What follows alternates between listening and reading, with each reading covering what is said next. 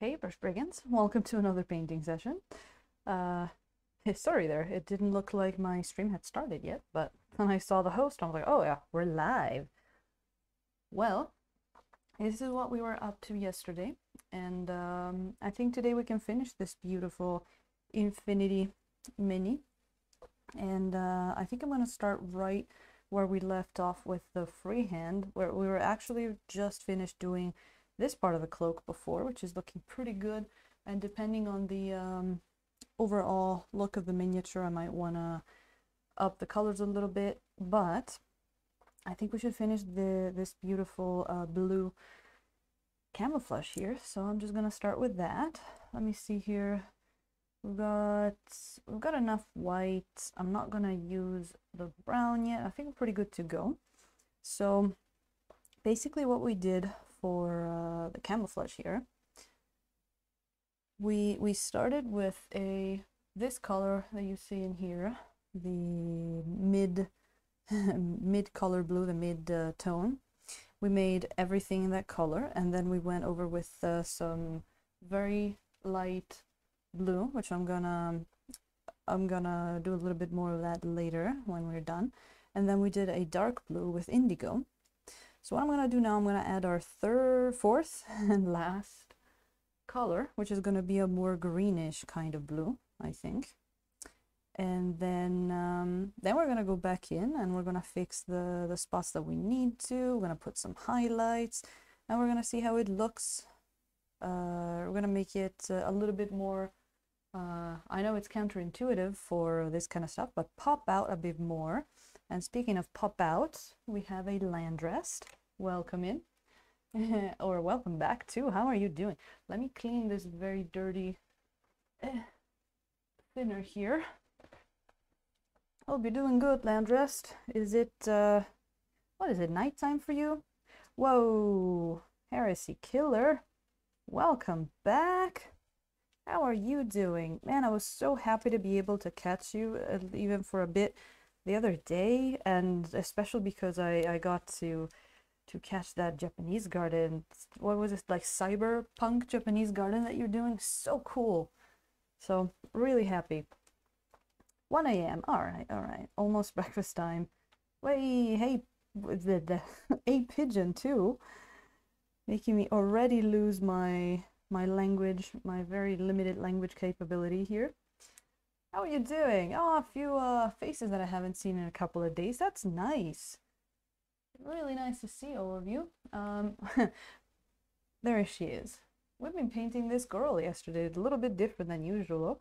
We've been doing this camouflage thing on her that it's been a lot of fun doing some different stuff than our usual fantasy style, so that's really good. Watching some Waffle. Oh, you gotta get your fix even when he's not live, right? What video were you watching? I was watching his ice one some time ago, and it was really fun to see how much we've progressed with the you know, the general knowledge of things.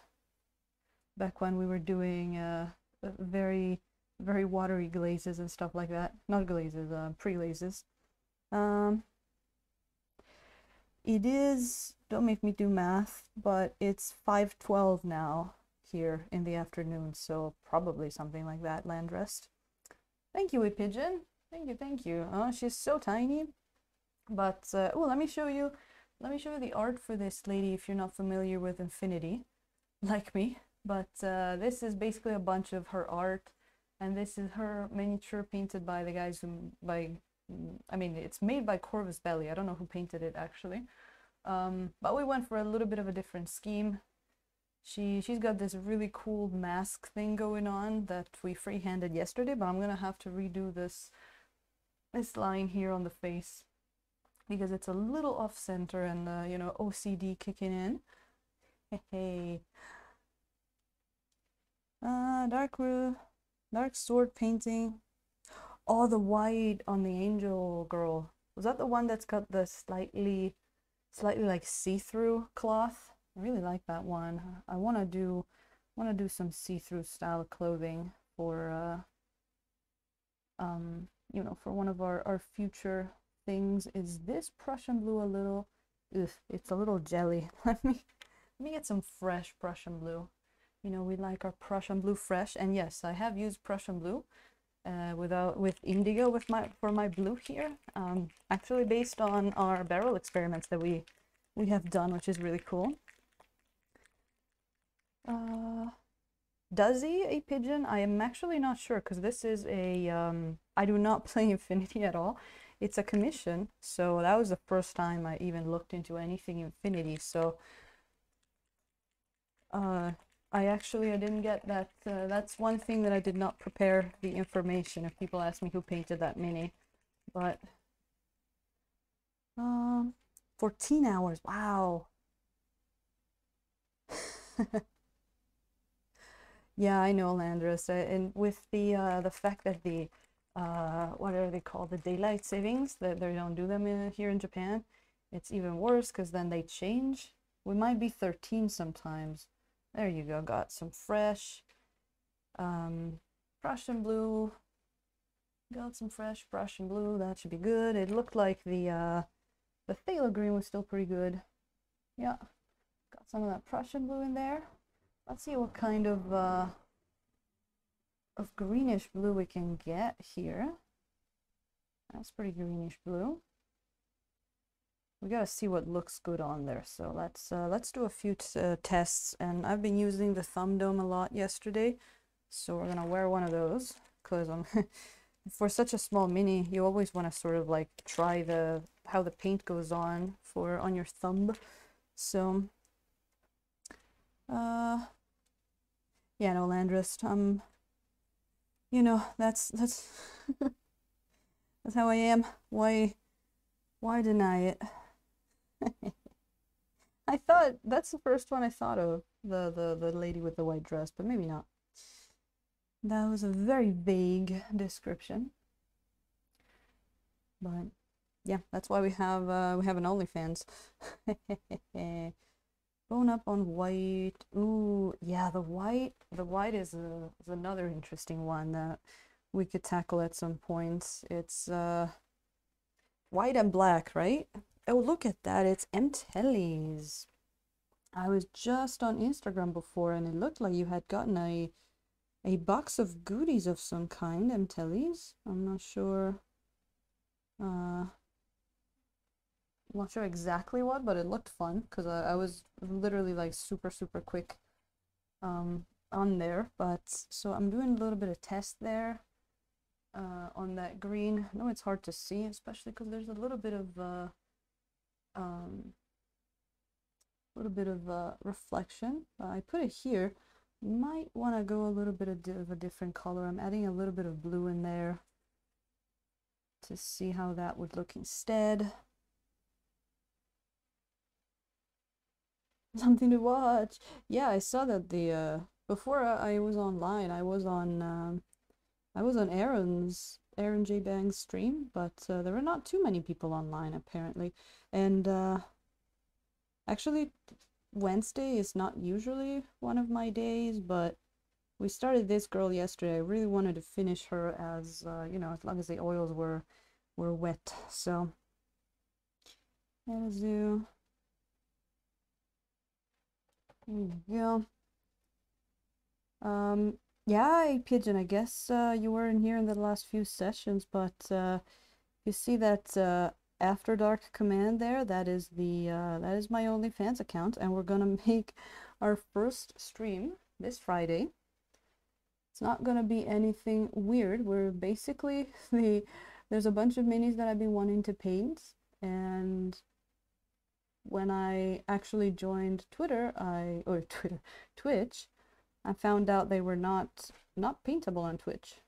So I looked at a few things, and I found out that OnlyFans actually lets you make an account that can be free for people to follow, and also you can make streams and stuff like that. So we decided to give it a try. There are 32 brush brigands right now that are following, and hopefully we're gonna have a bunch of fun over there on Friday. It's gonna be the first test stream. I'm gonna paint one of the pinup minis from Artisan Guild. And I actually have a poll up on there to decide which one is Heresy Killer in there? I forgot. Maybe you already dropped in, but yeah. Have to wait until Kurt City. There's Space Marines to finish. Yeah, I should paint them now.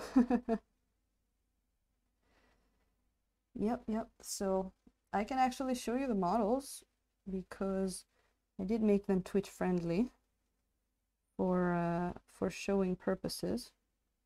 But yeah, we're doing a little bit of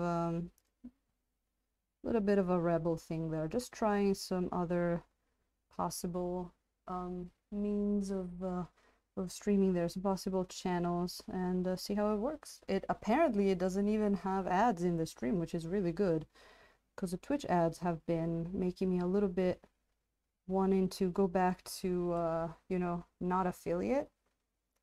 But anyway.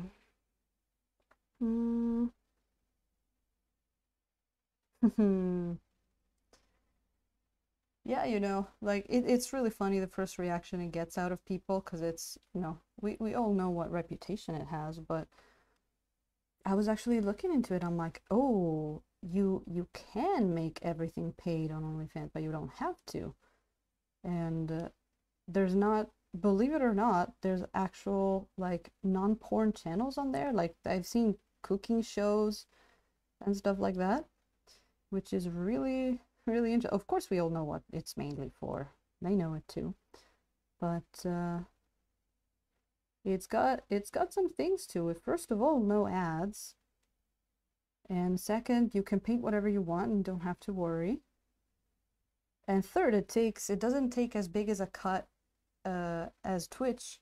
Like even if you make everything free for people, there's like a for example, there's a tipping, you know, sort of like Twitch bits. There's like a tipping thing built in, so if you get money on there, it takes a lot less than Twitch does, which is also good. But yeah, we're very, oh my god, a pigeon, you weren't there for all that.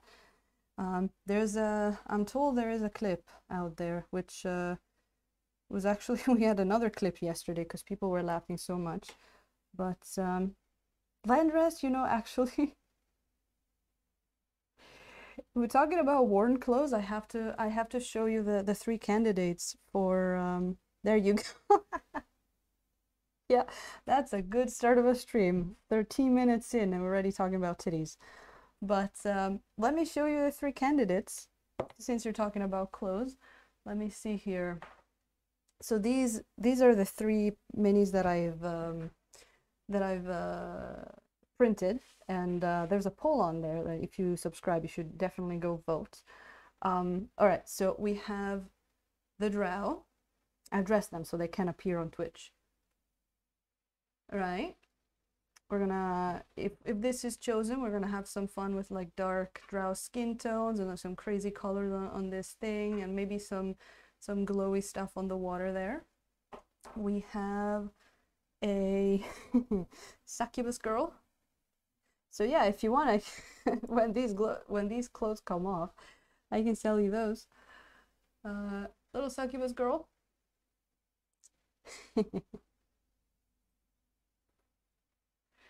So this one's gonna be really cool for red skin tones and all that cool stuff. And then we have bird girl. There you go.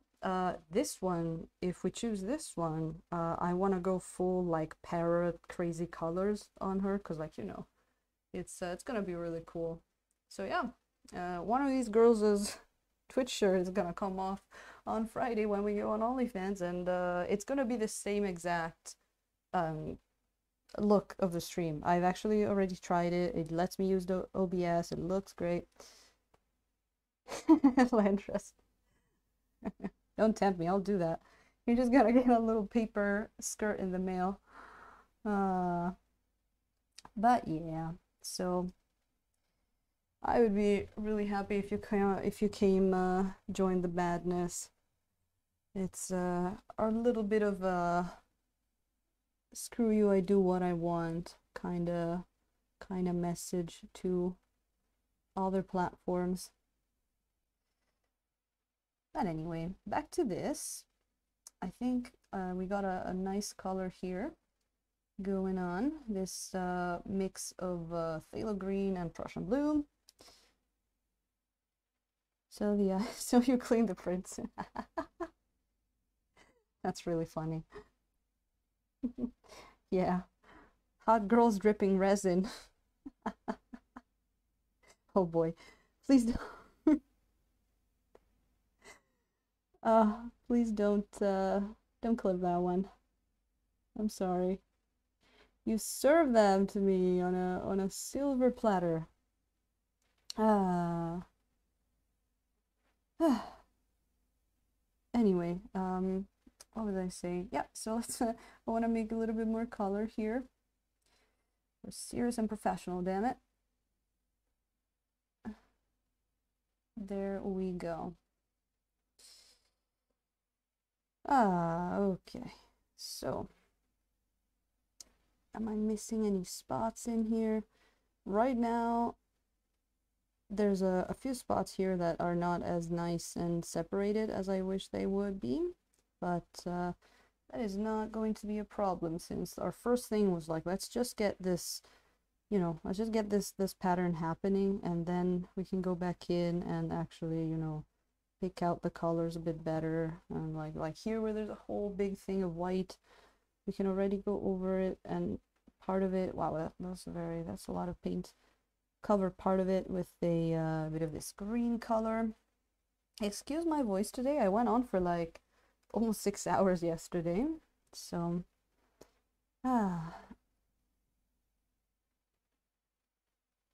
so yeah, it's a little of a weird voice today, but let me see here. Can we get a little better angle for the camera? I have to angle it right for the camera, as right as I can, and then also angle it in a way that I can see what I'm doing without without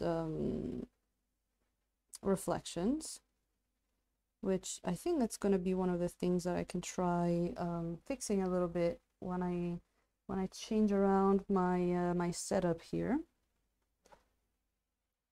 So there we go. Also, if you have any suggestions for, I know Landrist, you are a 3D printer extraordinaire. If you know of any other manufacturers, or not manufacturers, like modelers that make cool 3D printable minis of any kind that that we can actually paint on, like we wouldn't be able to paint on Twitch, feel free to let me know. And they don't need to necessarily be sexy. There's this guy called Duncan Shadow that makes a is it like a giant or a troll, like this big mini, and he just has like a flying dong, and it's so realistic, because why would a monster like that wear underpants, right? So we can paint anything. And I can sell you his panties too if you want.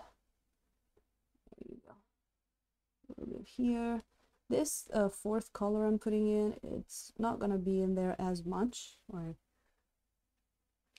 I was looking at camouflages, like, I don't think, not all the colors are in the same amount. But it's gonna help giving it a bit more variation.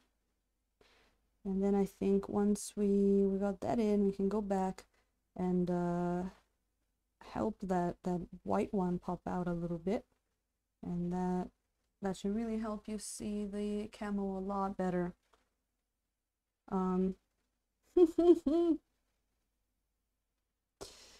Don't deny it, Landrist.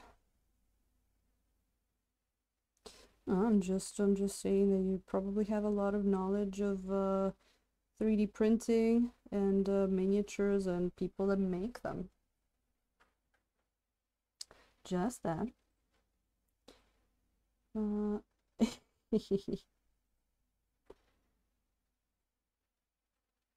Oh, that one. That one's okay. You know, it's never assume people's tastes. Might be surprised. There we go. So yesterday we did this so we're doing 3 types of freehand on this mini. We're doing the camo that you're looking at right now, and then we did the lines on her face, which I noticed when I took it back out today. It's hard to see, but they are not very symmetrical, so I want to redo one of the two. I think probably the right one. So, and then we have the undercloak there, which I chose a very geometrical kind of pattern. So that one has been a fun challenge, I have to say.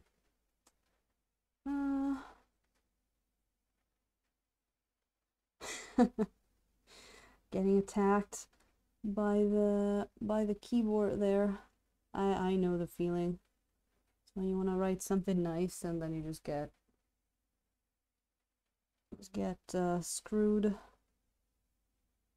Okay, just down here the pants are a little, trousers, I guess, a little more messy because it's the area that we can put the pattern on is a little reduced, but nonetheless we have been able to put some color in, and I'm literally almost putting just dots now on of this color. So let's see, that seems to look pretty nice. What I would like to do now is I think we can go back in there with the white color, bring it back out a little bit. What do you think? I think so. I think we need a little bit of that lighter color in there, so that's what we're gonna do.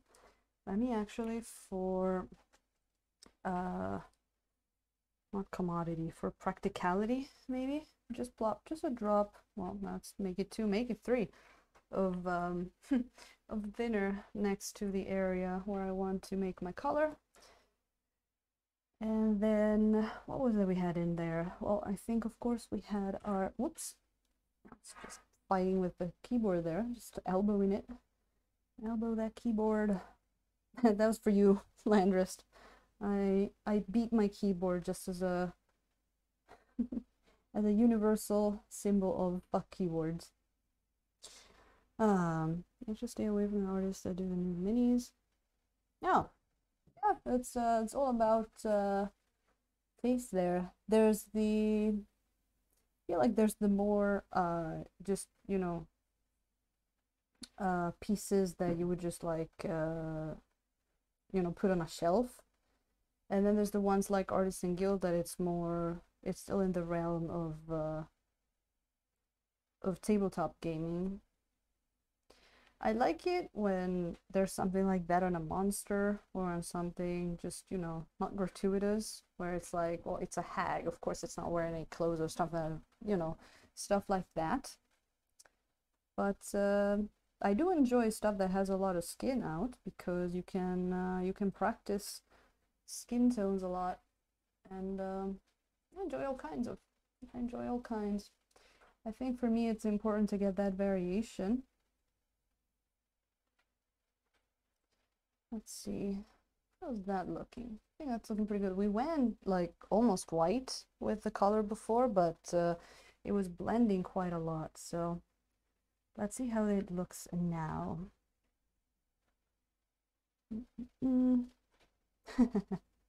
I got you, buddy. Just let me know which keyboard which keyboard does you wrong next time. I'll get them. I'll get it. Teach that keyboard who's boss with my elbows. All right. Okay. Brush actually has a little fuzzy coming out. So now let's go over these bright pieces of camo in here, and let's see if we can get a little bit more separation of the colors. And also a thank you, Train, for shaking the whole house. And also, there you go. like fleshing out the shape of them a little bit more. I can already see that a little better. I know it's a very, very tiny miniature, so even with the big camera and all that, there might still be some details there that you might miss, but I mean that's pretty much the best I can do with the quality.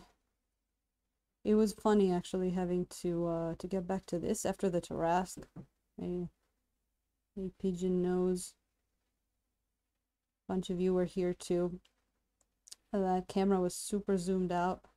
And I actually I set up the stream and all, and I picked up a miniature. I looked and I'm like, oh my god, it's a setup for the Tarrasque. Everything is zoomed out and huge. And remember how tiny my tiny stein used to look like? Look at it now. Can't even fit into the shot. Which, by the way, welcome everybody, including Sergey. Hey, welcome back from yesterday. What's up? What's new?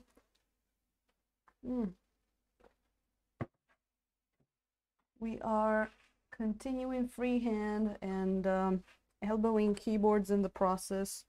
That I'm trying to avoid, but there you go. So actually, yesterday I was thinking about what kind of blue among the ones I have to use for the pre-glaze. And I have a bunch of blues, like we have the ultramarine and the cobalt that I've been liking a lot for the eyes that we've been doing on this guy. We've used a lot of cobalt blue, ultramarine blue. It was a lot of fun. Didn't use any Prussian blue on this. He was thick, wasn't he?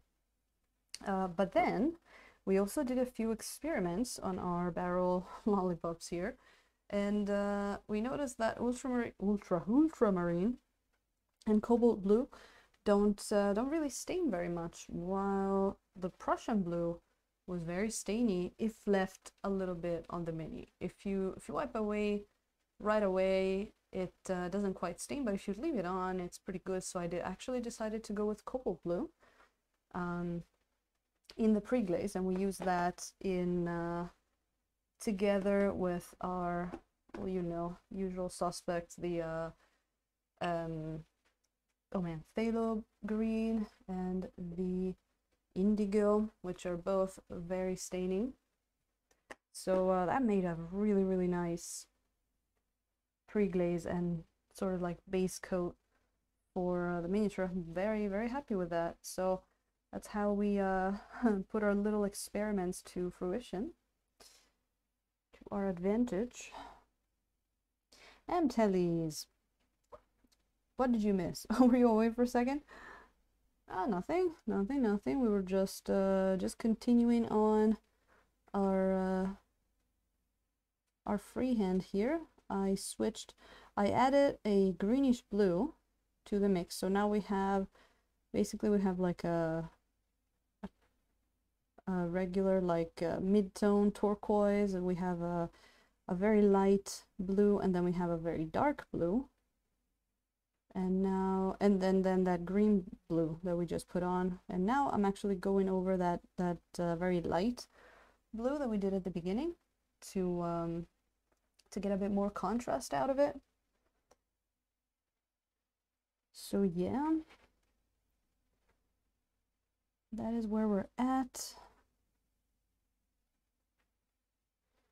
It is, yeah, and then we're talking about how weird it is to go from something as big as a Tarrasque to something as small as this miniature. I don't know if you were here for it yesterday, but we were comparing it to like, for example, this Artisan Guild model, and if you look at the face, just the size of the face is huge compared to this one. Like, her eyes are so tiny, you can barely see them on camera, even super zoomed in. So I'm gonna get more details when I actually take pictures of her, but this is where we stand now. So you see how it's the color there? Oh man, oh, there you go, a little bit less reflection. The color is a little dull, so oh, got a glimpse of the lizard, the one of us lizard. Yeah. So it's a little dull there. I wanna bring back some of that brightness of that blue we put in there.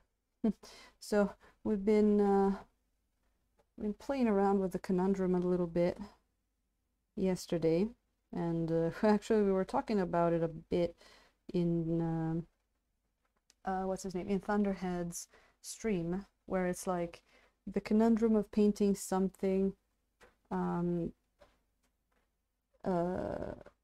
camouflage. She makes you Twitch land rest. Ooh, you're on the right place for that. So, you know, camouflage is actually supposed to make you look very inconspicuous and very just bland, and you're supposed to camouflage to not be seen, to not be noticed. But what we want to achieve with our miniature painting, we want, you know, the mini to pop, to be noticed, to have contrast. So it's like, I mean, unless you're painting something super realistic, like an actual, you know, military unit with actual real life colors, I think we can take a few fantasy licenses here and be like, well, I mean, she is from a weird world where there maybe one of the places that she's gotta go has like bluish lighting or whatever, but it's that little bit of a conundrum. It's like, well, a little bit too colorful for actual camouflage, but whatever. It's like, do you want her to look good? Do you want it to look realistic? It all depends on what your goal is there.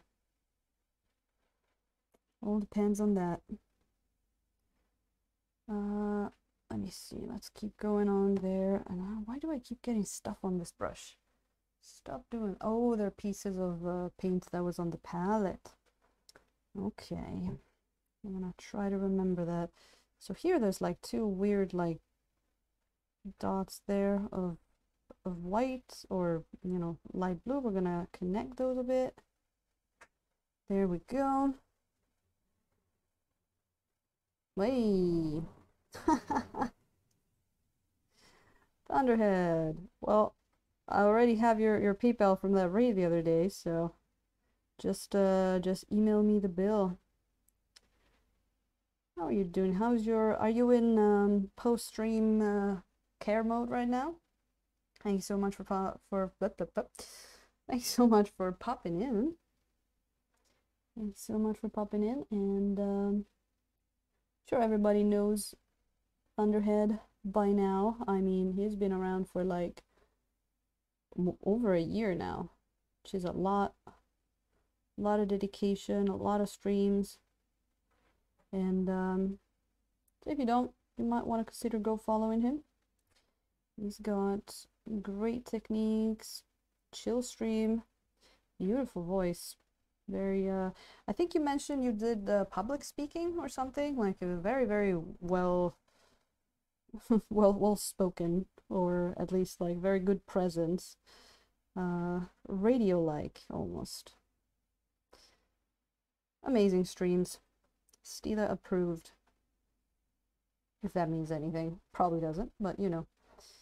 Decompressing. Oh, nice. That thing you were painting today, I completely forgot the name, but it was looking really cool.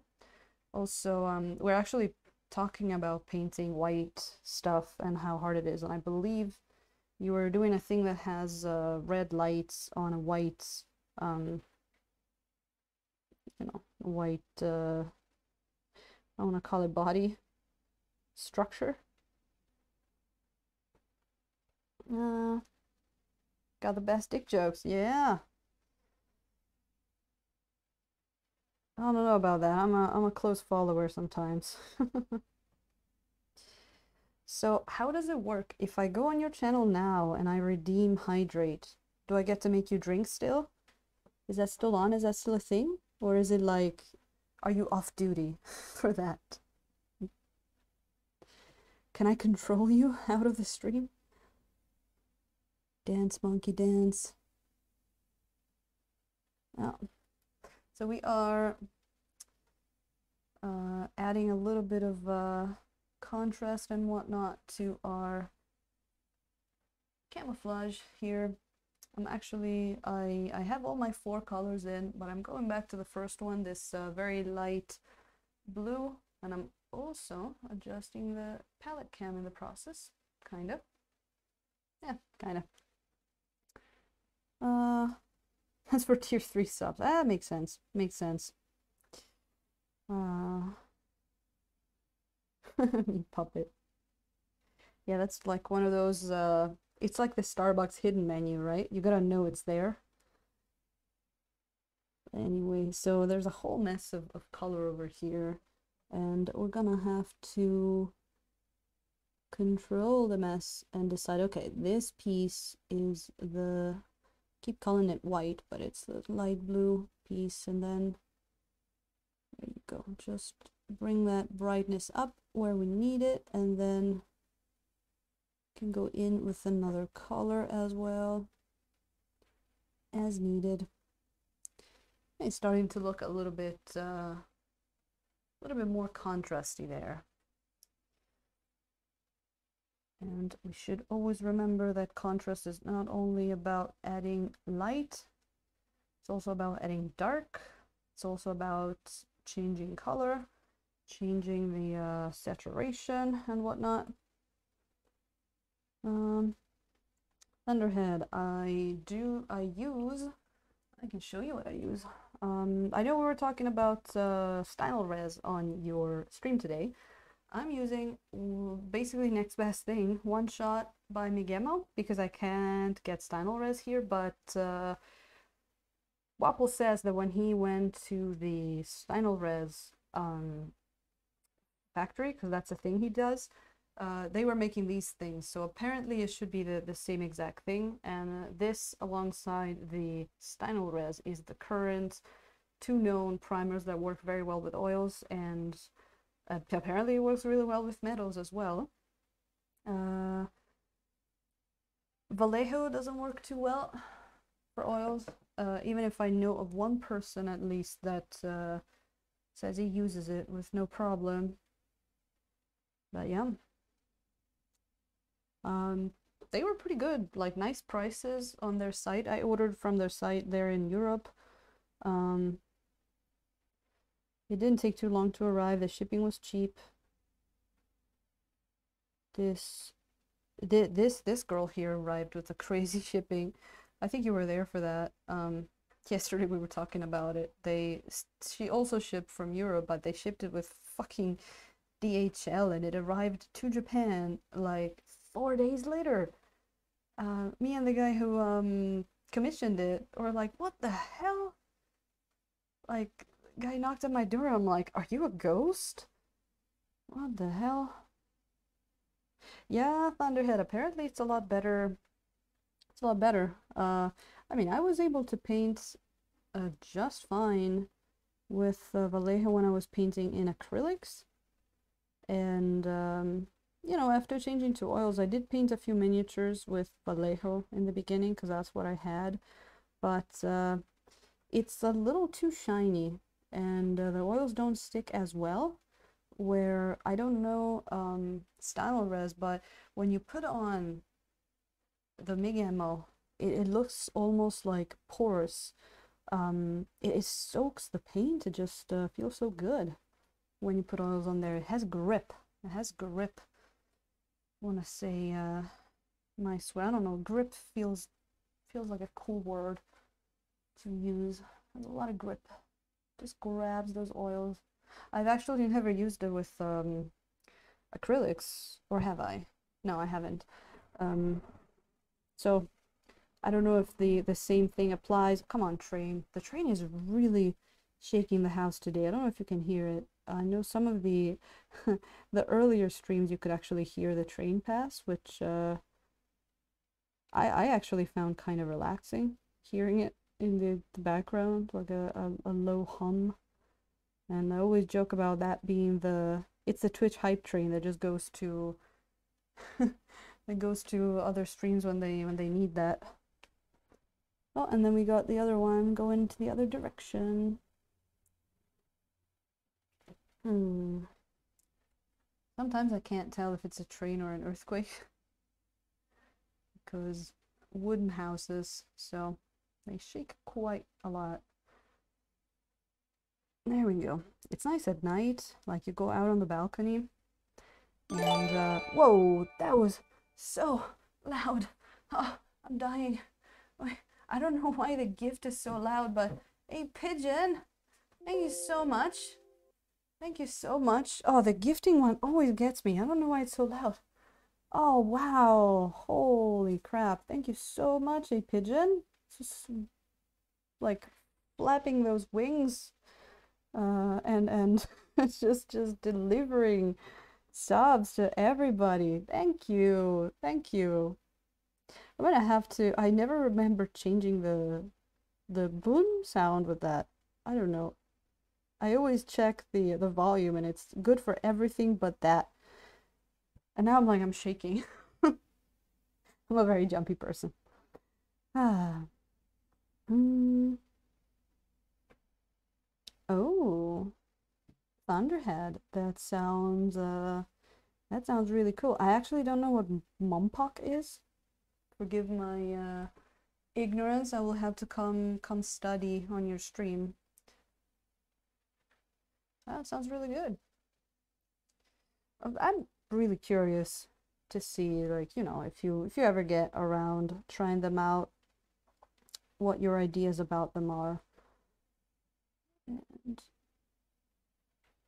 you know, I mean, you always say like you take a lot of time for painting and all of that, and I don't know, when I started, there is a little bit of getting weirded out coming from acrylics, because you're like, everything I do is different. But yeah, better than what a pigeon usually. Well spoken, a pigeon, and thank you again. Thank you again for delivering those subs. Now we're gonna have so many duck spams in there. Daka, hello. Hello, hello. How are you doing? How are you doing? What are you working on today? I know you are one of the very productive people that's always working on on something. Oh, the Mecha versus Kaiju one that you were talking about today. I didn't catch the name. That's I don't know. I get the feeling you would have a good time here, like going around Tokyo, checking out those shops that sell those old figurines of all of the kaiju stuff. There's one or two districts that stock quite a lot of that kind of stuff. And I don't know if you've ever seen it actually, but we have like a Godzilla face in the middle of the city. Oh man, you gotta remind me. If you've never seen it, I mean, you can Google it, but me showing it to you in a stream is a lot more fun than that. I have a picture of that. There's like one of Tokyo's like busiest districts has a cinema, which is also like a hotel and stuff like that, and there's a huge Godzilla head popping up from that, complete with like smoke effects and red eyes lighting up at night. It's pretty crazy. You're walking the street and you look up and you're like, whoa, Godzilla. That guy is working on some buffalo trace. Trying to decide if I want to work on things. Oh, when you got that choice to work on can be pretty, like, can get pretty undecided, isn't it? And that's why I make polls for people to decide for me. Haha.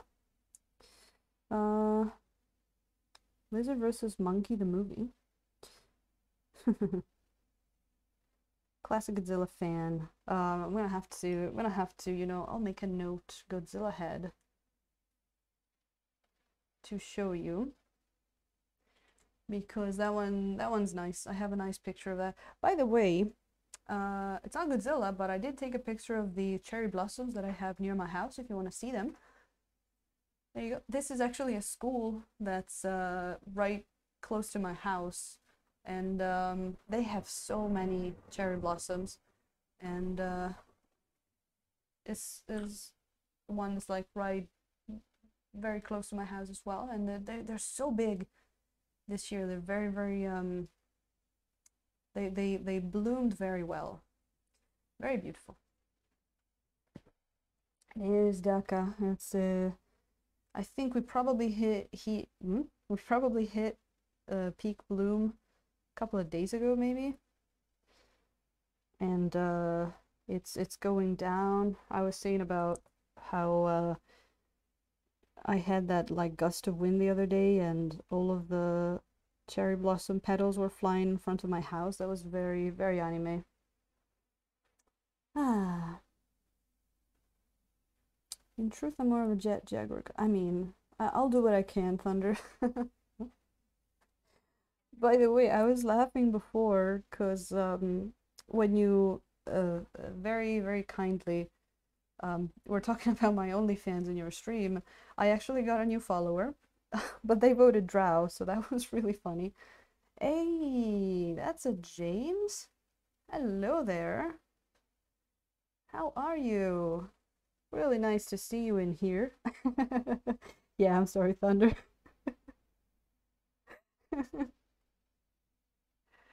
Good to see you, James. Really enjoyed your last stream. That's that like reddish tone on the was it a troll mountain troll, was it? It was really cool. And today we're actually you were doing something a little different for Capcom the other day, and I'm doing a little bit of different things today and yesterday as well. I went out of my classic fantasy realm, and I'm painting a lot of freehand. I've been having so much fun. We're doing some camouflage, blue camouflage on this infinity miniature, and this is a metal miniature as well. So I got to try the oils of metal the first time, and that was really cool. So yeah, that ooh, there you go. Sorry, looking at phone stuff. I'm actually in the process of going back in with my lighter color and getting some separation, and there you go, and contrast back in. There you go. Thank you, James. Thank you. Oh, we actually we put a little barrel, but I can't speak today. We put our little barrel experiments to fruition the other day or yesterday because I was wondering what would be a good blue to use in the pre-glaze, and we actually wiped out or took out the Prussian blue again, because I was looking at the blues I have, right? And we have ultramarine blue, doesn't really stain. We have cobalt blue, doesn't really stain. And then we have Prussian blue, it stains the hell out of it. So I'm like, how about we use Prussian blue this time? I used these two for the ice giant that we did. So Prussian blue has been really good in combination with indigo and phthalo green. It's that's been a lot of fun to figure out. And then we did some freehand on the face, which I have to retouch a little bit, but she's got some very hard to see red lines on her face. We did the geometrical V's on the underside of her cloak. A lot of fun stuff. Prussian blue stains all, yeah. By the way, you know what doesn't stain? I'll show you. Cobalt violet doesn't stain, but like at all. We did this for fun. I was telling you on your stream, James, but we were just joking about cobalt purple, cobalt violet, and I was like, you know what? We're supposed to do experiments of all the oils to see how much they stain. It's gonna have to be cobalt violet as well that we do. So we did it. We looked at it. We sighed and went back to painting, and went back to not using it. So that's fun. There you go.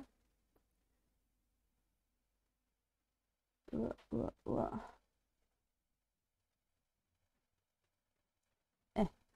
So yeah, getting there with the lighter color on here, and then we can go back with the darker one as well a little bit, just until it looks good, and then we can go on. And actually, I haven't put much into, like, I haven't put much of the metal, non-metallic metal color in, so yeah, it's like people compare it to Mateo.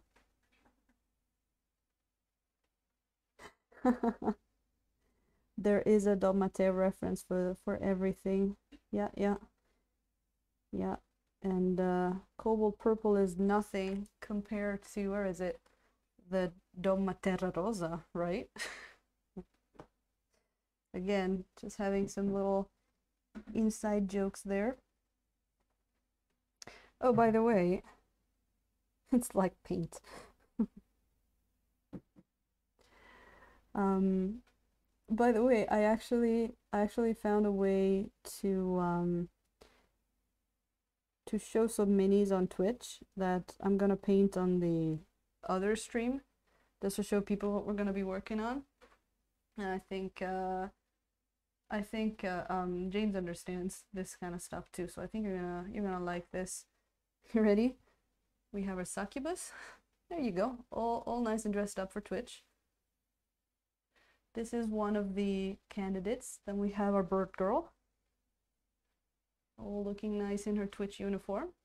And then the third candidate is Drow girl. Yeah, the blue is looking especially good on her.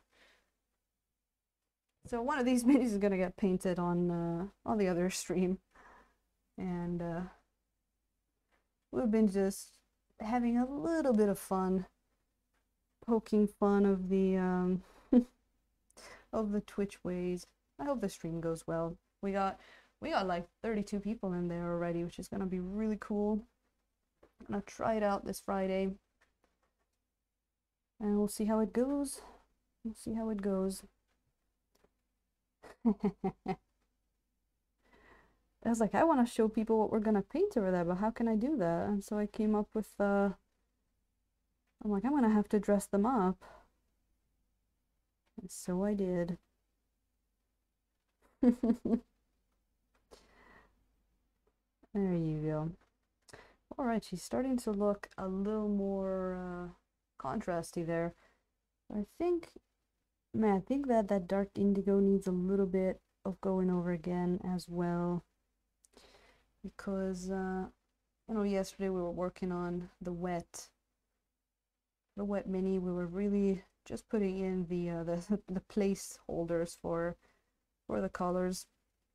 There you go.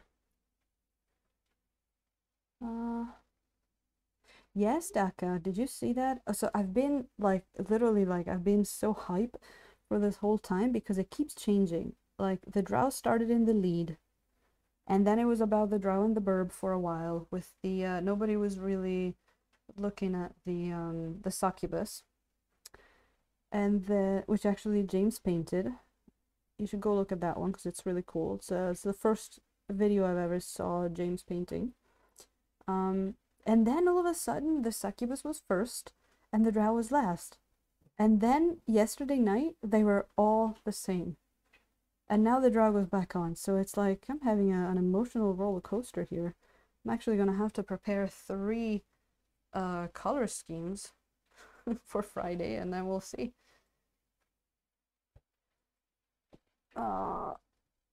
Yeah, I remember watching that. James, it was really, really cool how you did the purple colors, the purple like undertones in the red. So that actually will be a nice challenge if it gets chosen for me to do something different than that color scheme. But I think they even put it, didn't they? Didn't Artisan Guild put it on their Patreon? Because that might be where I've seen it first. And then that's kind of how I found out about you and about oils. Just thanks to that video, I think. Yeah, thinking about it, it's kind of cool, actually.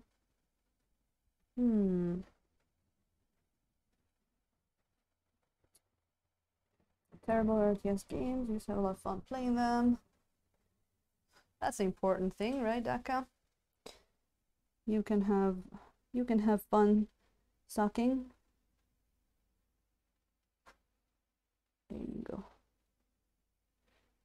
Down here, it's a little harder to get that bit of like separation of colors, so we'll work on it though, because it's so tiny. I even debated whether we wanted to go camo in here, but I said, you know what, I want to do it. It's I want to give her a nice sort of like full body suit of blue camouflage, so that's gonna be cool. Yeah, that's not quite how I meant it, but you know, you can have fun even if you suck at something. It did feel weird as it was coming out of my mouth, but I didn't know how to fix it. So thanks for pointing that out.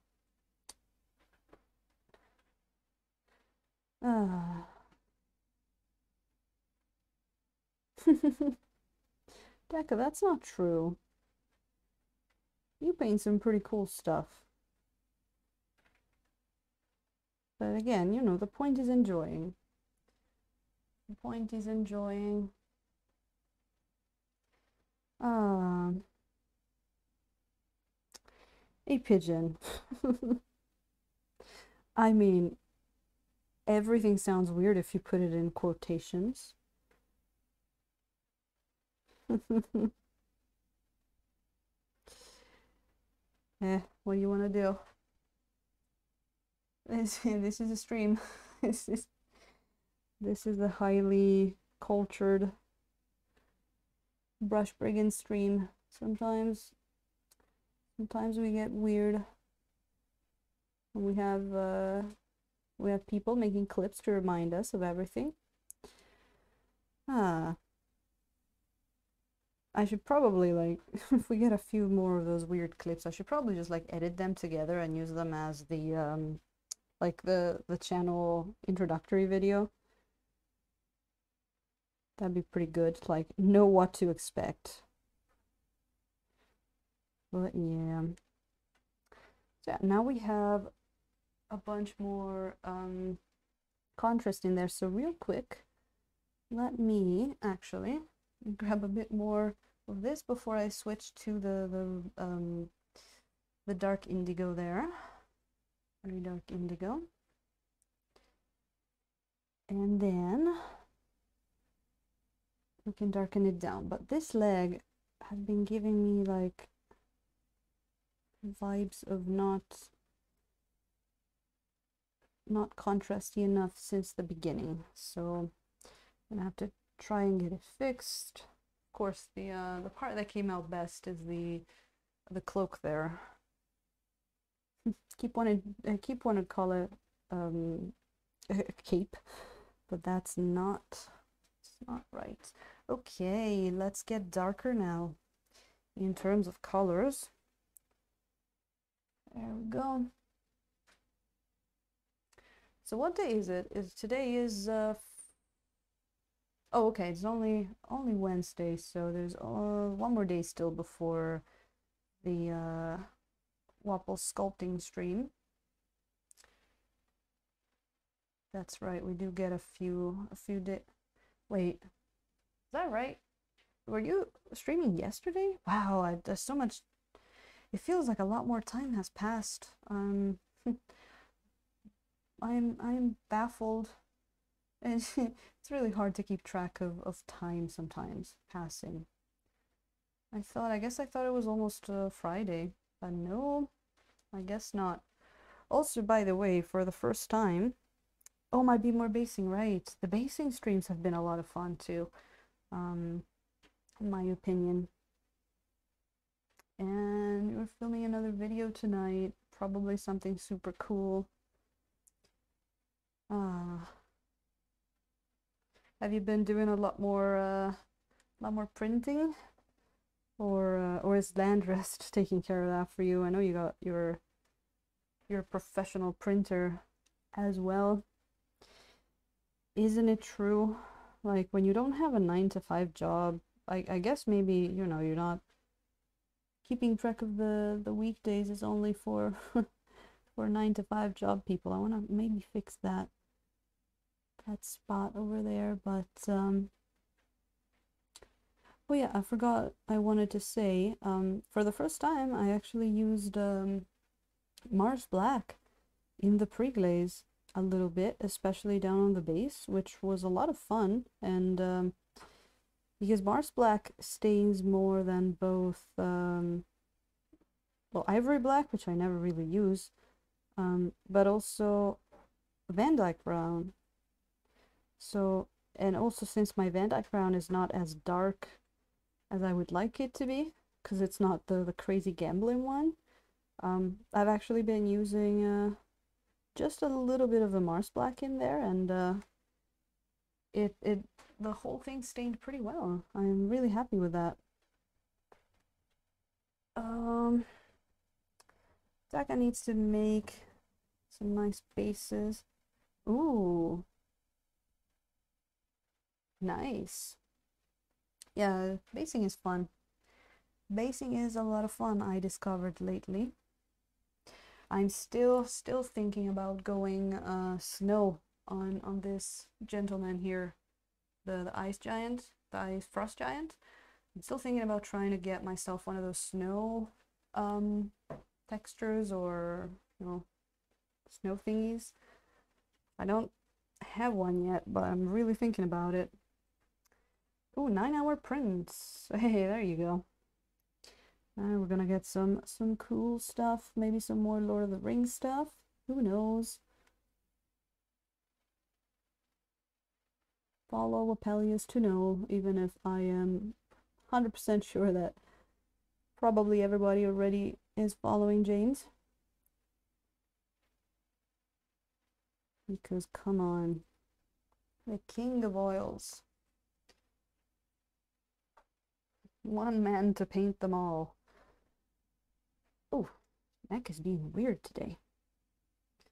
Okay, so let's see here. So we got what I did. I did that mid-tone turquoise that you see in there. That's the base that I used for the base coat for the coat. It's not a coat, it's a cloak. And then we went on first with that very light blue. And after that, we went on with the dark blue that I'm using now. And then to finish it, we added a greenish blue just to add a bit more color.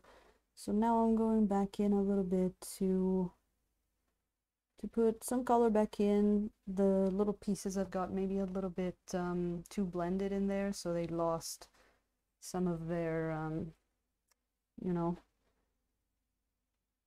color intensity. That's the word I'm looking for. And we went back in with the light color. Now we're going back in with the dark color, also fixing if there's any like shape that looks kind of weird and we want maybe a different kind of shape, we can fix that as well.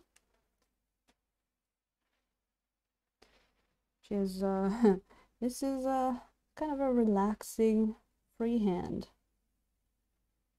The other one, the one that we're doing on the underside of the cloak, those V's required a little bit more, you know, brain power as we were trying to figure out the geometry of those. But they were also fun. They were also fun. Got the brains working. There we go.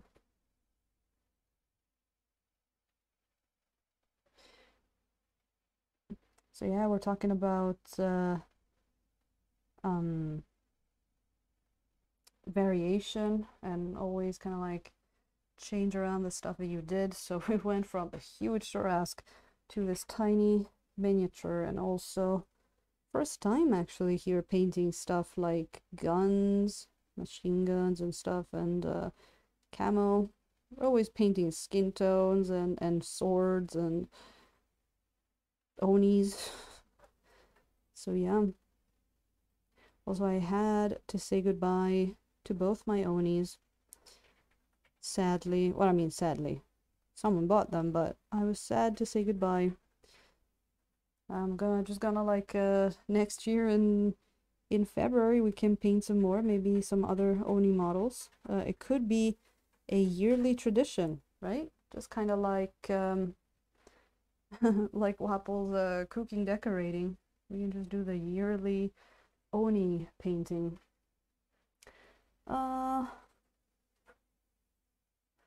Oh, the eagle. You mean the citrus thief?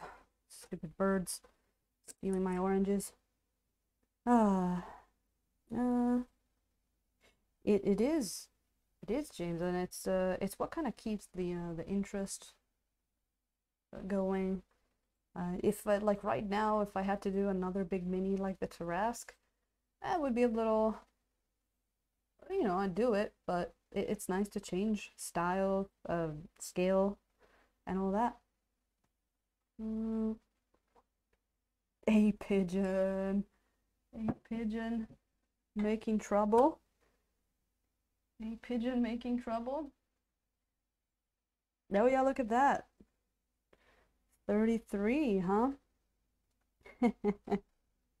I'm still like, it's like every 5 minutes, it's like, oh my God, I'm gonna paint that many. No, it looks like I'm gonna paint that many instead.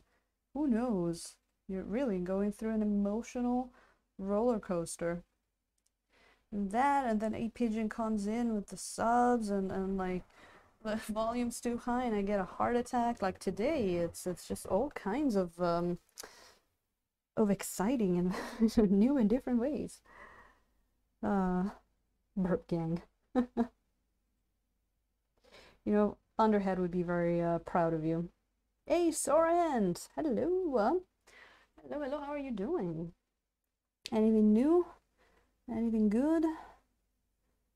We are we are scanning for the darker parts of this camouflage at the moment. Just putting in some more of that color. Yes. Yep. Nope. Kinda. Yes. Usually when I make a sound, it helps the brush go the right way. I don't know if it works for everybody else, but for me it usually works, but not always. Oh, there you go. Here needs a little bit of a dot. There you go. I have missed, it's weird for me to say, because when I was painting in acrylics, I literally dreaded having to do freehand because it was so hard, but I have missed painting freehand. It has been a while since I've had a chance because we've done a few different things, and I've missed painting freehand. I was so excited yesterday. I was like, come on, let's go quick through the pre-glaze, wipe, wipe, wipe, let's go, I do tone and go in. Let me do that freehand. And it didn't let me down. It was so good. It's adding that more of a like personal tone to the miniature as well, you know, through the freehand. Every mini should have freehand. And OSL, James would say. So I'll precede you.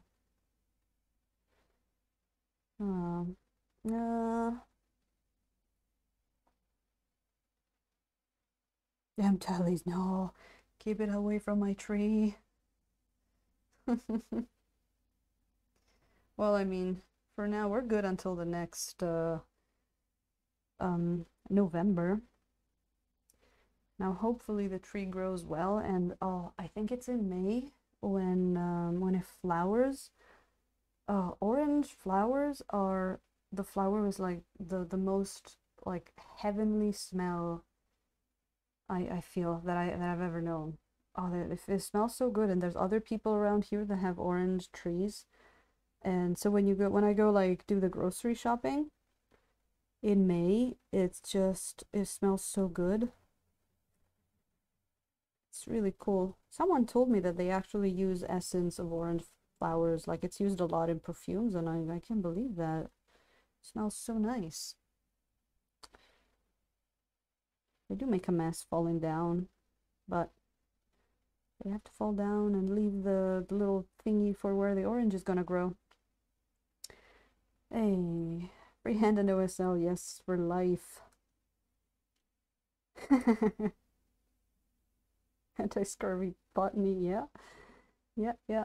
If I if I get some time, I wouldn't mind to make some additions to the garden this year. Like, I wouldn't mind getting, well, I need to try like my second try 2.0 of herb garden, because I mean, I need to have my basil, my fresh basil, my sage, thunderhead. Well, now that we saw that the burb is still, it's back up, I think you can go to sleep. Thanks so much for coming in. I hope you had a good stream, a good post stream. Stuff Your Opinion was looking great. People should go give Thunderhead Studio a follow if you want to be lulled by an amazing voice while watching some amazing painting. And you have a great night. Angry Ham coming in. Hello there. How hungry are you today? I am not very hungry because I just had a huge bowl of curry, which was really good. Oh, time to sleep for M. Tellies as well. You enjoy the rest of your night, or, I mean, your bed, I guess. And I'll see you soon. I hope I can catch you guys on Friday, hopefully. Whatever mini it will be. Hunger for indigo. Well, look at what we have on the brush right now. It is a bunch of indigo. So did you smell it? Did you smell it and came in? Funny, actually, the only oils that I have that actually smell are the cadmiums.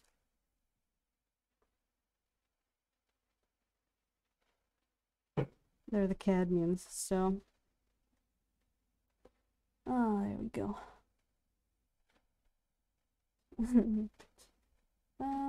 Okay.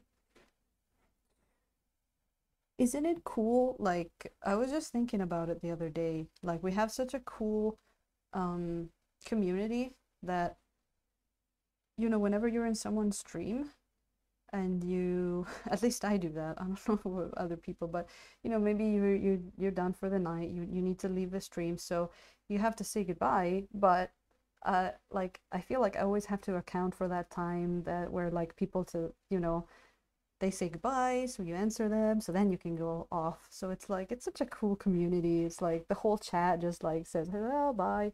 It's so nice. Like, I don't think many other communities have that. I think we're just the right amount of people, right? Not too few, not too many.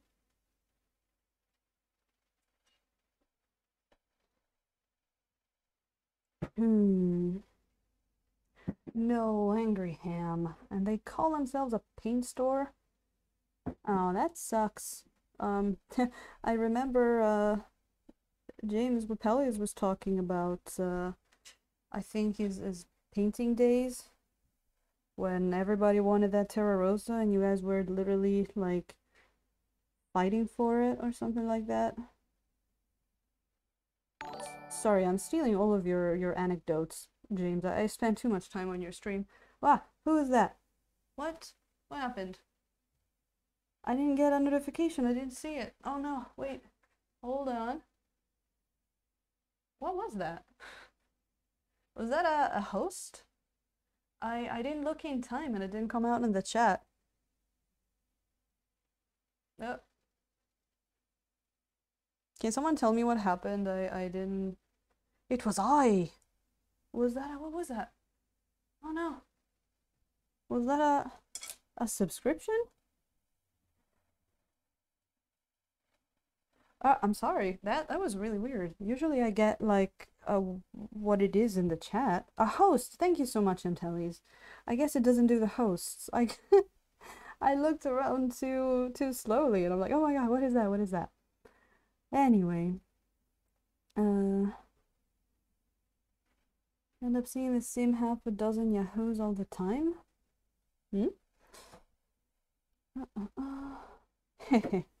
Oh, hold on. At least you got some dioxazine purple, or that is really good. Don't have Home Depot. Oh well. Thank you, M-Tellies, by the way. Sorry I didn't see that in time, but also if anybody else is having a drink, I just got the drink fairy delivered something, so cheers. Cheers to that host. I don't know, you hosted me and drink magically appeared, so that was good. If that was you summoning it, I'm Tellies, thank you very much. Have I ever been to Home Depot? Maybe. Probably. Trying to think of the places I've been to in the US. I remember being at Michael's. I went to, what is that called? Walmart? She's like, oh my god, American shop so big. Which actually has presence here, but it's not called Walmart. It bought out a chain of I think, something like that. Of these supermarkets, like 24-hour supermarkets called Seiyu, but that's actually Walmart. Apparently, but it doesn't look anything like a Walmart. It looks like a Japanese supermarket, but it's owned by Walmart. It's really weird. I wish they had the cheap TVs that Walmart has. They don't. But you know.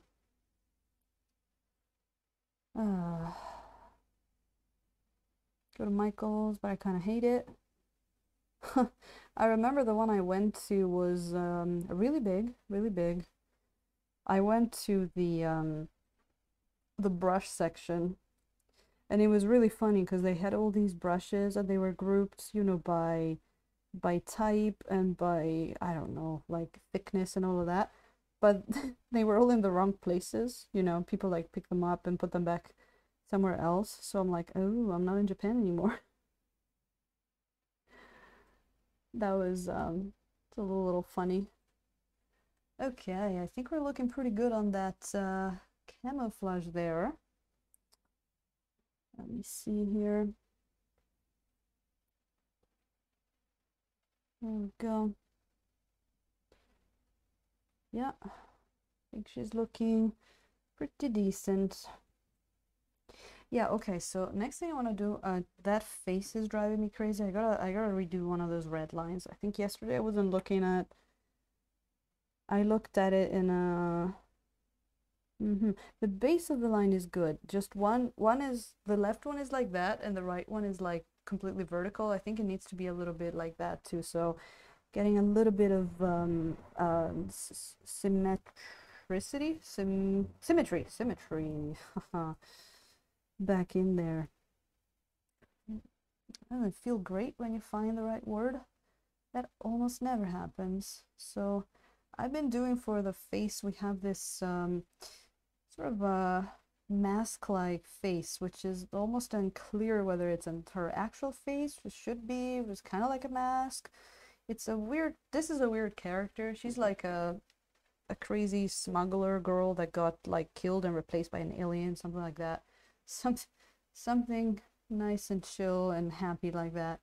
But I wanted to make her more like mask-like, and she's got these lines that are very characteristic of her. But I want to try to go over it a little bit. Too much paint. Too much paint. It's a lawless place.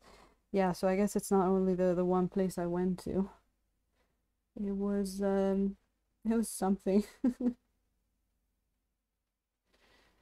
Let's see what we can do about that. Can we like go over it? Can we maybe wiping it might be a little hard because I don't want to wipe much of what's, you know, around it, but maybe using a little bit of a blending brush. Huh, it's actually on there pretty good. That's interesting. Painted this yesterday. I've had a feeling lately that my oils have been drying a little quicker, but I don't know if that's how they work. It might just be maybe that some of the thinner that's in the bottles. No, that would make them dry. I don't know. I'm actually not sure. It might just be an impression. Oh, look at that. We have a Fowler. Hello there. How are you doing? What's new? Hope you're doing good. Hope you're having a good, we were trying to figure out what day it was. A good Thursday or when, no, good Wednesday. And welcome to Metman. Thanks so much for that follow. How are you doing? As we are sort of like redoing her makeup here, covering up that line. Doesn't matter if I get a little bit underneath because I'm basically going to go over it back again, just changing the trajectory a little bit. Hey, nice to have you here, Madman. Welcome to the Brush Brigands. All caught up. That sounds great. Nice. Well, look at these fuzzies on the brush. So, do you guys do anything for your minis when you... I mean, I guess if you're painting in oils, because if you're painting in acrylics, they literally dry as you are painting them. But if you're painting with oils, do you do anything for your minis once you're finished painting them? Like, do you put them anywhere? Because I've been going pretty crazy with all the little, like, you know, the fuzz and little hairs that get stuck to them. So lately I have like one of those filing cabinets that I got like an office filing cabinet, and I just put her in there. I just put the miniatures in there while they're drying so they don't catch anything. I eventually want to get maybe like one of those plastic Tupperware boxes and do something like that, and that has been a lot better actually. I've done it for her and she doesn't have anything on her. So actually just taking the chance to put a little bit more highlights in there, just under the eyes. Set them aside. Got a big table. No animals. Angerham, no animals here as well, but you know those tiny little hairs from your clothes and stuff like that, they go everywhere here. I don't know. Valor's assembling elves up to 50. Oh boy, assembling doesn't mean are they metal elves or resin elves? How how bad are we talking about? Put them in a glass display case. That could be another good one to have actually. Could be a good idea. Oh, see, I got on YouTube, put stuff in a food dehydrator on a low temperature. Huh, I guess for acrylic minis? Huh, yeah. Well, I don't know. Here just that they just get stuff, but it's a room that I have where I also, you know, I also work. I have my computer. I am in here all the time. I keep going back and forth, so probably a lot of, you know, dust raising. Okay. This we were talking about brush durability.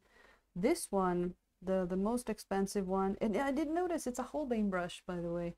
It's the most expensive brush I got so far. It's $6, a little less.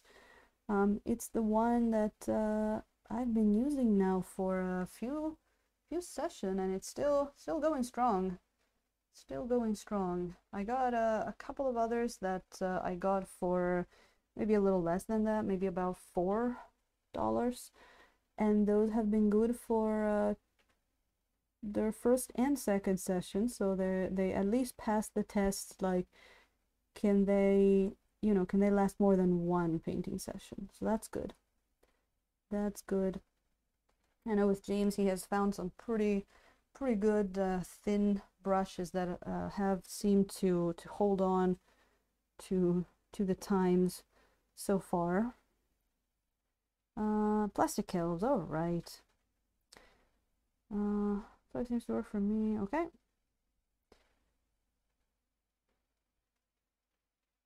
Slept oils and nap. Oh my god. Interesting. I wouldn't think a dehydrator would do anything for oils. I mean, if the thing is closed, I guess it can keep it away from dust, but oils oxidize, they don't dry. Right? That's why I actually learned that when I got into making my own cosmetics. And if you make something that has oil in it, like, you know, those things like coconut oil or jojoba oil and one of those, you have to add an antioxidant, like, what was it, like vitamin E? One of those. It's been a while now. Whether if you add water, you have to add a preservative. Air dries enough here. They really take a beating. That's good. Yeah, this one's been working pretty good. So far, Holbein, and this is a apparently it's a watercolor brush, and then the other two that we have on the table at the moment, I've got another Japanese one, a Tamiya, which some of you might know the brand from probably airbrushes. This one I've been using today a lot, and I've been using the first time off camera to retouch some of the Frost Giant. Still intact. And this one is another, this one I don't know, but it's made in Sri Lanka, and it's one of those kind of like harder brushes, and it's been working pretty good for a couple of sessions now, so fingers crossed, fingers crossed. There you go. Get some of that white in there, and then she sort of has like, I'm gonna give her a little bit of like purplish lips, which is cool. And I really need magnifying glasses. Like sometimes I actually look at the camera feed, like at the screen, and I can see it better. Like I literally one time I went back and looked at one of my streams, and I'm like, whoa, that's, wow, I can see it even better. But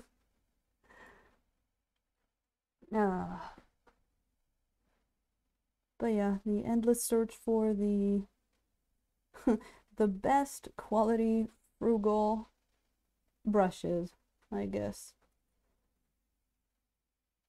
And man, speaking of brushes, I was priming this girl the other day, and oh boy, I cannot make myself like airbrushing. It's so janky. It always clogs up, always, for me. And yes, I am using a cheap one, but I have also read stories of people that use expensive ones and it still clogs up, and it's so weird and awkward, and it takes time to set up, and just, I love how the miniatures look when they're primed with airbrush.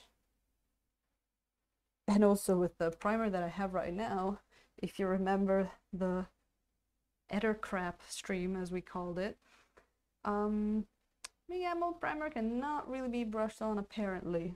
I'm gonna do maybe another test, maybe in the summer when we know it's not dry here, but I don't think it's made, like, it made a mess. Everything looks so... We tried painting this on stream and we had to stop because it just got so shiny. So, that was weird. But yeah. Alright. Oh, looks like Orthober Studio just went on. Orthober Studio is another fellow oil painter that sometimes comes in.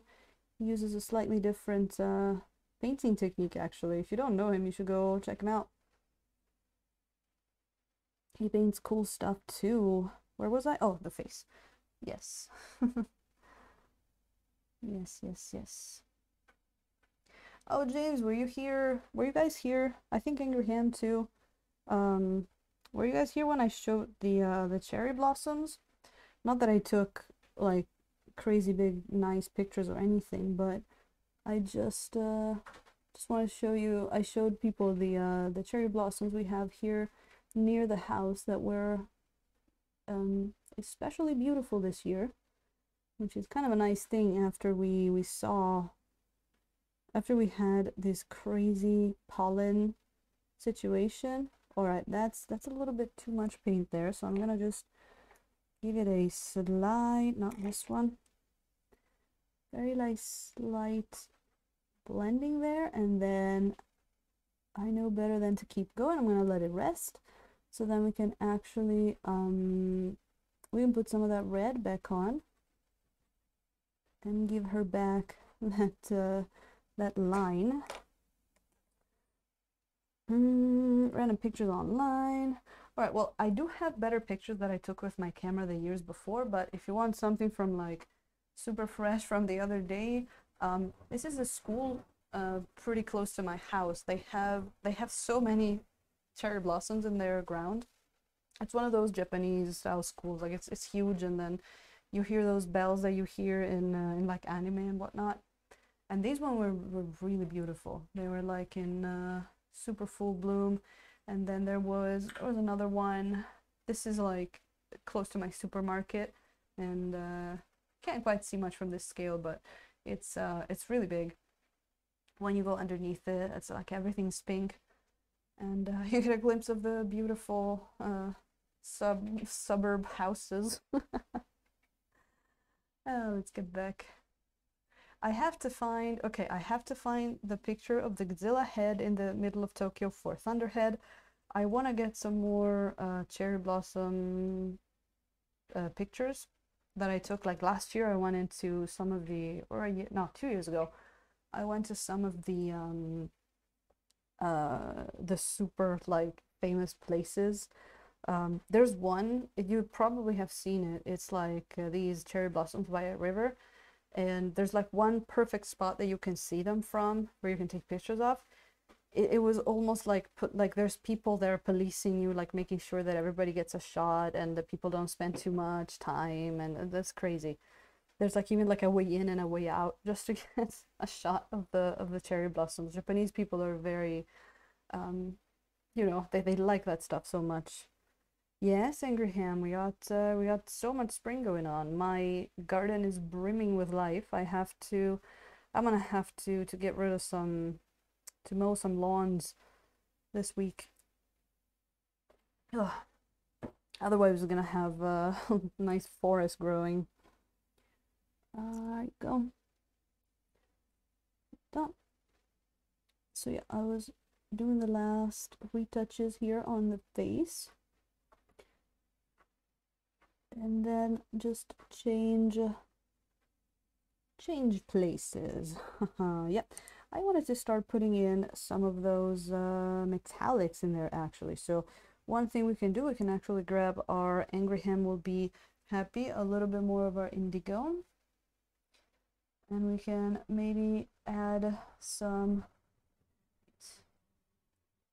bluish tones, some darker tones to some places that might have gotten a little lit up too much. And also I was doing some tests, like the knee protections there are kind of yellowish, but I don't really want that much yellow in there. It's just tests that I was doing.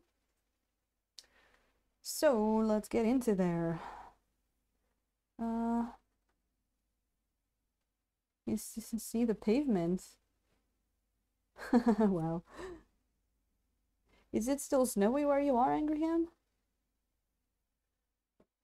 Let me think.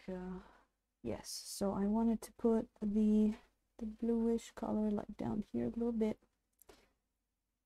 here, before we go back in with some more white kind of color. I think it might be good there. I always want to get not wash consistency, but a little bit more thinned and not diluted.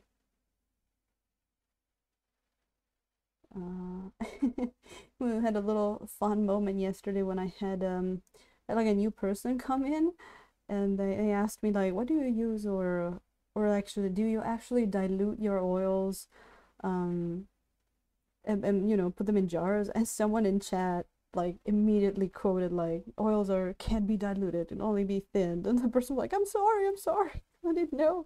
And then people were like, no, it's just a quote. It was really funny. But yeah, James, your maxims are going around, and you have a really good teacher kind of way of making people remember things. But this poor guy was like, he thought he did something wrong. Oh wow.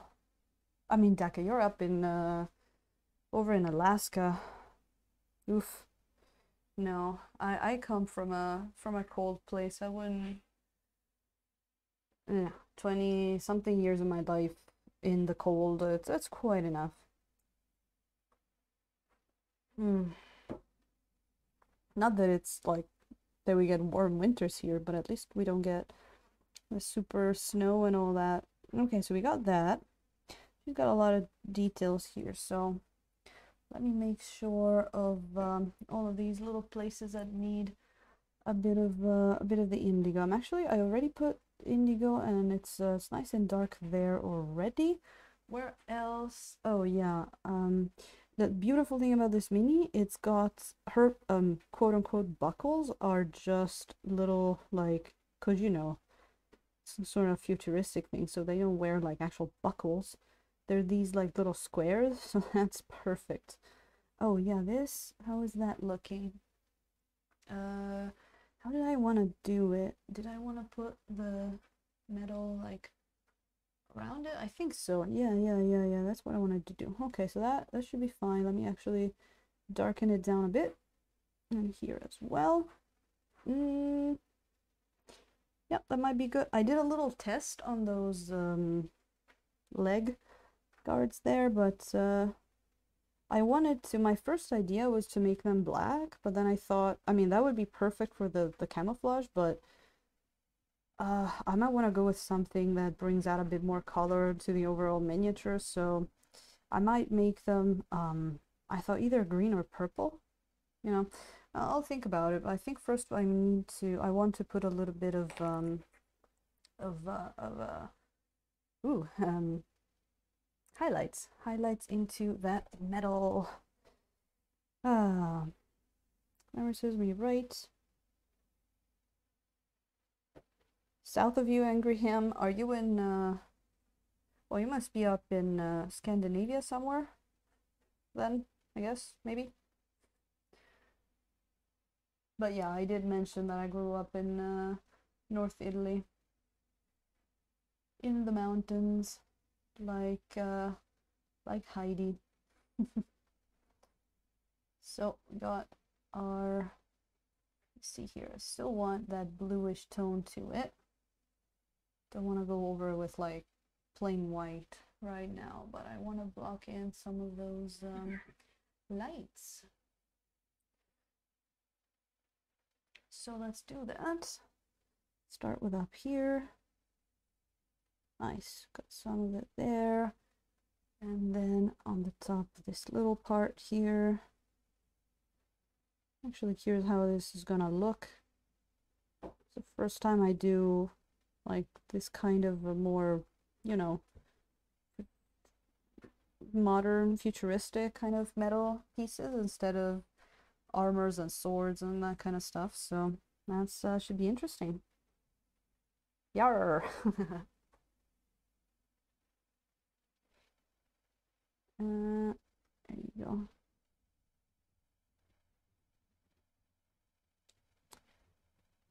Ah, painting is so relaxing. Got the paint, got the drink, got the train passing every once in a while. It's just so nice. Got some nice people to talk to. The other day, for the first time after months, I actually got a chance. It was a Sunday, and for some reason I wasn't super busy. Like I don't even remember when the last time I actually had a day off was. So, or just, you know, waking up in the morning and you're like, there's not a lot to do today. So I actually had a chance to sit down and just like put some streams on and then fix some minis. It felt so good. I'm gonna go down on the side of this thing. And then kind of want to make this little part here pop. A little bit of that too. And then that bottom part of this hole. There you go. And I'll do a bit of the same on this side as well. See, there's a little piece of something on the brush. Always. Always, always. There we go.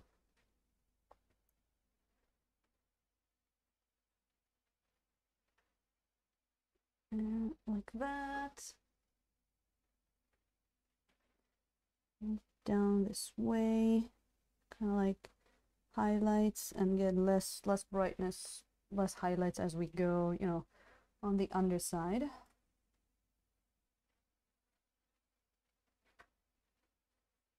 I was talking to we raided a Rhapsody Studio yesterday. It was really nice because I never got to raid her. I never got to raid her. She's never on when I'm done. It was the first time. So she was painting something in acrylics, and it's interesting because Rhapsody was saying, you know, I go back and forth between acrylics and oils, and I was like, wow, how is that? Because the one time I tried painting something in acrylics the other day, I had completely forgotten what that was like. So I thought that was really interesting. And that too, then James said too on his stream the other day, he was like, oh, I had to paint a thing, I forgot what it was. I think something for the Patreon, maybe that OSL one in acrylics. So I'm almost curious to try it again. So what can we do down here? Not too much in terms of highlights. Just gonna go like that for now. Maybe we can put a little bit of that greenish color that's in the base, because that's what's gonna reflect. It's not gonna reflect much blue. I mean, maybe a little blue from the clothes actually, but not from the sky. Actually, speaking of reflections and stuff like that, I started following some Instagram accounts that post pictures of armor, both metal and leather, and swords and stuff, and man, getting so many ideas. Really interesting stuff, and really cool photography on some of them too.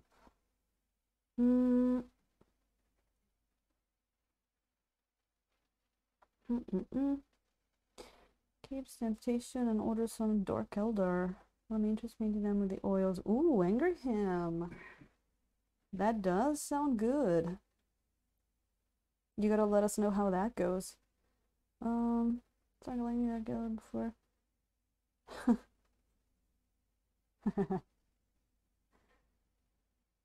Nice. Engraham, how has your oil experience been so far? How are you finding yourself with the oils? I know you're one of the people that paints in oils. Yeah. If I open them as a disco undead. That sounds fun. Then other side, I think this side is should get a bit more light over here. And even on the tiny details, so nice to work on you know what, I actually really like working on day after, on second day oils, because they're still wet, but they're not as wet as the day before, so you can still blend. But if you tend to be one of those people that has a tendency to overblend a little bit, that can really help, because it's harder to overblend. Now granted, really depends on what kind of oils you're using. If you're using fast dry and stuff, like I was using, we tried out the fast dry in white, which actually I haven't been using much, because I haven't been really needing miniatures to dry super quickly lately, but it's good that we tried it, and it's good to have. But I remember that I tried it, what was it, on the, again, on the Frost Giant, I think, and the day after I went back on it, and it was like, I can't blend on it anymore. It's good as dry. That was really interesting. So no, I really like second day oils a lot. They work very well for blends and whatnot. Very, very nicely. So actually, even getting that that freehand finished worked very well on the second day oils. But you know, ideally we would finish everything in one day. At some point I'll probably get there, but we've done some of that. The lizard girl we were painting, we actually painted her in 4 hours, so that is possible. That could be a challenge that we do on the OnlyFans streams, where maybe we do those once a week. So it would be better to get the one and done ones. So that could be fun. I actually have another commission mini coming up, which is a very nice sculpt of a sort of like a Coldland winter warrior. But that one could be a fun one to try and paint quickly again in a couple of hours. And Graham really enjoys the process. Nice. 3 minutes at a time. Oh, so you can work on different ones and let them settle. That's really good. Here a magenta with bits of phthalo green. My valid in magenta and phthalo green. How does that look like? I have them on the palette. Let me see. Let me see. That's magenta. That would make a well, like a gray. Whoa, that's dark. Maybe that's too much phthalo green.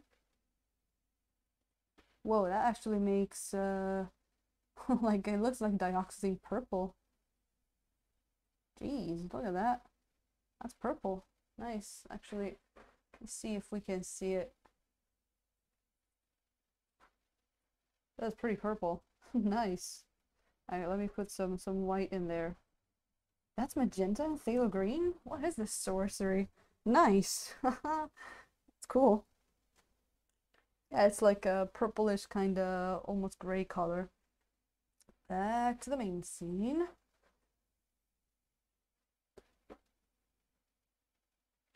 I love phthalo green. I love phthalo green. Might have to get myself a phthalo blue at some point, just for comparison.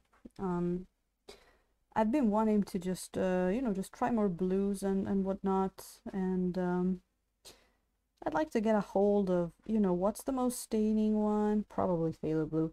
What's the most matte one? Because, you know, Prussian blue is very staining, but it's got that tiny little bit of an issue with being very, not very, but it's a little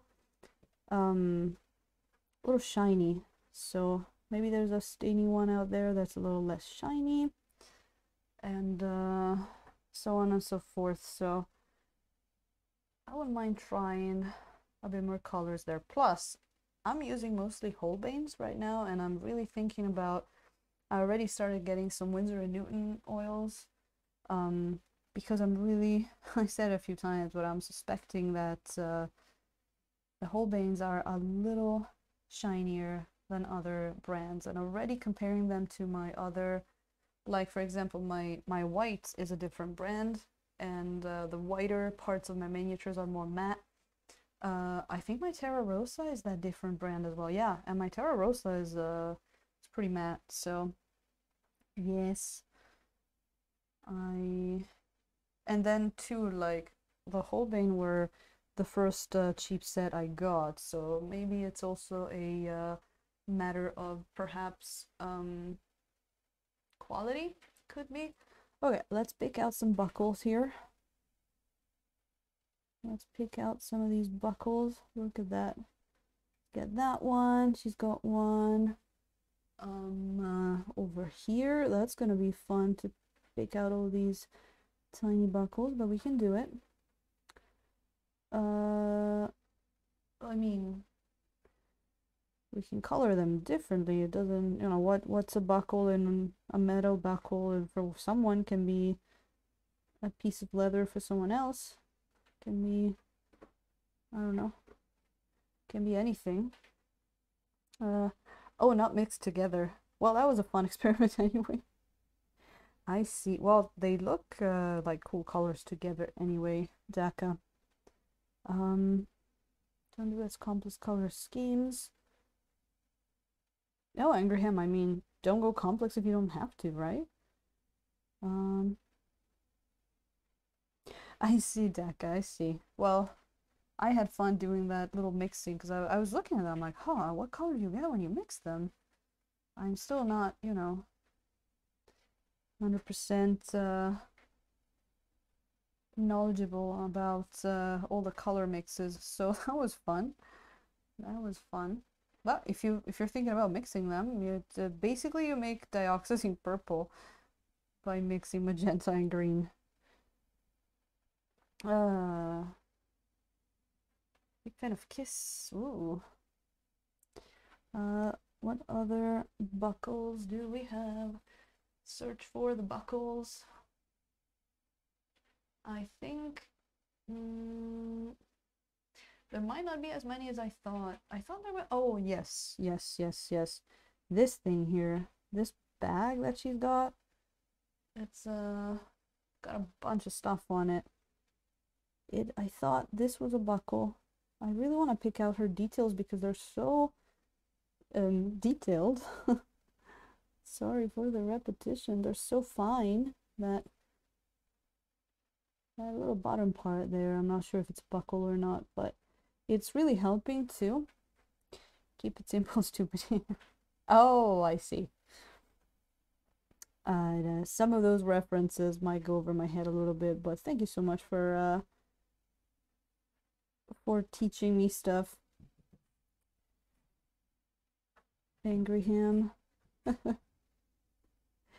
All right, what was I saying? Oh yeah, it's been really helpful to have all of these pictures I jammed together of her.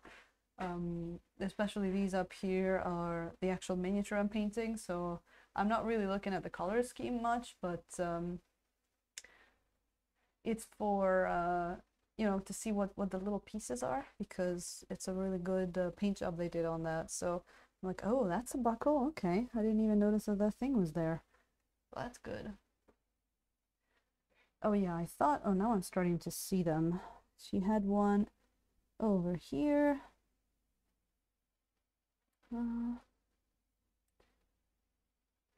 Occam's razor, yeah. Yeah. Yeah, sometimes we just, overthink, maybe. There you go. So trying to, that is a piece of metal. Okay, let's pick out that little part there. She's got like a chest piece, and it's basically two parts, an under part and an over part. I want to do the under part in metal and the over part in whatever color I do the leg covers in. Yeah, the reference picture really helps. Already, when you get miniatures metal like that, sometimes you don't, like, you have only one picture of the assembled model, sometimes not even that, and it can get a little weird. That's nice to have. Wanted to get a little bit of that, there you go, in there.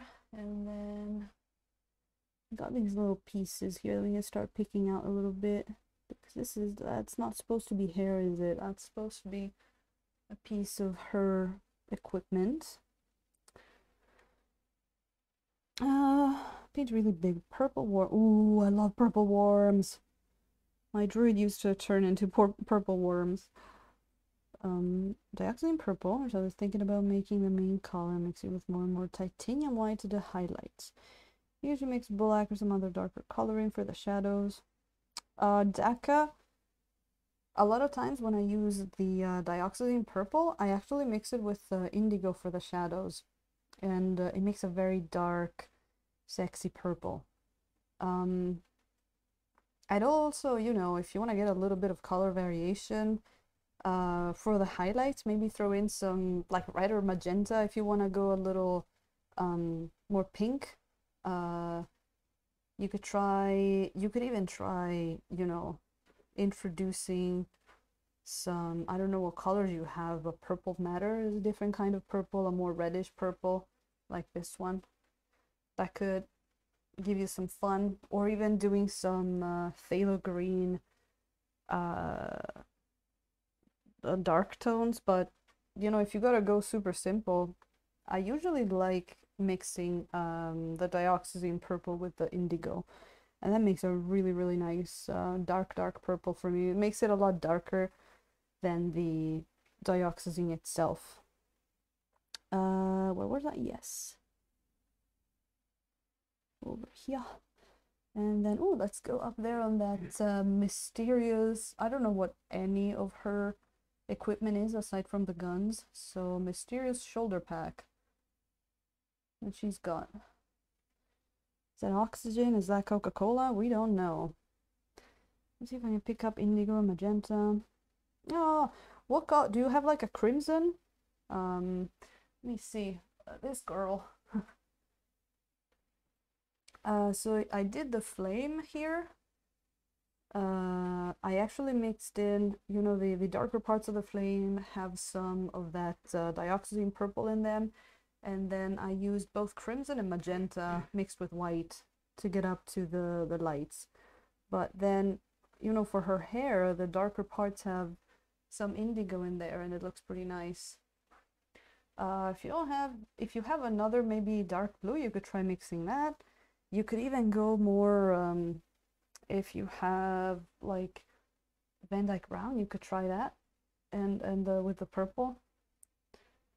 Only red I have is cadmium. I would try. I mean, experiment. Oh, Nosferatu! Hey! Yeah, sorry for not sending you a message, actually. It's a lot slower today. I mean, we got a lot done, but you're not gonna see as much change as you did yesterday. But we actually finished up the camo a bit. Now it's got 4 colors, and it's got more highlights and whatnot.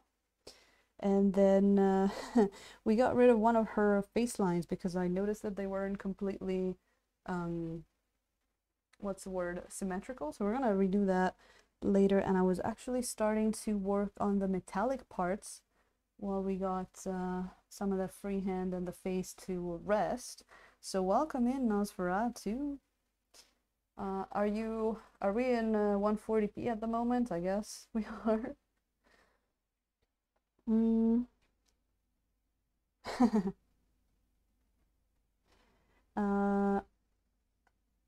Which, oh yes, the shoulder pack. We were about to paint the mysterious shoulder pack. So first I wanted to, this is like the reminder painting where it does, I want to pick out those 2 little valves, I guess, there, just to remind me that I want to make those in a metallic color of some kind. So just a little bit of white there, and then let's start sort of like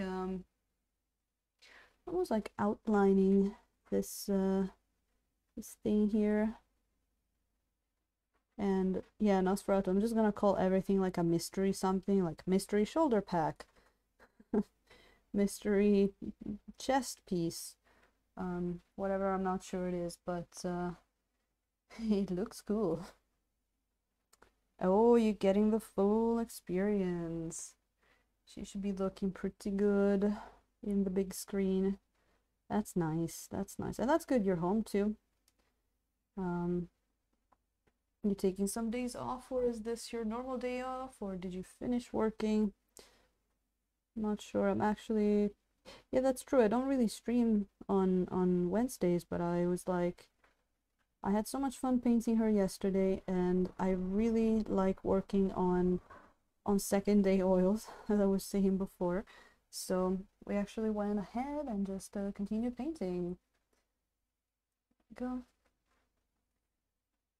So all the day is going great, Nosferatu. We're having a blast here.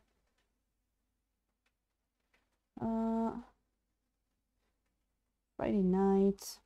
Wait, what? Isn't it Wednesday today? Now I'm confused. The worst kid. I mean, welcome to the club, I guess. Welcome to the club. I actually don't know. I actually don't know. I'm actually kind of waiting to see how the next month is, and it could be like a very busy thing, very busy year filled with new projects, or it's still a very busy year but with different projects. This is gonna be really weird. Um, I'm just waiting on a bunch of verdicts, including the visa, which is always the crux of the expat. I mean, not only in Japan, but you know, gotta wait for that. Every year, they never want to give me more than 1 year. Oh, a pigeon has to bounce. Working 10 this week. Of course, of course. Go get some sleep. Thank you, a pigeon, and thank you so much for the generous gifts there. I hope I see you soon. I hope maybe I see you in the Friday stream. If not, we'll see you right back here. I have some really cool minis coming up. Oh, here, if you're not gone, this is a preview of one of the things that I'm gonna be painting. So we're gonna be painting crazy stuff like this lich on the Twitch lich, which has book pages that we can do crazy stuff on. It's gonna be a crazy Twitch lich. So, and I just got a nice catchy name for the stream. So, hey pigeon, see you soon. Angry Ham, I think I'm going for 10 almost. It's been a while. It's been a while actually. I've been here long enough to get a reverse culture shock when I go back to Italy. That's how long I've been here.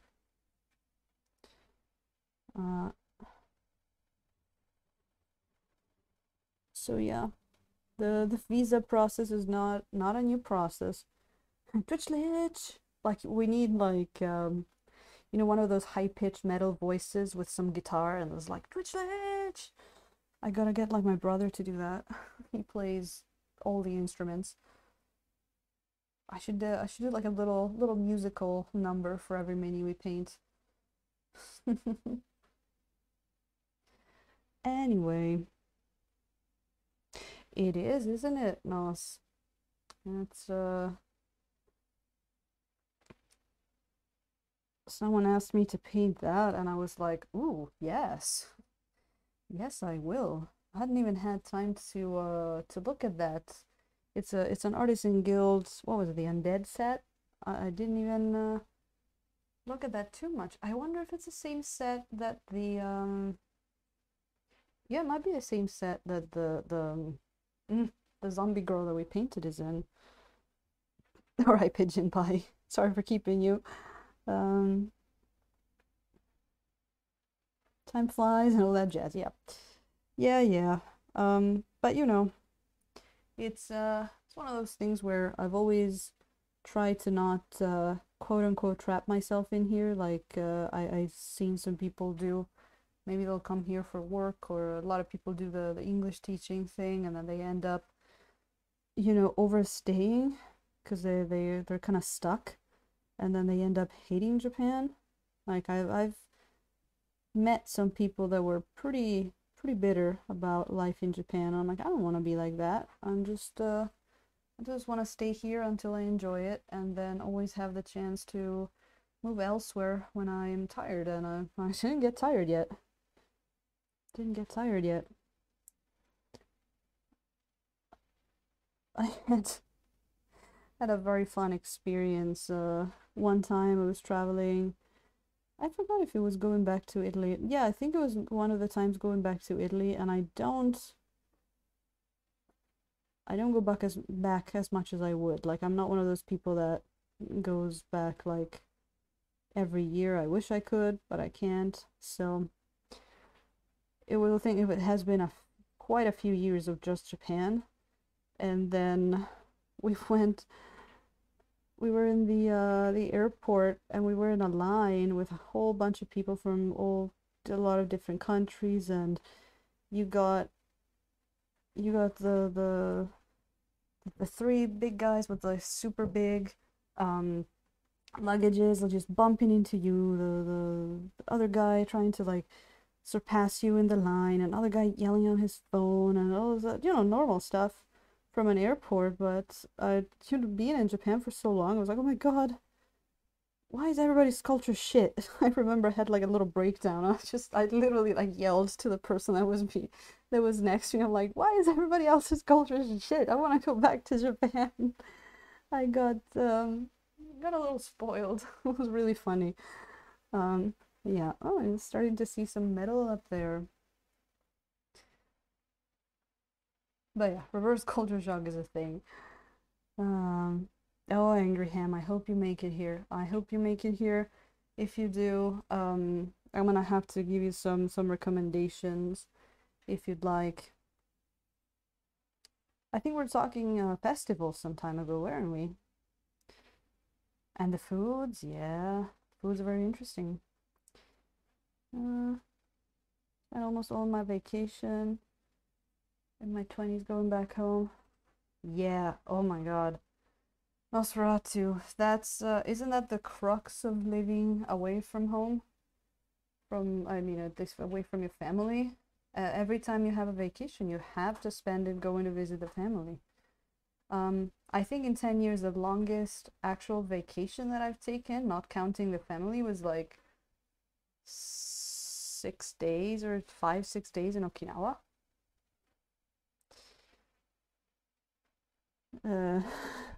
And that was a while ago. But the I have a pretty cool lifestyle. One of the few people that can say they did it doing the freelance thing in Japan, even if they, with all the problems that come with that, like explaining to immigration that you're a freelancer because they don't have freelancing visas. So not exactly where I want to be, which is the best you can say, right? And there's always new projects and stuff that we're getting into, so that's really cool. Rather relaxed person. Oh, you can fly again. That sounds great. Yeah. The money issue, yeah. I mean, Japan, and I mean, I don't know, I guess it depends where country you're from, but coming from Europe with all the cheap hostels we have, Japan looks pretty expensive to me, tourist-wise. There's a lot of expensive, hotels and stuff like that, but if you search, you can find some decently priced stuff. Plus, a lot of people that say, oh, Tokyo's expensive and stuff like that, I don't know what they're talking about, apart from, the hotel business, but like food, restaurants, they're so cheap. It's so cheap. And the drinks, super cheap. They throw them after you. Of course, when you come here, you want to have the whole experience, want to do a bunch of stuff, so you might end up spending some money, but I guess people, if you're going on a vacation, you're gonna have a having fun budget, won't you? It's not gonna be like me living here and treating it, I live here. I spend a different kind of money than people on vacation do. But plus, like, you don't even need to go to a bar. You can drink on the streets in Japan. It's great. You can do people watching. You just stand by a station, watch people pass by, and you see all kinds. It's a lot of fun. Oh, Nosferatu. Dodge that bullet. Oh, now I want to know why a bullet. Oh, living more, maybe? Maybe you meant living. Were you army maybe? In one of the bases? I don't know. Oh, okay. Hostels are fun, yes. I had one of my best trips was the Interrail in Europe with my little brother and some of my friends. Oh, I see Nosferatu. That's different. That's different. I've actually been on one of the bases here in near Tokyo. I went to wait. What's that restaurant I went to? Chili's? Is that where I went to? Yes. On base in here in Japan. After being in Norway, oh man, Norway, I mean, it's all hearsay, but I hear that Norway is very expensive. Ugh. But yeah, no, like there are things that are more expensive and things that are cheaper in Japan as with other places. Um, and then maybe you can make more money for one thing and less money for another. Like I know that, for example, um, programmers in Japan usually don't make as much as maybe other programmers do, but you know, it really depends on what kind of place you go to and all that. So it's all generalizations, and it's all about what kind of skills you have. How do you fare against Japanese people? How can they use you? And I found myself to have a few skills that kind of saved me, so that was good. Um, Jesus, that's a lot for a lunch. That's a lot. If you want to go cheap here, there are these standing soba noodle places where you get a nice big bowl of soba, which is buckwheat noodles, like hot or cold. You can get like different toppings. The most like, you know, down to earth cheapest one is like $1.50. It's like super cheap, and that's, you know, it's like better than a burger.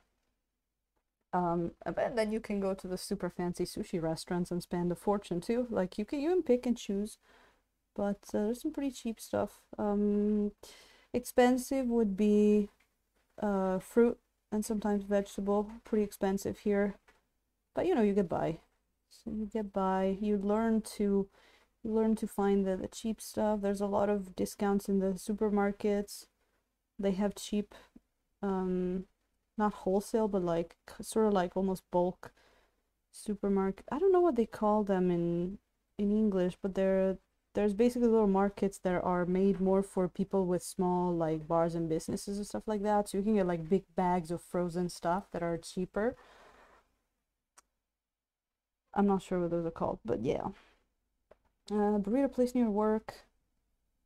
Jeez, I mean, $7 not bad. There are a lot of places here where they'll have little like cafes that have lunches and stuff, and they'll have a lot of like, you know, $5 lunch specials and stuff like that. Then food can be super cheap here. Food can be super cheap. The best thing is when you go to like a festival and they have all the stalls with festival food and all that, and it's like, you know, you spend $1 there, $2 here and $3 here, and then you get all the nice little foods, accompany it with beer or two. It's so much fun. I wish they started doing festivals again. Okay, so we did that.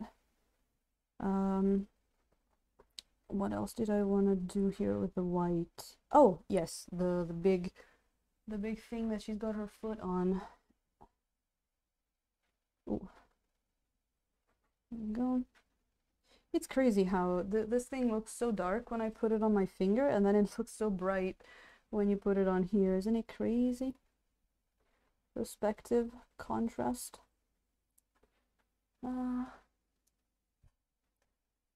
Whiskey. All right. Well, Daka, there is. So I'm gonna tell you this. You can find the super fancy whiskey places here that'll have like Japanese and world whiskeys, and it'll be like, you know, $10-$20 a you know, a glass, and it was like super fancy and all. They really like a drink called highball here, which is basically whiskey and soda. They have it in every single restaurant, you know, bar that you go to, and I have a place here where highballs are 50 cents a glass, big glass. I will only say that. I advise when visiting Tokyo, yes, Angry Ham, I completely agree with that. There is a train station every meter here, so it's not that you're getting lost in the, you know, you're not really getting lost in the sticks. Just take a train to a station and start walking around, and you'll find all crazy things. Yes, I do go by that. That's also how you visit Venice. Don't follow the touristy spot, just get lost. But Venice is tiny. Tokyo is just like, you just keep walking, and at some point when you're tired, you just get on the train and go back where you came from, and you're good. Really fun. And also, I would add to that, get a beer from a convenience store. Actually, get a beer from a supermarket, it's cheaper.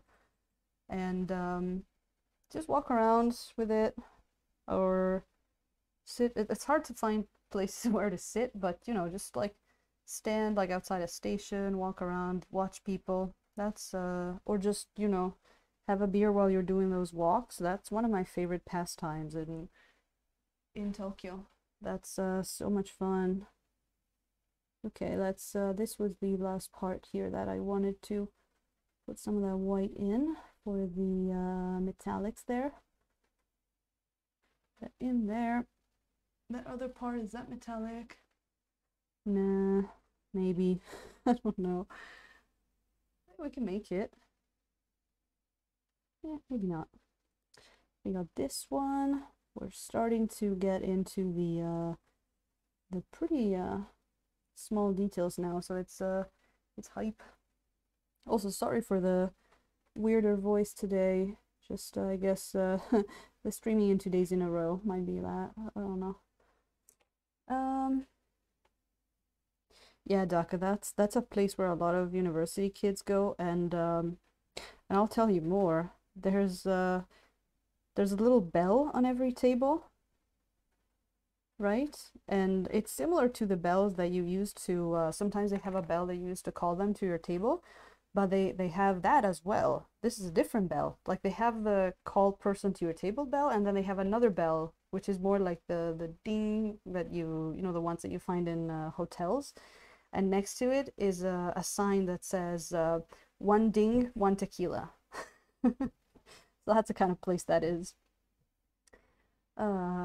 Hilarious language barrier? Yes, of course.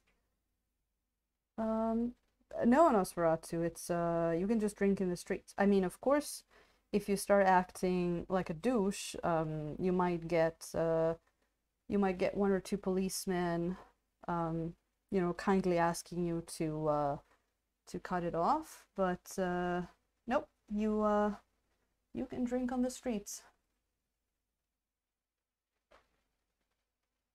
which is really cool. I remember one time when I was coming back from you know, that period I was helping in a bar in one of the places in the center. Um, there's like, you know, I would go home at like between midnight and 1, so you find all the best of the city out at that point. Like you find lost salarymen that are like getting close to the train station and falling asleep in front of it and not making it. You get drunk couples coming back. You got some nights it was nasty. Some nights I had to like dodge the puddles of sick, which is just fun. But this one time I get close to the station and there's this old man on the ground, you know, visibly drunk, not hurt, but he was just on the ground. And there's two like sort of like young nice policemen talking to him, and at first, you know, I thought they were giving him some shit, and maybe, you know, in you would ask people for documents and stuff like that. No, they were asking him if he knew the way to the train station and remember where he lived and could make it home. And they helped him to the station. Wasn't that awesome? Ah, oh man, soaking in an onsen. Soaking in an onsen with like some sake, some nihonshu. That's really good. Uh, I mean, there are some cheap ones too. You that one's really like you can get the experience for whatever budget you have, the onsen one. A cool thing, I guess, you know, there's a lot of those ryokan, they're called, those traditional Japanese inns where you know, basically if you stay there, you get to use their spa, their onsen, but some of them are actually open to the public. So even if you don't stay there and pay the exorbitant fee, sometimes they'll have like maybe you give them $10 and you don't and you just yeah, they're the hot springs Nosferatu. You know, it's like sometimes even less than $10 and you can just like go in there and bathe and people do that. They call it like onsen, like basically the onsen version of pub crawls. Like they'll go they'll have the place where they stay in these little spa towns, but then they just borrow a little kimono from their hotel. They dress in that and they go around all the other places with a bath, and they just bathe in all of them because they have, if it's a proper place with an actual you know, hot spring, a real one, it'll have different properties and stuff like that. They go crazy about, oh, this one's good for your skin, this is good for I don't know, back pain and stuff like that. So those are really cool. Um, if you have some money, that's cool stuff you can do. I was once, for work, I had to go up to the region called Niigata, which is north of Tokyo, and there's a lot of snow there. It snows like, we get these huge walls of snow until like April. And there, I mean, that's not the only place, of course, but I got to stay at one of those traditional inns where my room had a little, it was all wooden, all old, and my room had a little wooden balcony that it was, you know, on the back side, so all I saw was just a snow, and on the balcony was a wooden tub with like actual hot spring water running through it, like you could smell it. It smelled like, you know, that strong hot spring smell, and it was really hot. It was like 80 degrees or something, and it just runs all night, and you get to bathe in it. That's your private room tub. That's like some premium shit. But you know, if it's like the one time you go to Japan and you want to try a whole bunch of stuff, you might want to consider one night there. There's another place I went to, was really cool, where I got to stay in a renowned, restored samurai house, all still wooden and all that, but they redid the inside, and there's a bunch of young people that work there, and they have a huge old style kitchen, and they'll make all the food there. They have the fruit outside that they get, and they make their own like plum liquor and stuff. They'll make you rice in the old style, like those big like ovens, almost like those big the kama it's called, where they used to make rice, like blowing the fire and all that. That was so cool. That one's super expensive though, but there's so many cool places. I could just go on about it forever. We'll paint 10 of these miniatures by the time I'm done. And I haven't even seen half of it. I've been to a bunch of places, but Japan has like 47 prefectures. It's huge. And they really like their uniqueness of their places. So every place has like something specific to it. Ah. You pat Monk on the head. Huh. You know, out of the top of my mind, I can't think of it, but there are some weird ones. There are ones where semi-naked people stand in the snow and get showered in cold water. There are ones where they ride, were you here when we were talking about the log riding festival? Which should be in like 2022, it's every 6 years. I'm gonna have to look up the monk petting on the head festival. I'm gonna Google in Japanese, see what I get. Oh, this is already like doing a little bit of lining around there. It's looking pretty good. Looking pretty good. And then I want to pick out a little bit of those tubes in there, because I thought it was pretty funny that there's the uncovered pipes that are, you know, coming off out from the ground. Seen that one? Yeah, I remember we're talking about it. I went to the 2016 one, so I think it was 2016. And I am totally gonna go to the next one. Part of a life of crazy things people do. Yeah. It's a really crazy thing going to a festival. It's like, it's hard to explain the atmosphere, but like some of those festivals, people really get together like in spirit when they have those big like portable shrines. I don't know if you've ever seen them, where they carry them on their shoulders, and it's just like maybe like 50 people carrying these things, and they parade them around town, and just the way that they all work together. that's like when you're standing in there and you hear them chanting, and they all like they're there like sweating and laughing, and you see old people and kids and men and women and all that together. That's where you're like, okay, that for a moment you almost feel like you understand Japanese culture a bit better. It's and it's so cool that they let you see that from their culture. They let you see that part of their culture, and they're happy. They'd love to share that. Like I knew a person that decided to come living in Japan because he he went to one of these festivals. He was just so amazed by how people just want to share that with you. Like he was just randomly, he was around the streets, like just at this festival, and he was randomly invited into some guy's house to drink. It was great. Anyway, I think you can see those pipes a little bit now. There was a little that I think this is an actual part of the mound of earth. I highlighted it and then I was like, nope, that doesn't look like a pipe anymore. But yeah, it's hard to say actually, but you know, I guess that's the point. You're not supposed to be able to see it too well. But now that we've picked them out like that, we can actually go back in with some blue in a moment. So now that, oh, you know what? We can actually do a little bit on those nice guns as well. Let me see.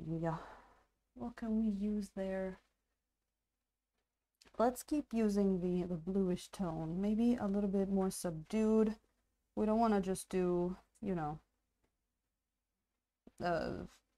line highlighting.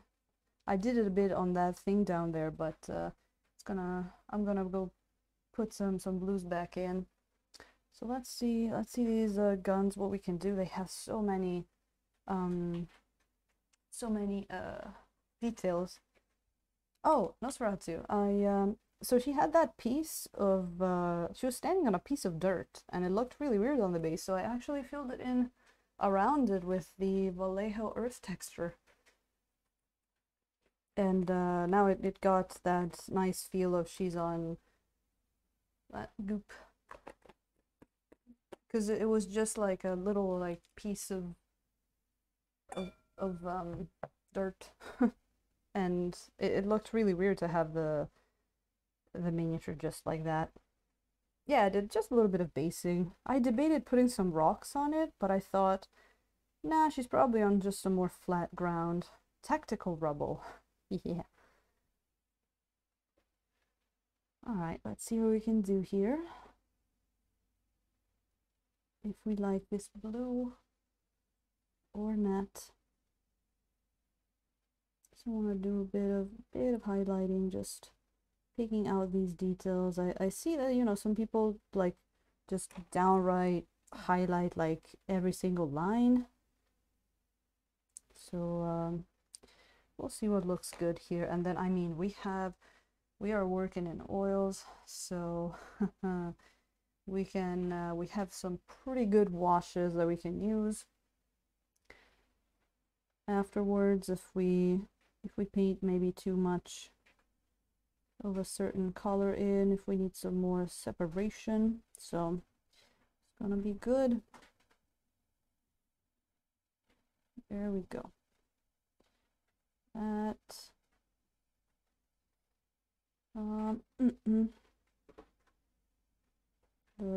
you call these like coils? Not sure. It's got all these little pieces here. I was actually not 100% sure whether this was a piece of the, like she's got two little thingies coming out of that, and I almost thought it was a piece of the, you know, those little flaps of metal that you gotta clip off, but it looked pretty at home there. So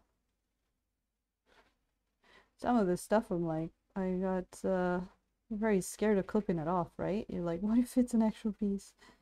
That's one thing, and I'm like, I feel a lot safer with 3D prints. I mean, the first days of 3D printing, I remember there's a lot of like FDM, the not the resin, you know, the filament ones, and they came with like huge supports, and even the first resin ones was like, oh god, you gotta, it was a little bit of that, you gotta get rid of all these supports. But as the techniques got better and better, you don't really have to worry much about the supports and all that. And sometimes, most of the times, I'm not even the one that does the cleaning, so I'm very lucky in that. I'm very lucky. So for now, I'm still going with the indigo kind of color. I don't mind it. We have the like slightly indigo looking kind of highlights, and then we have the ever so slightly purple looking dark like black. So kind of like that. I think for now we can keep in that realm, and then can always add more. This part of the gun is not really going to be seen much, but trying to get into that as much as we can. Oh, Angry Ham, don't you worry. Lurking in people's dreams is what I do all the time. You just put a stream on and just get going, and it feels like you're getting all productive with all the other people in there. So thank you for the lurk, and I hope the building goes well. Let us know. And yeah, I want to know too what you're putting together. I want to know that too. Got the dagger that I know she's got. I think in other miniatures she's kind of holding it, I think. No, maybe not. Oh no, the one art she's holding it. Oops, that's not like I wanted it. I have a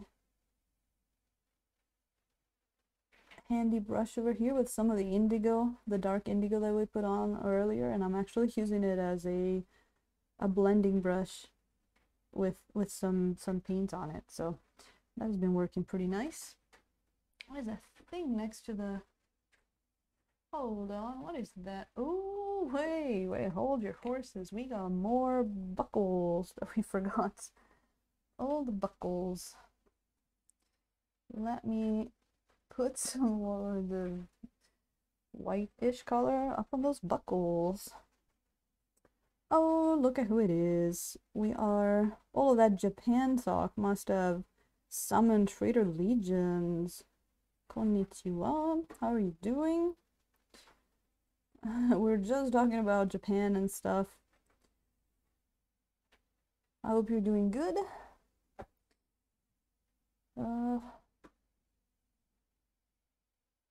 Oh, Scorpec Lord.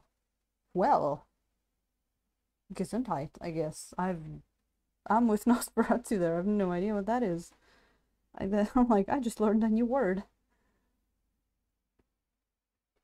Yeah, isn't it cool when you ask people what they're painting or building and they tell you something that you've never heard before, so then you have to go like, oh, yeah, that. Nice. Sounds nice. I think it's nice. I have that all the time because I don't know a super huge amount of games, especially the war game kinds. Well, now, thanks to Nosferatu, I know more about Infinity. That's all I know about Infinity. Aïda Swanson. When someone tells me, oh, I'm playing Infinity, it's like, oh, Aïda Swanson. Like, yeah, I got a faction, but what about Aïda Swanson? How is she doing in your game? Because I know Aïda Swanson. Aïda Swanson is all that matters. Necromonstrosity.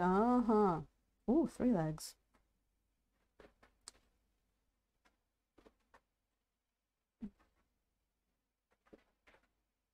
Well, Necron stuff should be pretty cool and badass by default, so I hope it comes out good. I've done my fair share of assembling here. Nah, it wasn't actually too bad. She's tiny. She was only what, 1, 2, 3, 4 pieces? Like Upper body, lower body, head, and arm. Yep. Well, and base. I think the process that was the most nerve-wracking was like actually getting the pieces, you know, separated from the little, not supports, but you know, the non-miniature part of the metal. That's always nerve-wracking. Nerve-wracking, maybe. Wracking? Wrecking? Nervous. You know when you say a word so many times that you forget how it's spelled? Happens sometimes.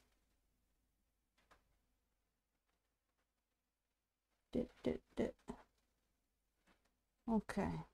Oh, got some gun in there. We have some highlights that we can work with. So basically what can we do? We can go back in there and darken down a bunch of stuff. Yes. These guns, a lot of these guns are so like, they're not that, you know, like super reflective metal kind of thing. A lot of them are like black. So they're gonna have more like the, basically if you were to paint them a bit more realistically, they'll just be like plain black, but that doesn't look good, does it? So that's probably why a lot of people do the lining. But we were talking about some time ago, I remember, we were like, sometimes if you go realistic, it doesn't look too good. Sometimes you gotta take a little bit of that artistic license and just go unrealistic.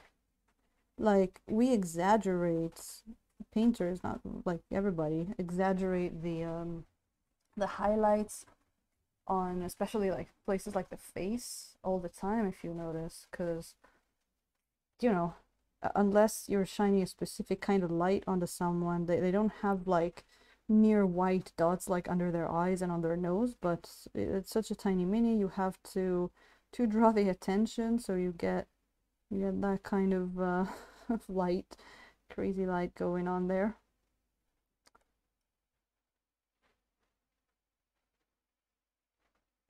There you go. Oh, Nosferatu, you're gonna thin some paints live on Twitch? Which paints are you thinning today? I have to, I've got my purple matter and my cadmium yellow that I still have to thin, and my Mars black. I go to get to that at some point. It's okay to use them out of the tube, but I really like using them when they're the right consistency, and also I hate squeezing those stupid tubes. Yesterday I got, of all the colors that I could have gotten, I got cadmium yellow all over myself, all over my hand. So cheers to thinning paints. Oh,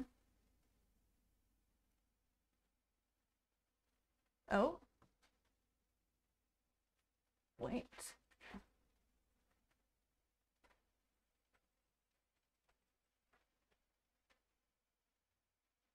Oh, Angry Ham, are we talking about the message about the 3 legs?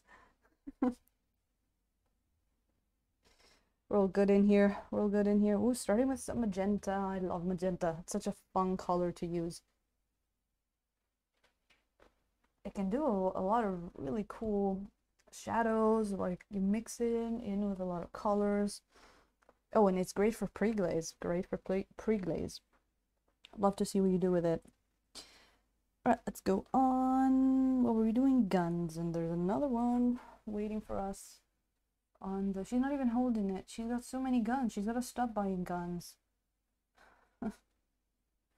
Stop buying guns, girl. You have a problem.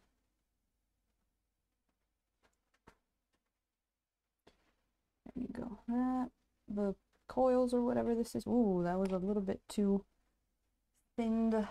It went in many places that we didn't want it to, but just fix real quick. Let's do it again. I can stop whenever I want. I'm just keeping it for a friend. Just keeping it for a friend. It's an alien.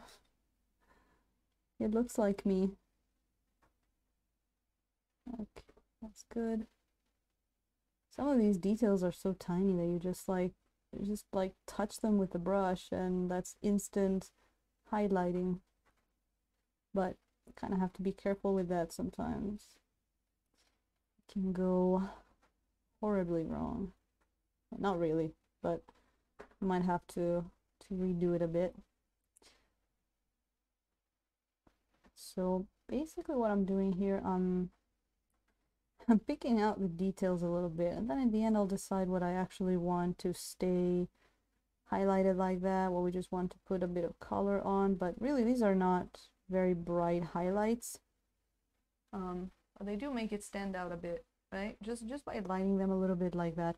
And we can actually decide, like there's a little part there on the it looks like next to, not the trigger, but the other part that you hold. I do not know gun lingo. I'm European, I'm sorry. But this part here can probably be blended in a little bit. Not with this brush. Maybe with this brush. There you go.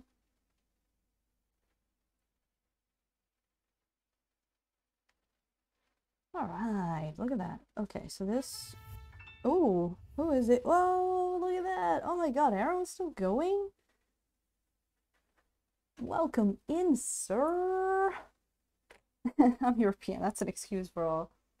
Oh my god, let's cheer to the stream from the one and only Aaron J. Bang. Hello there. And cheer, I mean, this, I know I should be cheering you with this, but the drink came in this, so, you know, cheers. How are you doing? I mean, I saw you before. I was in your stream before. Welcome in. Hello, Cherry Fox. Raid. Welcome in, everybody. Today we're painting what we're following up from yesterday. We're painting this girl called Aïda Swanson from the game Infinity. We've been having so much fun with freehand. And actually, Aaron, this is what I was talking about. Freehanding some camo and oils for the first time. It's been a blast. We went blue because it's fun, and we were working on some details on the metal. By the way, people, if you don't know Aaron, he's an amazing painter. He's got one of the most chill streams that I love watching. It's got great music. He's actually one of the people that paints true metallic metal. So, you know, I kind of feel that there's a lot more non-metallic metal than true metallic metal out there. I still can't decide for myself, but Aaron paints beautiful true metallic metal and other things as well. He does even different things. You were doing some speed painting the other day, and then you do the slow painting. Hey there. Finished black highlights. There you go. That big complicated mini that was having that really cool color scheme there. Nice. Thank you. Thank you. Yeah, that one's gonna be the slow painted. I got that feeling from that. You had some really cool music on before. I forgot to check what it was, but I was liking it a lot. I was liking it a lot. I like the variation too. Yeah, yesterday, so we did the most. So she had no primer yesterday. We went on for over 5 hours, and so we did most of the freehand that you see here on the cloak. I'm sorry that it's a little bit... Oh, thank you, Cherry Fox. Thank you so much for that follow. That is super appreciated. See the cloak here? Sorry for the reflections, but we put in some nice camouflage there, and then we gotta put that other line on the face. She's got some red lines on her face that is a little hard to see due to the miniature being so tiny. Let me actually see. Let me take this chance to fix my focus perhaps a little bit, but this is in focus. It's just the miniature being super tiny. And then, oh yeah, we did the underside of that cloak, which if you see has got a bunch of little V's on it, and that was another fun part because it's very, very geometric. So that one required a little bit of time. There's a little bit on that side too. And now we're putting in some of these metal parts. We're putting in some of these highlights that you see down here on the base. It's a little bit of a different thing for me here. And I'm having a blast. So I hope your stream ended well. It looked like you were having just a nice relaxed time there. Or at least I was watching you. So thank you so much for coming in.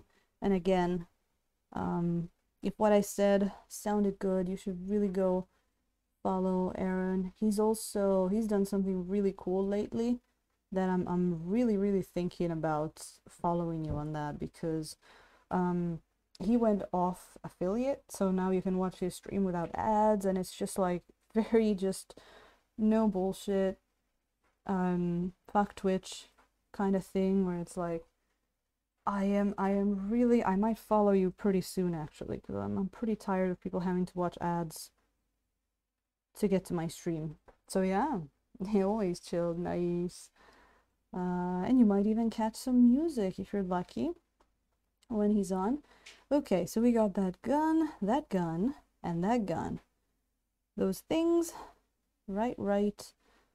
The last thing that I need to figure out is what color to do this chest piece and these leg pieces, which I thought it would make sense to leave sort of like black, but you know, camouflage wise it would make sense.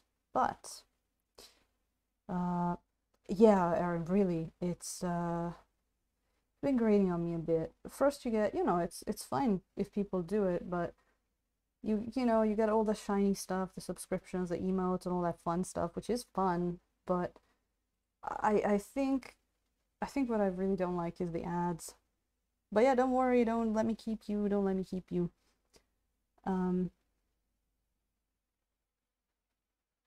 Boiling pint?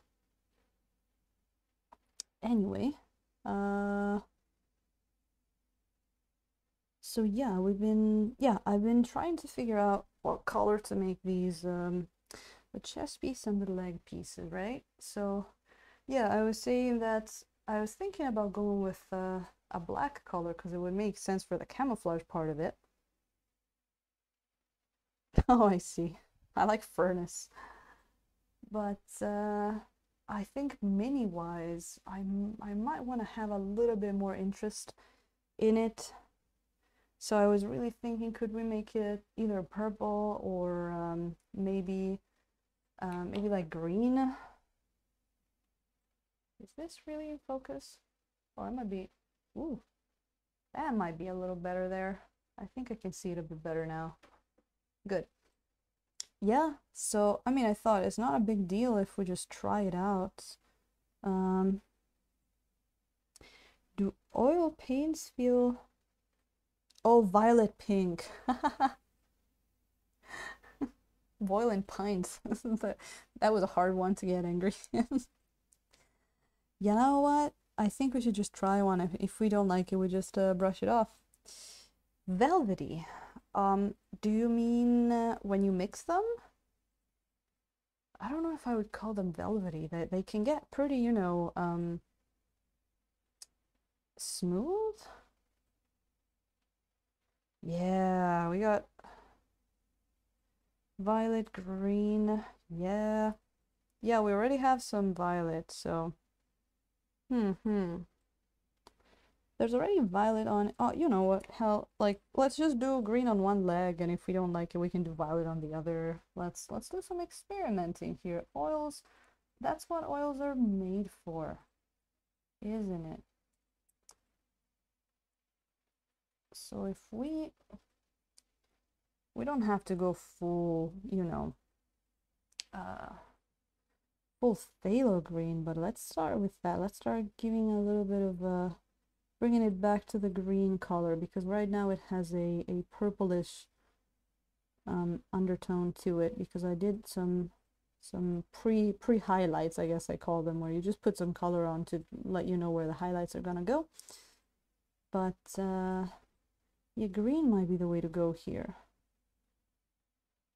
Green might be the way to go. Let's see, just do some experimenting live and see how it works. Sometimes there are times where I can't figure out just by thinking about it what kind of color I want, so you just try, right? Just try. All right, so that's that. So now let's start with just some white in there, and then we can even make it go in a different direction. We can do a more yellowish, a military green. Smooth. Yeah, they are very smooth. They are very, very smooth. They feel really good. And they have slightly different textures depending on what which colors you're using. If you're doing the magenta, that's a transparent color. It should be pretty smooth. All right, so let's see here. Let's see how this looks. Yeah, that was not very white yet. We could even throw some lemon yellow in there, but for now, let me just go with plain phthalo green and white, and see where we go. So let's put it up here. Ooh. Well, you know though, the phthalo green would fit right in because there's a lot of phthalo green in the blue camo. So that might be the better choice. That might be the better choice.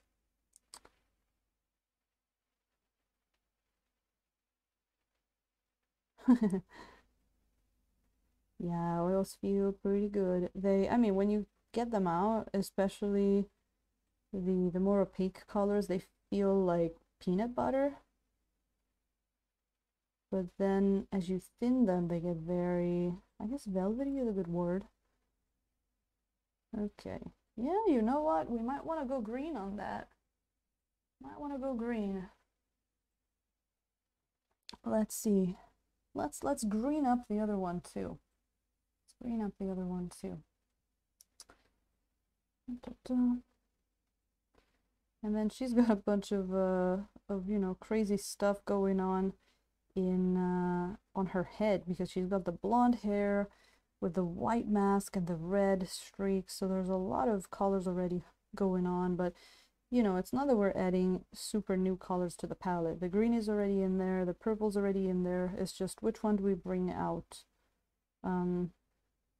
Really doing a crazy one like an orange would probably look pretty cool, but really, like, what's the point of the camouflage at that point, right? Like, might as well just go around yelling, "I'm here." All right. Okay. Get that. So we're getting that color on there. Always trying not to, you know, pile it on there. Just very, very thin. Very thin. It's the color that was underneath here was here since yesterday, so it's not really gonna be able to wipe it off. So I went over it a bit. It's almost like a green glaze. Almost like a glaze, just to give it that green tint instead of purple. And so we can look at it and say, aha, I don't mind that. So then the next question would be, do we go cold green or warm green? Which we can find out in a second, but let me put some green up on the chest piece as well, which should be, yeah, actually I'm gonna show you when I'm gonna paint in this green. I got basically her gear. I'm dividing the pieces between, like, you know, clear metal pieces and sort of like, I don't know, opaque metal. I don't know, like what's that? What's that? Not Kevlar. Like there's a thing that you make like armor out of. I can't think of the word right now. That's that very strong thing. It's even in drumsticks. What is it called? Oh man, I can't think of it. Well, that thing that's not a metal, and many times it's like black. Other material, other non-metal material. Ah, life is hard sometimes. Carbon fiber. Thank you, Nosferatu. Come to save the day. Man, I need like a suggestion guy. I need someone that tells me stuff. I don't know. Sometimes I just can't think of words. Carbon fiber. I was like, it's something with a C, and then my brain started thinking cadmium? Whatever. Yeah, like almost like a carbon fiber kind of material, I guess. But basically the bottom line is like it's not gonna be as reflective as the metal. Oh, thank you, Nosferatu. If you were in there, you would have we would have to invent you. I might. Let me see. I might be liking this. I might be liking this, and then we can use some carefully placed highlights and color variations to give it a bit more saturation or desaturation where we want. He's doing the I got you, buddy. I got you, buddy. I got your vocabulary. Okay, so we got that. So these around the knee protections here, I want that to be green. And then the top of the chest piece is going to be green. That might be it. So we're going to see how that works. I can actually stop for a second after this and look over at it. Do the underside here. Nice. Yeah. I mean, right now it's just the dark green, so you can't see too much of it, but I think I like it. I think I like it. So we're gonna put that green, this chest piece I was talking about.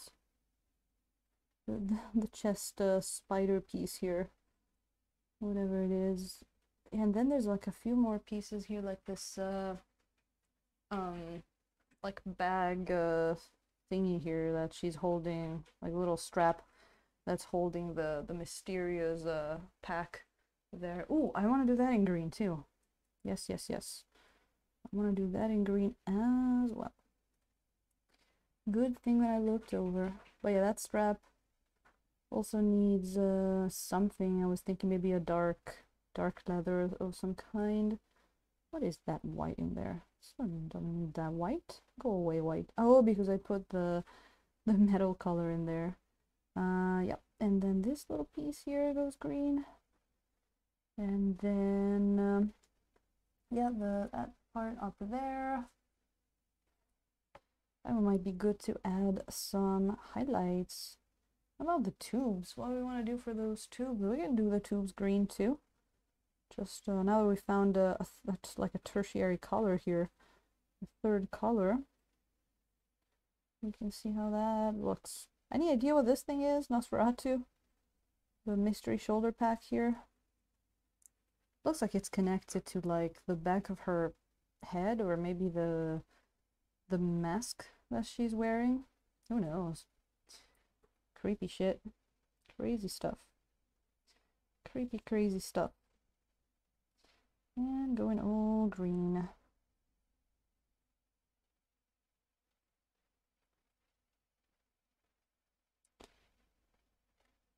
Oh, this thing. I can show you, you know, this might be a little easier if I do this. This thing might be easier. Here, let me make it super easy. This thing. I'm not sure what that is, but we're doing it. You know, maybe for someone that knows the lore and all that, it's like, oh, that's a, I don't know, a frequency coagulator. I mean, how do you not recognize that? Oh, okay, good. Never mind then. So we're gonna go with frequency coagulator. Let me get some water actually.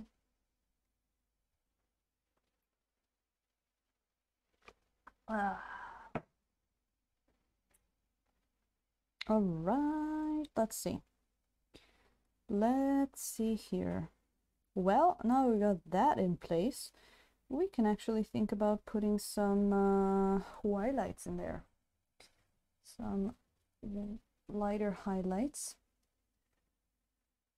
So let me start putting the just some white in there, and then let's see if it's too cold, we can actually put some yellow in there and bring back some of that warmth, and that could actually be good, you know, to go with the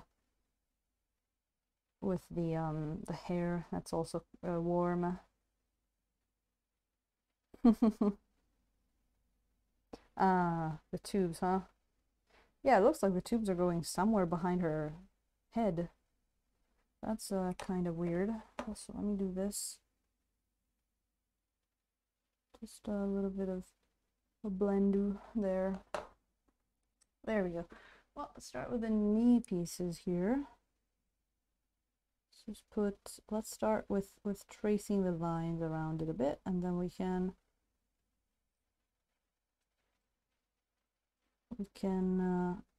highlight it a bit more. Yeah, I think that might be better. Might be. Oh, there you go. That's a nice one. That is a nice one. It's hard to see where some of these lines are, but that's why we have the reference pictures. To be honest, like some of the reference pictures I look at, it's like that is not how the line is, by the way, but I guess they just drew it. A thermopot. Sure, we can go thermopot. Soap and water. Do you mean the cleanup of the brushes, Nosferatu? Of your hands? Of the mini? Let me see, let me get some more of that color in there. Go. Oh, okay. Wait, where's the line? About here. Oh, come on. A little bit of thinner back in there. These brushes don't take a lot of a lot of paint. Okay. So for brushes, for hands, yeah, you can brush off your hands with soap and water. For brushes, usually what I do is I get a if you have a brush cleaner, you know, any brush cleaner for oils, you can give it a shake in there, and then every once in a while I wash them with soap too. You can also, if you don't have a brush cleaner, like I have to get a new one. I have a very simple, this is supposed to be clear. You just go in there and sort of like brush it off, and it gets rid of the oil there. You can use your thinner. You can you know, you can use some thinner to get the paint off of the brushes, and then just leave it at that. You can also give them a wash in soap. That I'll do every once in a while. Palettes, depending on the palette you're using. If you're using, you know, that's just the palette that has the paper on it, that you just throw away and do a new one. If you're using one of those like piece of glass kind of palette, that you can just clean with some thinner. It should come right off, especially if the oils are still wet. So yeah.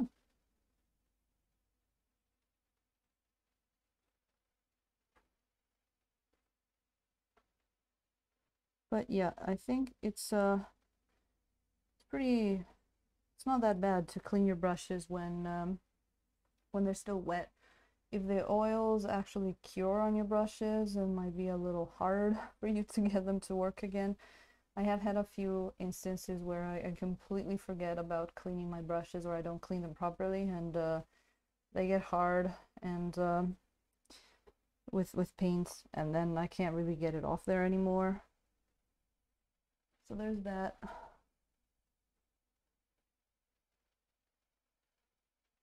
There we go. Right, so let's do a bit more of lining here. Just trying to figure out where this is. is, man, I think this is really good that I'm doing this with oils because it's very forgiving. Like I can just, you know, especially here where the lines aren't very defined, it's really easy to just do some blending. It's really easy and chill. Very nice. Super nice. Barely any convenience. There we go. And then eyeline, how we're gonna do that? Yeah, a little bit. And then, yeah, let's get it all up to a certain level of lighter green. This brush is a little tiny, actually. I could have used a slightly bigger one. That's okay. Is this the green one that I was using? Yeah, let's do a bit of blending with that. There we go. Look at that beautiful blend. Huh? Nice.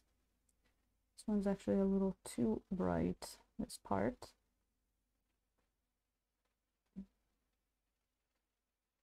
Nice, nice. Can I get a bit more water? Sorry. Got something weird, like puncturing the inside of my mouth. Sorry, I know you don't need to know this kind of stuff, but it's kind of weird. Oh well. There's a first time for everything. Whoops. There was some paint on that brush. There you go. Oh, this one's a better blending brush. Really nice, actually. So I'm getting the lighter color up there, so I'm just getting it ready to take that nice highlight there. I think it's gonna, you know, the more blended it is, the better it's gonna look. The better it's going to look. So let's do some more blending in there. So yeah, Nosferatu, I hope that was helpful enough. But if you have any more questions, of course, you know that you can throw questions over here at James, at anybody else that paints in oils. We're all a big community, and we learn from each other because, sorry, it's a relatively new thing, and we're all experimenting with our own different techniques. So it's really cool. I am magenta. Oh my god, yeah, I've been there. So is your keyboard now. Probably. Hold on, can you excuse me for 10 seconds? I'm gonna blow my nose. I hate people that do the nose thing on stream. I'm gonna be away for just a second. I would do it with the mute button, but I don't have 3 hands.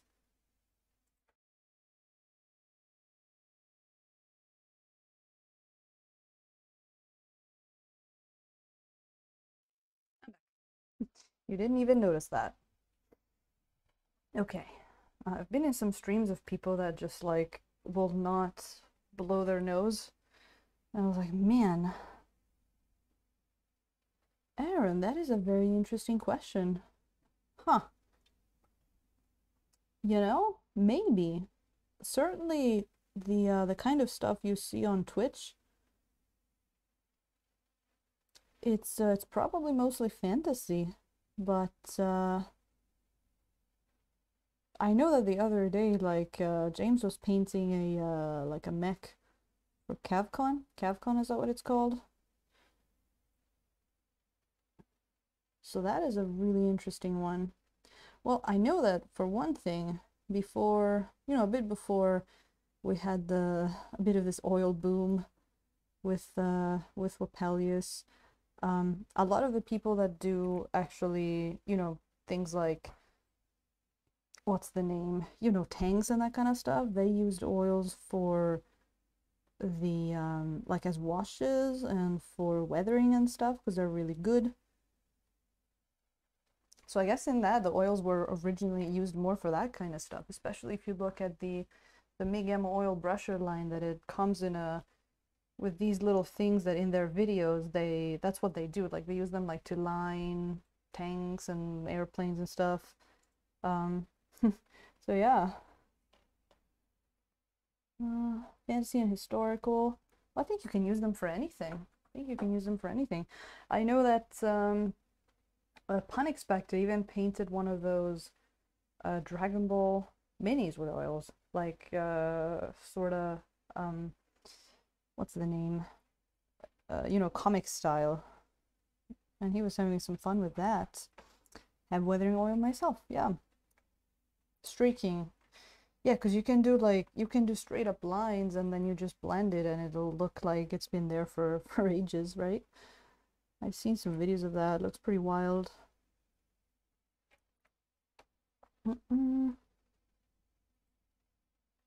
No. Yeah, Nosferatu. I wouldn't use the I wouldn't clean them with water until you're done. That might have been on my part a bit too. I could have said. Also, I don't know how many brushes you have, but if you have a few different ones, it'd be cool to just, you know, if you buy one of these packs of super cheap, you know, craft brushes, just get a bunch of those so you can just, I usually use a brush for a brush for every mini, or just, sorry, a brush for every color. Uh-huh. Yeah. Let me get that. Let me get some. So how's that cold color looking? I'm gonna go on with that for now, and we're almost out of white. Almost out of white. So cool question there, Aaron. Nice food for thought.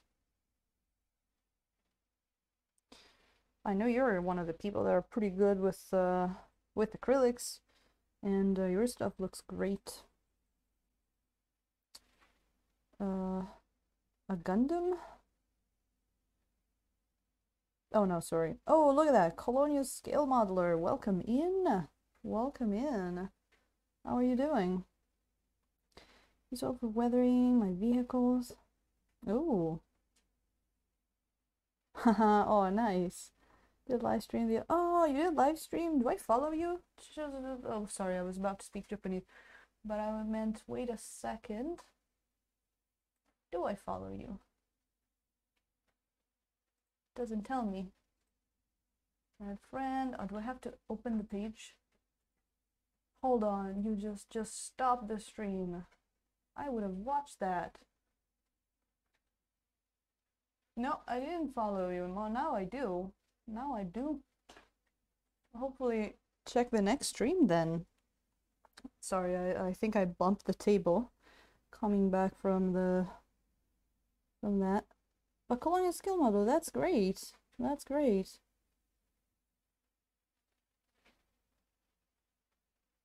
Oh, it was only a test live stream, which is good, good. I'm still in time. But that sounds great. I can't wait to see how it goes for you. And you know, the more people we get in, the more opinions we get, the more tests, the more knowledge we get. It's all good. It's all great. There we go.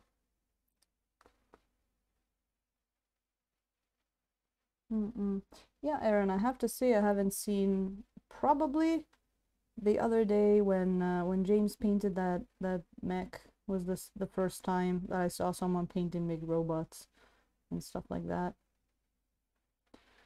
There's another guy on YouTube that was painting Warhammer stuff. So yeah, I guess. But probably, you know, like acrylics, they're good for everything.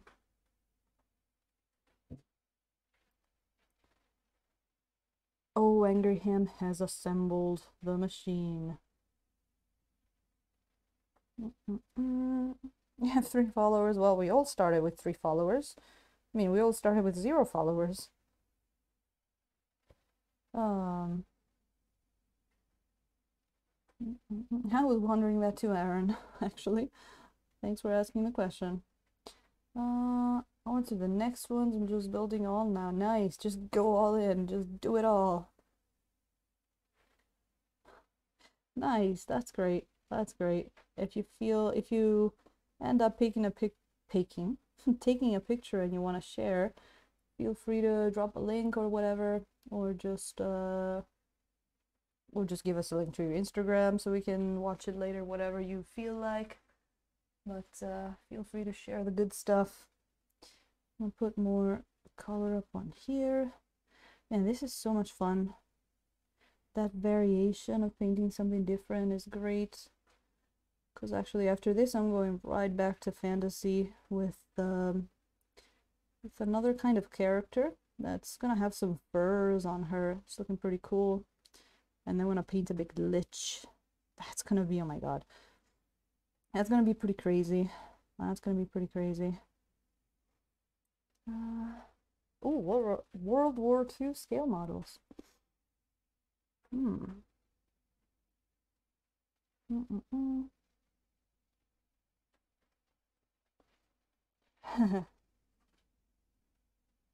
Yuns. Pearls of wisdoms are being dropped. Are being dropped in the stream. We should all catch them. Okay, good. Let me fetch some of my white, titanium white, because I am running out. See that little blob of green at the bottom of the palette? That used to be white yesterday.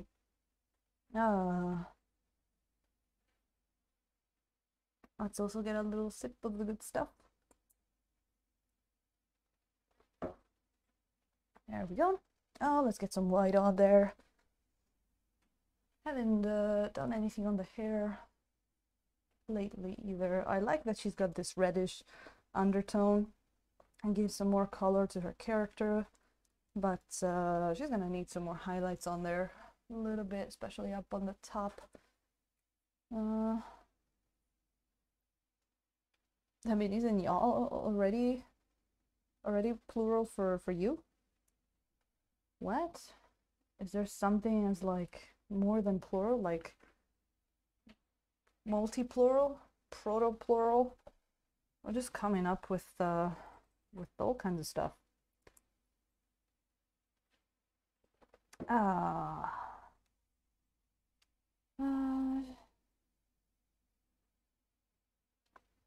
Oh yeah, you showed us the Night Haunts. They're going the disco route. Beautiful. Excellent. We approve that.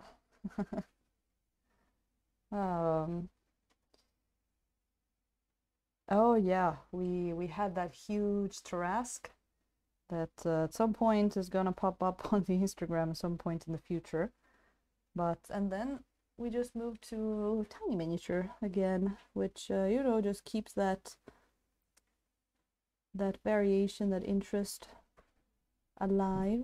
So, well, nope, that was a little bit too what's the word? Too thin, not diluted, thinned. There we go. Oh, is that a thing? Okay, it's another of those things that I don't understand. Well, you know, you guys can get a laugh out of me saying out of context stuff. It's always good fun. It's always good fun.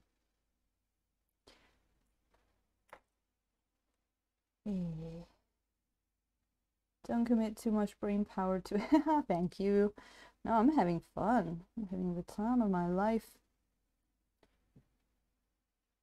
And it's all great exercise. It's cool. It's some different shapes, different stuff, different you know, different model too. It's got some weight to it. It's got some weight to it.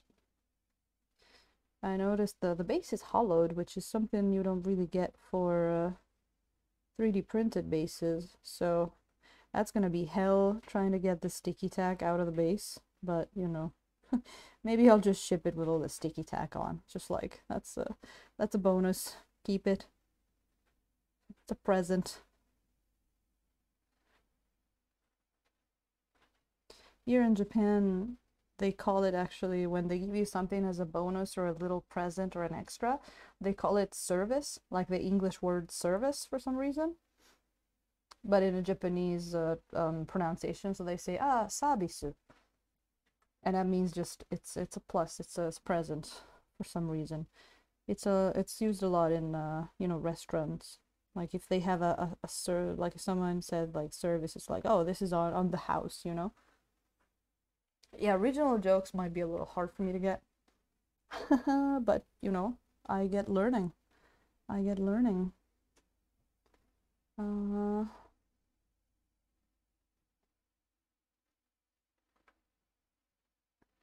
Plus it's really cool to see you know, people talking to each other in chat and observe the cultures. It's great. And I mean, people were telling me about all the 57 ways that you have to call sodas in the US, which is also fun.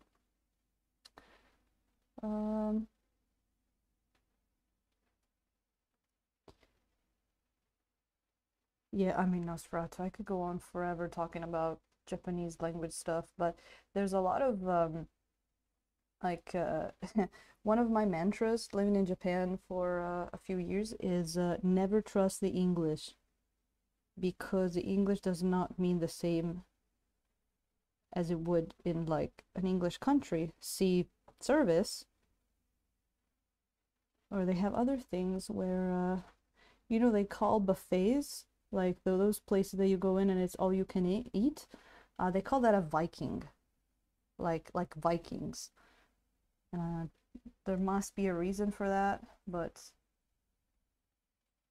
they call part-time jobs arbeitos, which is like, you know, it's like the Japanese the German word for job, because the German word for job is Arbeit, and they call part-time jobs the German word for job, which is really weird. All kinds of things. Oh, if they tell you that you have a good style with using the English word for style, like your style is good, it means your figure is good. It's really weird. Yeah, I guess they did angry him. Guess they did.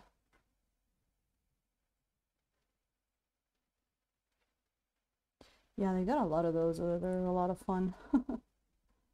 Yeah, never trust the English. And for the love of God, if you come here and if you see any place called a pub that doesn't look like an Irish pub, do not go in it. Do not go in it. Or maybe do. I mean, I don't know. But if you expect a pub, do not go in it. Oh.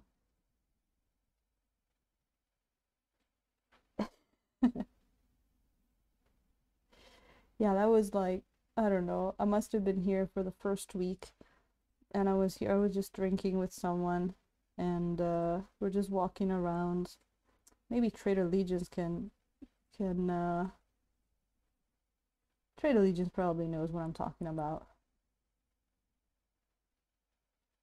Oh, Aaron, thank you so much for coming in. It's so nice to see you right in there. Doing laundry. Oh, look at you being all adult. You have a great rest of the night there. Thank you so much for coming in. Thank you for having me in your stream. It's always a huge pleasure.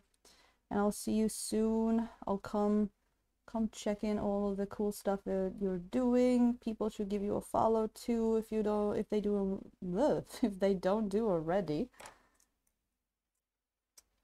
So I'll see you soon, Aaron. Thank you so much for coming in. Thank you, Colonial Scale Modeler. Thank you. I didn't know where to stop. Can I call you just Colonial? Co?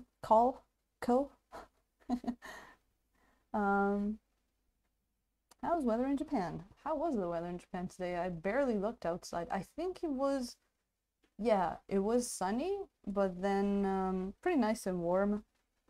But then it kind of became a little, last time I looked, the clouds were starting to come up. I live in a pretty windy area. When it winds, we call it 1,000 winds. That will need to be reshadowed a little bit.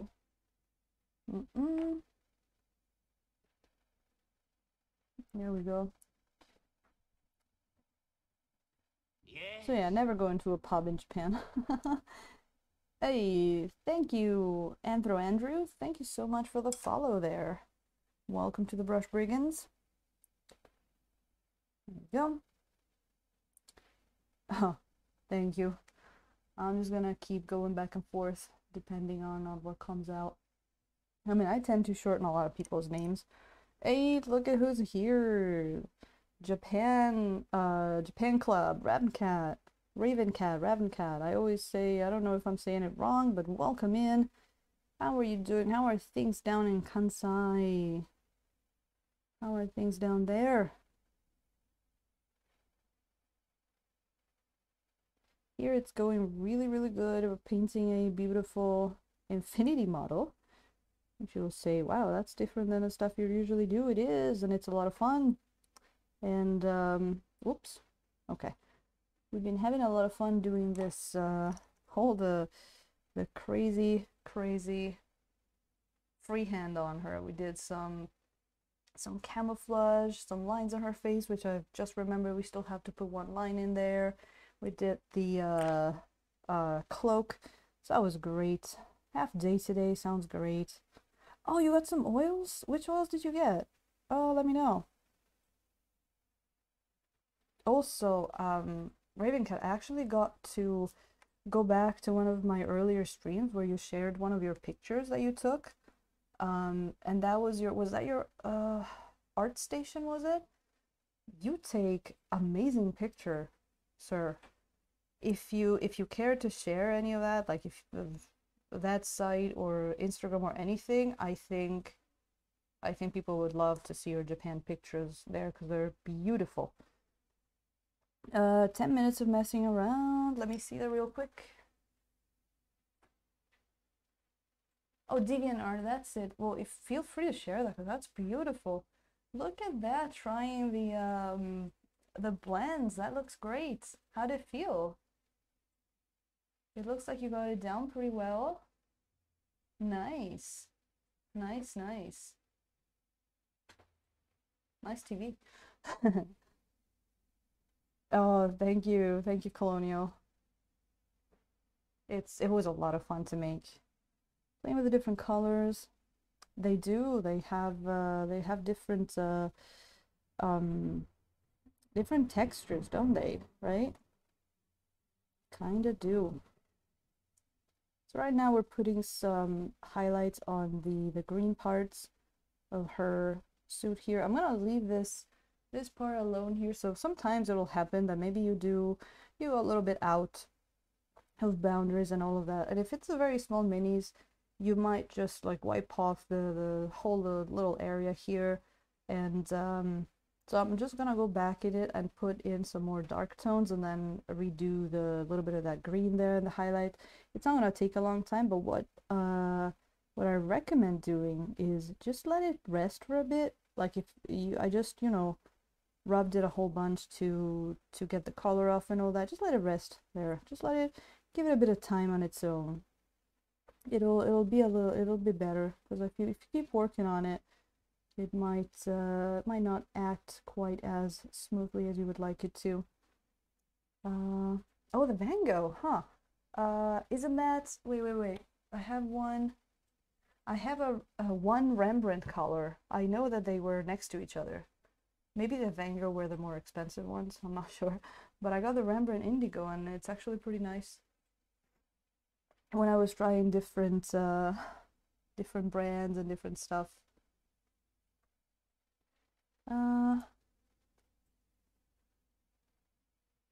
Brushes with spirits. With a nice case to keep things separate. Oh wow, those are big tubes. They're big. I think I started with like 10 milliliter tubes. Those are gonna last you forever. Those are gonna outlive you. But that's great. Nice. I love to see what you get done with those. You have a 3D printer as well, so you can do a whole bunch of stuff. And yeah, I guess you get to do a lot more color mixing when you start painting in oils, because with the with acrylics, it's more like just, oh, I need that color, I'm just gonna buy it. But I have been enjoying mixing all the different colors myself very much. Okay, look at that. We got that. Bit more here.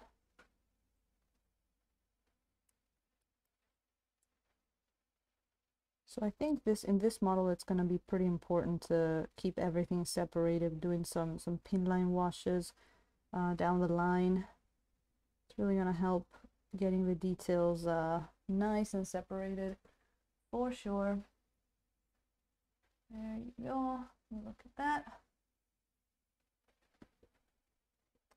Oh, there you go. Thank you for posting that, because I saw that the other day. I'm like, I gotta remember to ask them to post it because it's so beautiful. Beautiful, beautiful pictures.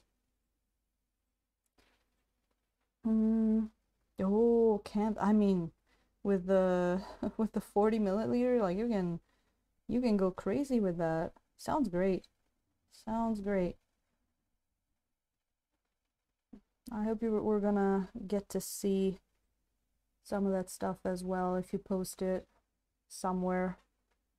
Okay, let's get over to that mystery pack here that we haven't been able to figure out. I forgot already what we called it. The something coagulator. That's frequency coagulator, I think we called it. Something like that.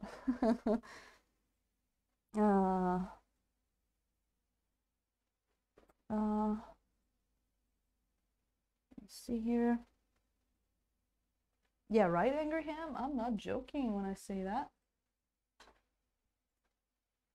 Oh, that set. I've seen it in the shops. Wow, that's pretty nice and complete set. It's got 2 yellows, 2 reds, 2 blues, a green. Beautiful. Beautiful, beautiful. You gotta let us know how that goes. And we have another one for the oils. Wait. We gotta do the thing.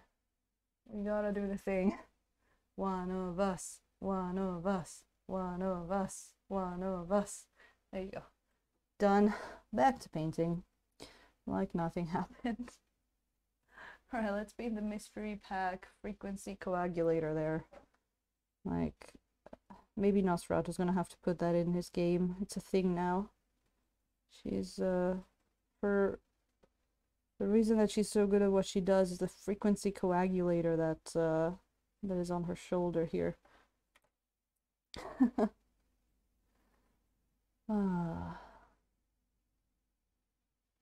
Oh wow, long time photographer. May I ask you what camera you use, just out of curiosity, if you have a favorite lens? I have been enjoying a what was this, 7300 long zoom lens that I got new, and it was a lot of fun. I usually use a more like a very wide angle, so that one's so much fun. Frequency coagulator. Yeah. I see, you want to do the separation there. I'll burn my oil stuff. Well, yeah, I think, now that you got some, just try painting some stuff. That's gonna help you understand if you need other colors, if there is any other tool you need for the kind of works you're gonna do. Just get the paints out on some miniatures. And if you have any questions, of course, either here or on James's stream or on any of the other beautiful oil painting streams, just you can ask anything.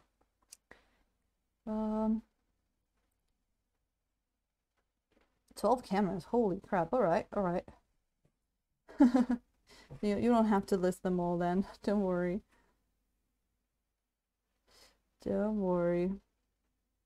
So like pretty deep into the hobby then, I guess. Sounds like it. Oh, look at that. We're getting that little thingy there, the frequency coagulator, to pop right out. Oh, there's more things there. There's more vents in the frequency coagulator. Well, you have the forward vents in the back, the under vents, right? You need all your both of your rows of vents. Yes, look at that. You got all the frequency that didn't get coagulated need to come out somewhere, right? Ah, there you go.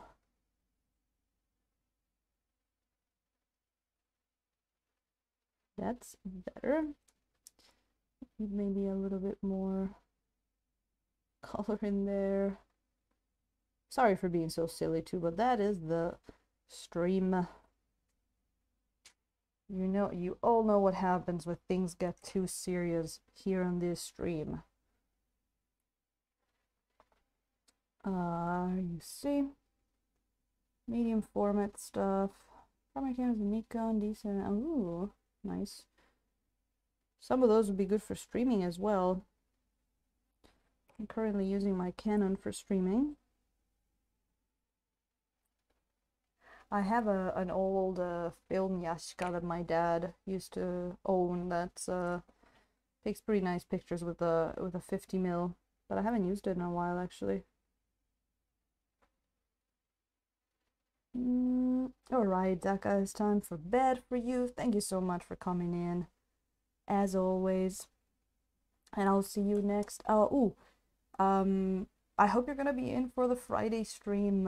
I might be doing like a Twitch call first so we can gather some peoples because I still don't know how the notifications are gonna be and all that. So maybe we could do like a little Twitch preview and then go get over there. But and I hope for you that the Burb wins.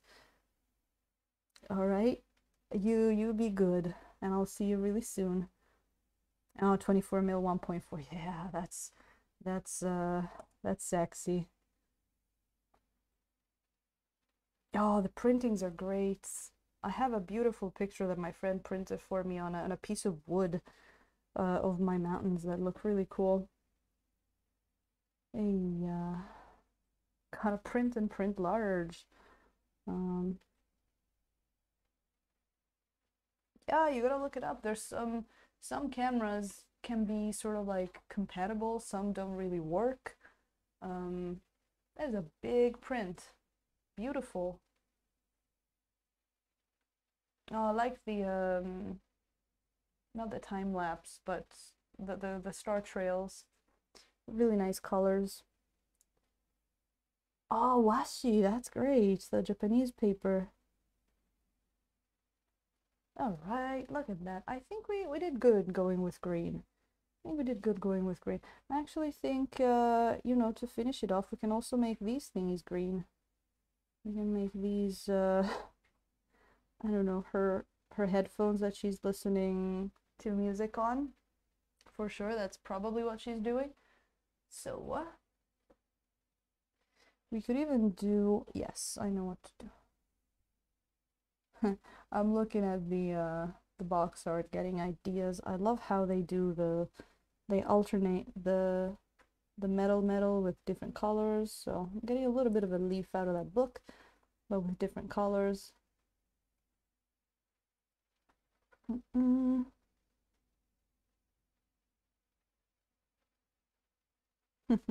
Cooking ready. I guess.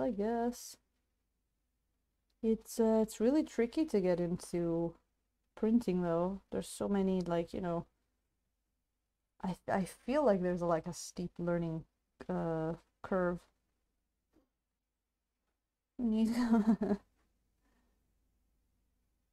All right, let me see here. We got that. I need to get a little bit more. Oh, wait a second. Are those coils here? I'm seeing things on the... No, they're not. I'm seeing things on the box art that is not on this mini. They probably just painted it in then. That's interesting. They painted two little like coils in here, but they do not exist. Like, 'cause I'm looking at it. Interesting. Or maybe it was a sort of like a different model. Who knows? I think we could probably leave this green bee for a while and maybe look at the, you know, get back onto the metal that we were working on. You look good. How about that? How about that? She said, and then she gets back to painting the green. I'm sorry, it's less. Just let me do this last piece here. Okay, we could even look at the hair for a bit there. Oh no, wait, we haven't done the second highlights on the here, on the knee, the leg pieces here. There we go. A bit of that. And again, if you're planning on going over a certain part of the miniature, but you feel like maybe there's a little too much paint on it, like that part of the miniature isn't taking it, those are the oils talking to you and telling you, leave us alone for a bit. You'll be good in a second, but you need to give us some rest. You gotta listen to the oils. You've got to. Otherwise, you're gonna end up with mud. And we do not like mud on our miniatures unless it's unless it's an effect. That case, maybe. Right? So let's give that a little bit of a blendy blend. Beautiful. Nice. And then let's look at some of that metal. Oh, Colonial has to run. Ooh, I guess it's morning there. Thank you so much. Thank you so much, and thanks for participating to the stream. It's great to have you in here. I hope to see you again soon. I hope to see you on Friday. Again, people that are still not in the other in the other stream, type After Dark in chat and come join the free OnlyFans account where I'm going to be painting some different models that we can't paint on Twitch. Same kind of thing, just different minis. As we welcome in Sammy Poo. Hello there. Thank you so much. Oh, thank you. Oh, thanks for popping in. That's great. 50 Shades of Brown. Painted color. Yeah, exactly. Yes, if you do that wet blending, Ravencat, you're gonna have to go back and refill your brush with color quite often, because that's what it does. It picks up colors, and that's why it's beautiful for that. It's beautiful for that. You get some of that sweet Van Dyke brown there, mix it with a bit of indigo. See if we can bring some darks back into the down here.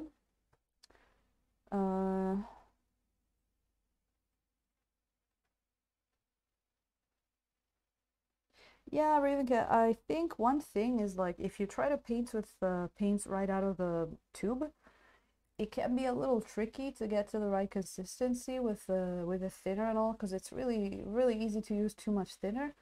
That's kind of one of the reasons why, whoops, I just dipped my hand in the palette, sorry. That's kind of one of the reasons, let me clean it here, why we do the pre-thinned oil things there, because then you can just pick up the colors and they're pre-thinned. You don't have to have a whole bunch of thinner in the brush. That's gonna, it's a lot trickier to control the texture or the thickness of the paint, right? So if you have them pre-thinned, then you can use them like that. You can thin them further, but they already have a bunch of thinner in there. They work a lot better. You'll see if you pre-mix them. But, and also it's just it's also a matter of just getting used to it. It is a new painting medium, a new technique. So in the beginning I was too like, oh, I was like, oh god, how do you do this? You just have to get familiar with the process there.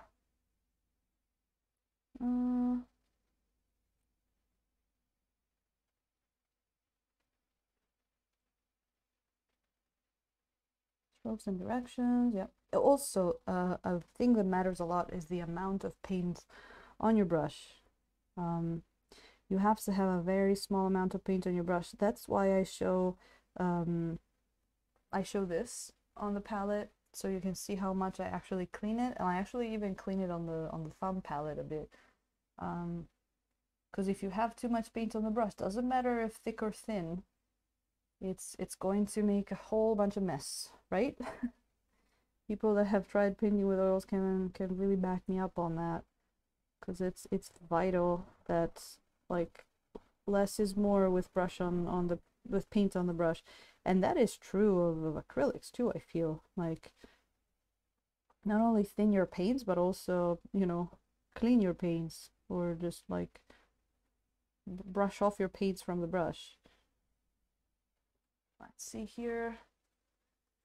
I feel like this down here is looking pretty good. Just making sure that I have some sections here that might be a little too bright. Like I have, like this line is just way too much white. We gotta bring some darks back. But those beautiful grays went in almost automatically when we did the pre-glaze, which is great. Less is more, more is always too much. Exactly like Angry Hannah's saying. The dry brushing, yeah. That's what we call, that's what looks like dry brushing with oils, but you're really just like wet brushing and blending it in, because you're going with wet oils over wet oils. Sometimes instead of brushing a color on, you might even want to go into a stipple thing, especially when you're at a certain point on your miniature where things might be looking a little full. You can stipple a color onto, like if you need like a dot of paint to stick to your miniature, you can do that. Okay, that's not looking too bad here. I think I want to add, let me see, that other mystery thing down there might actually be looking pretty good. There might be a little bit too much darkness or too much light, so let's bring some dark back, and then let's blend it all in nicely when we do our highlight later. And it's actually looking pretty nice, just like these edges here. Yeah, how's about that? I actually like the structure here. It's fun to paint. Okay, see that. But man, how hard it is to go back to not oils. How hard. That needs to be a little darker too. Okay, nice. Oh, and let's put a little bit more down in the tubes as well. Oh, the pre-glaze, yes. I guess, yeah, that's pretty much how you can describe that. What he's doing is he's creating a wet surface for us to paint on. That's what he's doing. That's how he is able to do all those amazing blends, because he's not going on a dry miniature. He's actually he's creating not only a wet surface, but a wet surface with color in it.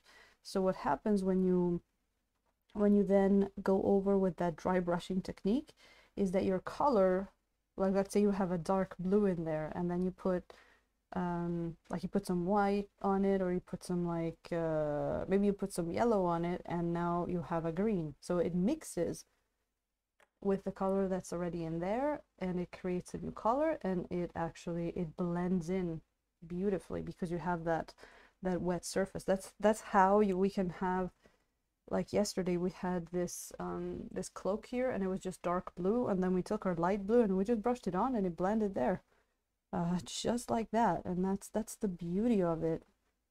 It just feels so good. You will see. Also, makeup brushes, the Daiso ones work great. The ones that are shaped like little wedges, if you go to Daiso, you can find them. They're really good. You can even cut them up in little pieces like that and just wipe it off. Ah, yep, exactly. All right, let's see here. I want to go back in with the highlights for that piece there. Let's see what we can do. I think we need just a little, not too much. It was already looking pretty good. Just needed to add some more highlight there and maybe some more blending. There we go. Over here. Yeah. And then we're gonna just go ahead and blend it back in again. But it's basically looking pretty good. Okay, let's do some little bit of blending.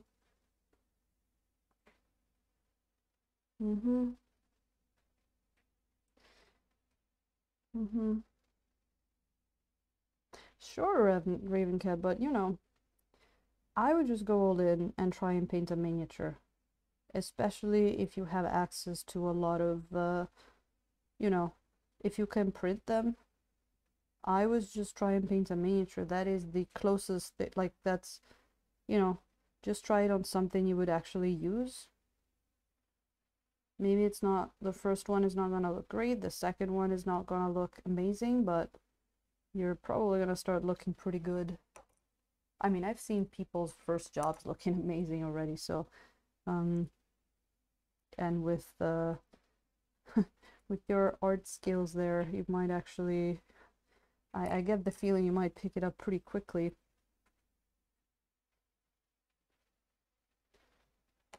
Yeah, usually it will take you a couple of minis, but why not just do it on minis, right? Like, why do it on a test piece when you can do it on an actual mini? That's the best test piece you have. Now, of course, if you have minis that maybe you don't have access to a 3D printer, then you actually have to go and buy your minis. Yeah, maybe you get some cheap stuff. Like you were getting those zombies from the dollar store, right? You could try them on those too. Oh, is that a little piece of a hair? No. Okay, you don't want you on my miniatures. No, no, no.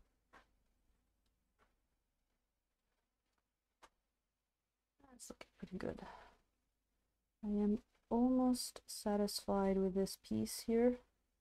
Just making sure that the blends are blendy. The darks are dark, the lights are light, and all of that.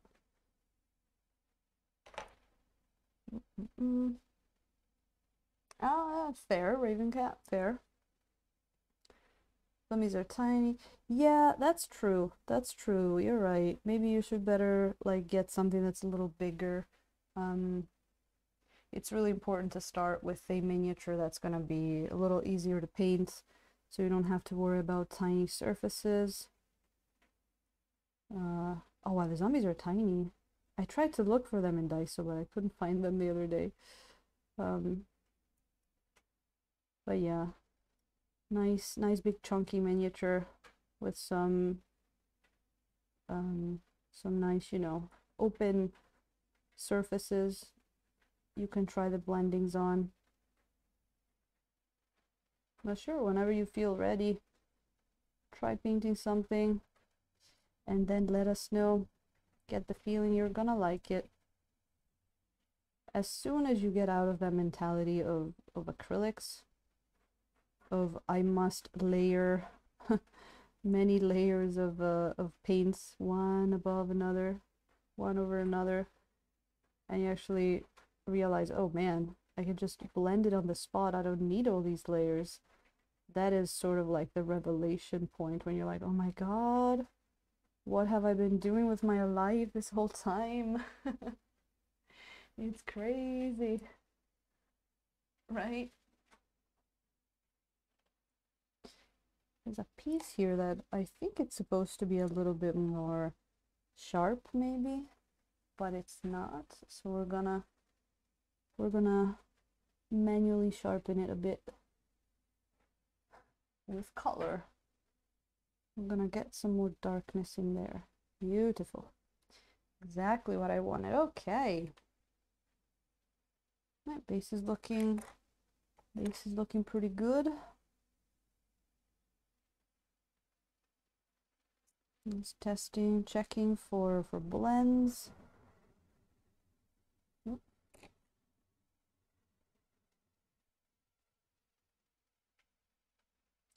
we go.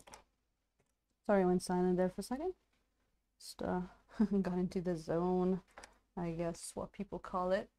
Oh, look at that. That stands out quite nicely, I feel. Might even dial back that that brightness a little bit and make a more focused highlight, but for now it looks pretty good. For now it looks great.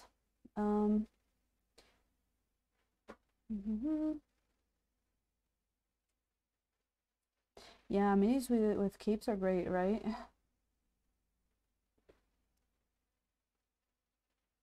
Well, that might be a good thing, Ravencat. Might be a good thing. Okay, so we got that. Ooh, let's do a few more. Don't layer as you do. Exactly, Angry Ham. Let's work on a few more of those metal parts now that we have the whites in. Let's go in with some darks in there. Let's start from here. So let's see here. Let's get a little bit of the darker part in here. These are really tiny. I'm basically using mostly indigo. There's a bit of green in there. There's a bit of black, even a bit of Van Dyke brown. But basically it's mostly indigo.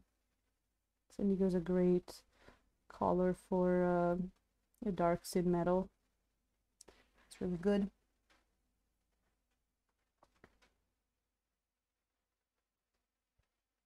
So we got that. We got that.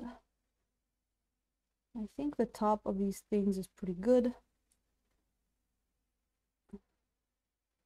Oh, and yeah, and I think before down there I wanted to do the more like earthy kind of reflection, I think. So that's good as well. We can give it... Oh, we could almost put a little Prussian blue in there if we wanted to, if we really wanted to. But we don't have to. Just building some of those contrasts for the metallics. Just a little bit of Prussian blue. Maybe how's that gonna look? After all, we have a lot of blue around around these pieces of metal, right? So I wanted to, if I could, maybe I have to get the tinier brush, but I wanted to plop a small piece of the blue in here, in these little things, little metal buckles or something. They're really tiny, but I think when you get a little detail like that, it kind of really, it looks really cool. And again, really good way of blending. Very easy with oils. What can you ask more, right? They do the blending for you. You just put them on and they blend. And it's beautiful thing.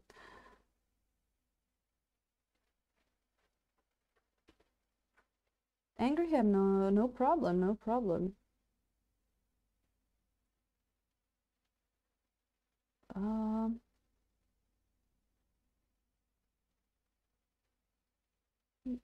No, the phone died. Not the first time for Nosferatu. Here we go. We're just putting in, like, getting our metals here to come to life. They're looking pretty good. We're at a pretty, like, small stage of of details at this point. So it's still a lot of fun. And we're getting that color in there.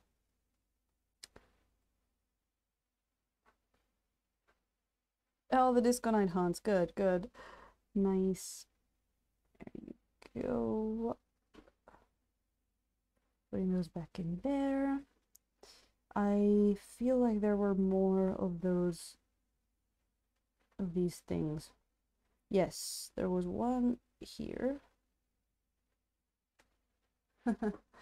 Such tiny detail.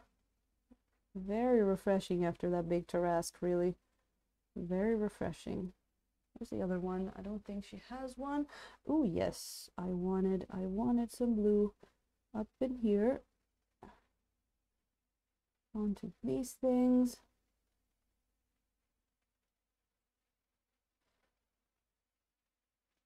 There we go.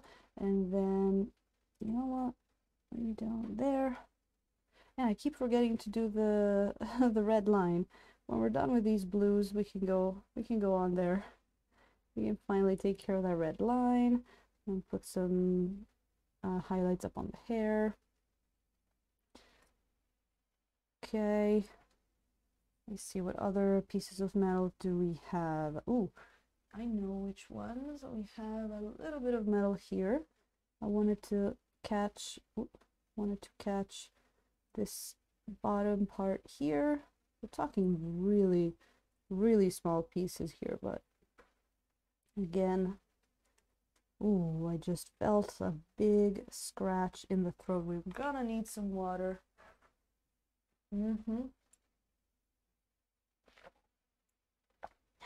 That hurt a bit. I might want to do a little throat candy. Yeah, because it's been 4 hours. That'll be why. Going nuts with the colors. Ah, I gotta see those. Now I gotta see those. Hold on. Oh, that looks amazing. I love the purple going up to the red and then going up to the yellow. It's great. All right. Let me see here. We got those. Oh, and I found another one. I knew that. You gotta always look out. I should like have a list, a checklist of pieces. So like buckle on on belts, buckle on foot, stuff like that. And probably I would still miss some, but you know, at least we can say we tried. All right, let's do some hair. I've been looking forward to doing a little bit more of the hair. Let's use this one. We have a magic trio of brushes here that work at the moment, so let's see what we can do here. Let's get some of those yellows. Actually, yeah, I'm gonna use this one. Let's give this brush a little bit of a cleaning. Nosferatu, how's the mixing going? I hope the magenta has left your body. I'm curious, what are you using for mixing container? I know James uses those blister packs that this girl came in. I use this. That's actually good if Ravencat wants to get an idea. I get these from the local 100 yen store. They're like one use, like, you know, disposable little pallets, and this thing is really good for mixing oils in. Then I transfer them into the jar with my brush, and I actually have a silicone spatula to pick up the rest, to actually clean up the mess a bit. Good with one. Good with one. Different colors. See what will happen. Yeah, good to experiment, right? Let's get our yellows back here. And now what? Let me put some just straight cadmium yellow on there on a few places, and let's see how that is gonna look. And then should get some more of that yellowish color in there, and then we can up the brightness a bit. I like how dirty the hair becomes, that the color becomes the lower you go. Mm. Whoa! Oh, Rhapsody Studio, thank you so much for the host. Thank you so much. Welcome in. How are you doing? How are you doing? Nice to see you in here.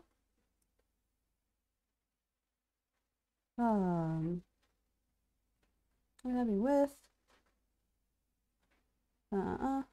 Oh, short-lidded pots for thinner. Ah, cool, cool. Yeah, those sound like they would work pretty well. You really can use anything that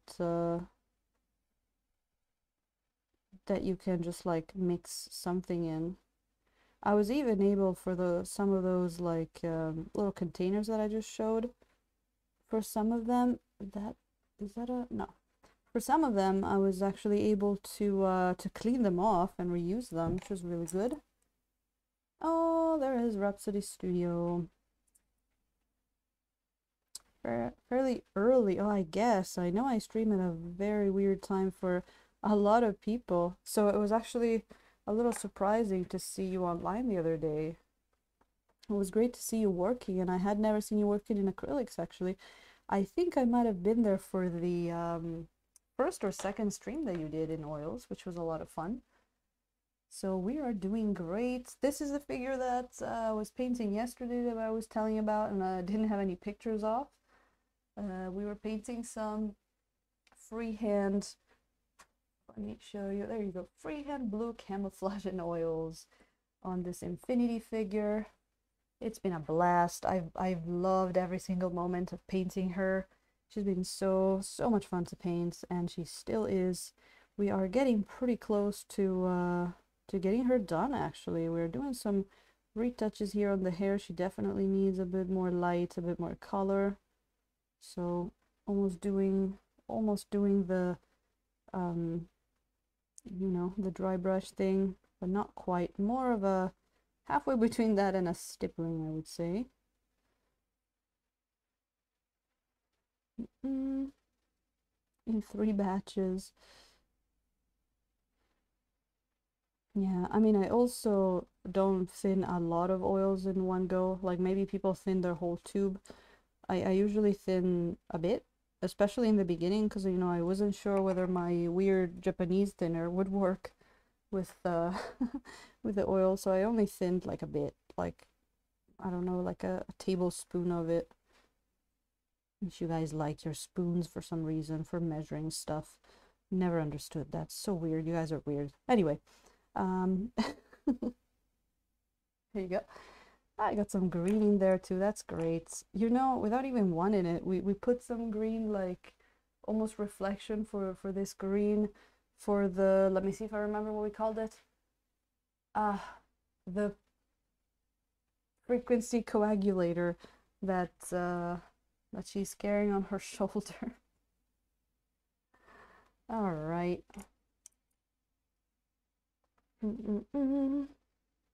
Yeah, starting at 3 a.m. Oh, I see, I see. So I actually went pretty late yesterday, so that might have been why I got you there. So that's good. I was very happy we got to check in there. Very, very happy. I get all excited when I get people, you know, I usually don't get. 6 milliliter, yeah. Thank you, Rhapsody. Thank you so much. It's all about grams. There you go. There you go. They're easier. How do you measure a teaspoon or a tablespoon of butter? And I know you guys have the stupid sticks, but other countries that don't have that have to do weird things with, or a cup. How do you measure a cup of butter? You don't. You know what? When I got into cosmetics making, I thought that they had it the most right, because they do, when you do cosmetics, you don't do recipes, you do formulas. and the formulas come in percentages. So it's not going to be 3 grams of this, 4 grams of that. It's going to be 15% of this, 18% of that, and then you just adapt it. You just adapt it to how much you want, and the whatever weight is going to be. And it's great. And I'm like, why aren't recipes like that? Then they would be universal. No, they're not. Anyway, now let me rant about, don't let an Italian rant about food. That's gonna go, that's gonna become like a 60-hour stream pretty quickly, right? Maybe we don't want that. Maybe we don't want that. Stupid sticks. Yeah. Ah. Oh, it was a pleasure, Rhapsody. It was a pleasure. I appreciated all the raids I got when I was starting out, which was like a couple of months ago. And I still do. The raids are so nice.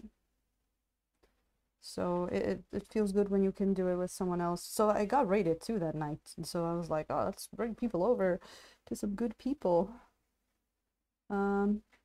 Yeah, I know Nosferatu. I know.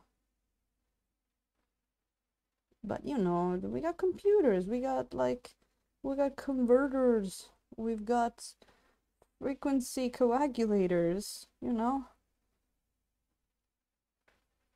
I mean, I can't do math, but I can put some stuff into an Excel sheet and do some like stuff in there, conversions. Anyway, end of the rant. No, thank you for the correction. That is actually, you know what, Nosferatu, I noticed that is a very native kind of mistake there. We have, like in English and other languages too, I think there are sort of mistakes that non-natives are more likely to do and ones that natives are more likely to do. Because, you know, for some things you first got used to saying, to speaking, and then you learned the grammar. But for someone that learned the language as a second language, they first learn the grammar and then they get used to speaking it. So there's going to be a different process in there. So the your is a thing that a lot of natives do. The then, like with the A and with an E. Oh my God, and please stop writing defiantly instead of definitely. That always gets me. Where, like, for example, as an Italian, I tend to get the what's the word? The prepositions wrong a lot, because you'll be translating, and you know, in English you say that you take a picture. That's not even a preposition, sorry. In English you'll say you'll be careful of something, but in Italian you say you'll be careful to something. So if you hear someone saying be careful to something, they might be Italian. You hear someone saying to make a picture instead of to take a picture, they might also be Italian, and so on and so forth. So yeah, I see people writing defiantly all the time.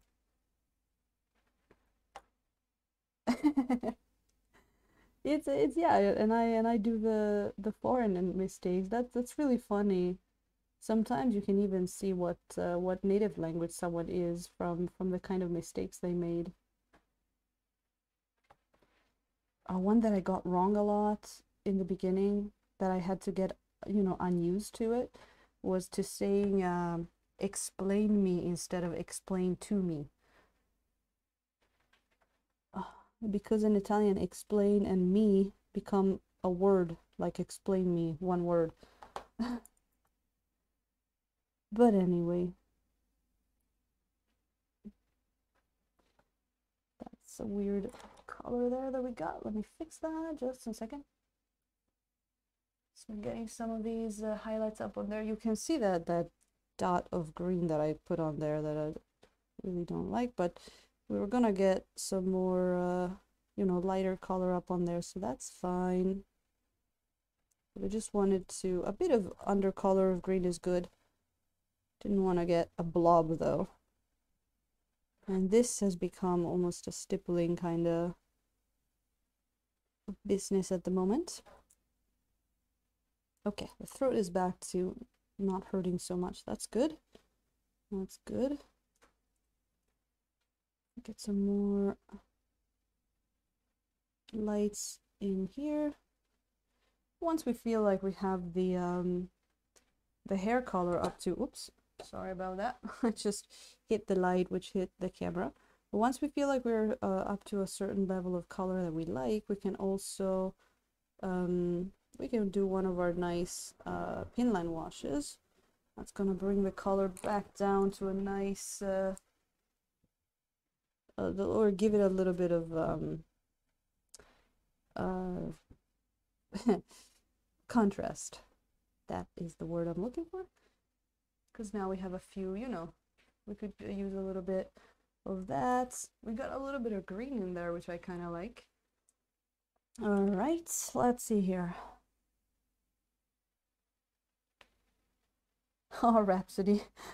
I can only imagine you could probably write a book. Pretty other people think it's behoove you and not behoove you. I mean, English is weird. It's a weird language. It does not make sense whatsoever. So there is that. There is that. Oh, okay, I just remember. Let's do that line on the face. She's been like, she only has half of her makeup on at the moment because I wanted to fix that one line. So what we've been doing was we were adding, ooh, that has solidified a little bit. We were doing, let me get some thinner in there, cadmium red. I think we actually put some dioxazine purple in there. It was looking pretty sexy. And make a nice dark red. Oh, pun expected. Look at that. Welcome in. How are you doing? I saw you were streaming again at my like 5 in the morning today. I hope that went well. Were you continuing on that that one mini that you were doing that I forgot the name of? Hope that went well. So here it is for you, another oil painter that if you are in a better time zone for that, you should probably go check out.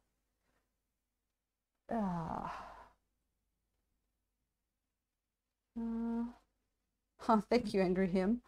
Oh no, sorry, that's for Sergey. Sorry. Didn't wanna appropriate compliments there.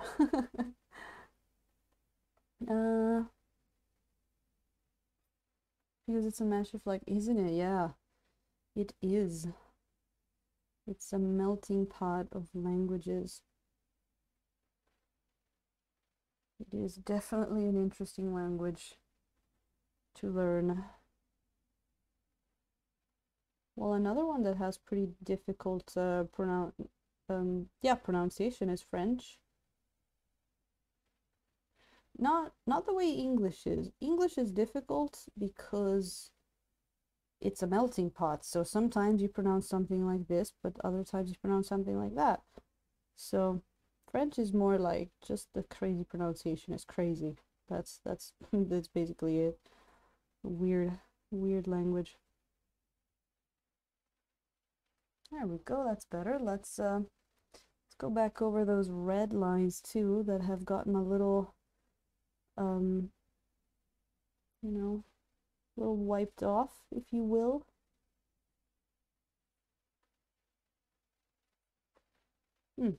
Yep. Better. This one got a little wiped as well. This one we just did. I like these lines. That we were saying with Nosferatu, it had a certain like almost evilness to her face. It's really cool. All right, unexpected. You have a great breakfast. Angry Ham is going for the volume. Well, that is a valid tactic. Totally valid tactic. I think she looks better now. She was looking a little too like not too what's the word, symmetrical in there. So I think we're doing better. Beautiful. Let's put some purple back on that mouth because I really liked what we did there, but it got a little lost on the fixes that we were doing. So this brush is a very fine brush that I just cut. I cut down to like 3 bristles, so it's very nice for fine details, but it's a little hard to get the right amount of paint in there. Thank you so much, person with Korean name. Wait, I know how to say thank you. 감사합니다. But that's about all that I can say. I can't read your name, but thank you so much for joining the Brush Brigands. And I hope that's Korean and I didn't say something stupid. That looks Korean to me. But thank you for the follow. Whoever, whatever country you're from. Yes, the grammar is also pretty crazy.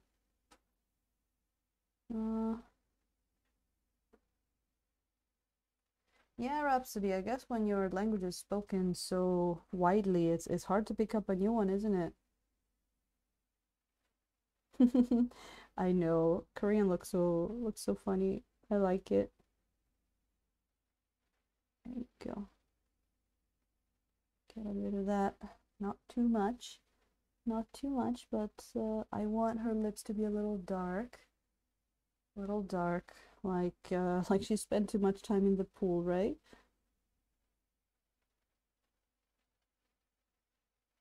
Ooh, almost give her like the geisha lip there. The the one with the 2 edges on the top.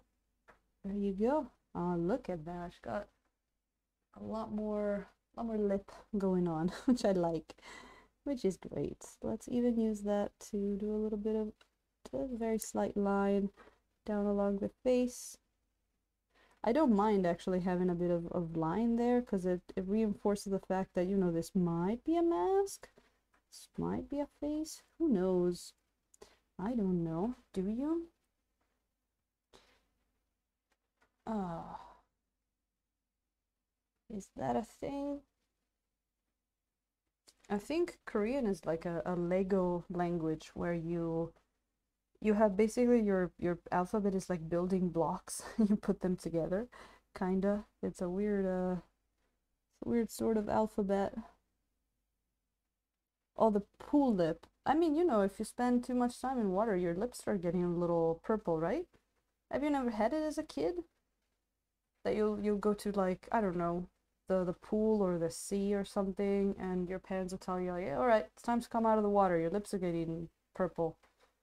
I don't know. I remember that. Was that just me? Am I a monster? Am I an alien? It might have been a random thing. I don't know. I remember that from my childhood. Definitely remember that. All right. It's time to put some more Terra Rosa up on those hands, I feel. And I'm gonna propose it purposefully, not proposedly, purposefully, I think. Purposefully, on purpose, I am going to, what am I going to do? Yes, I'm going to make them more skin tone, like more pink than the face. Wow, that was a hard sentence to get out there, but we made it. We made it. So actually, Terra Rosa, oh my god, it's a great skin tone color. I've been mixing it with either white, or even in this case, we've been mixing it with lemon yellow. Makes a great great skin tone color. So I'm gonna actually mix it with a bit of both. With a bit of both. And we're gonna start getting it in there. There was already a bit of like yellowish on this thing, I think. So clearly an alien. I mean, if you discovered me, I am trying to get a cover going here, but it's hard to act like you humans do. There you go, a little bit a little bit lighter. This is like historically like low amounts of skin tone for this channel. We love our skin tones, and there's like two little tiny things of skin tone, but we have a lot of freehand, and I love freehand almost as much as I love skin tone, so that is great. There you go. Isn't that a better, more human looking hand? Yes, it is. Yes, it is. Just saying it by ourselves.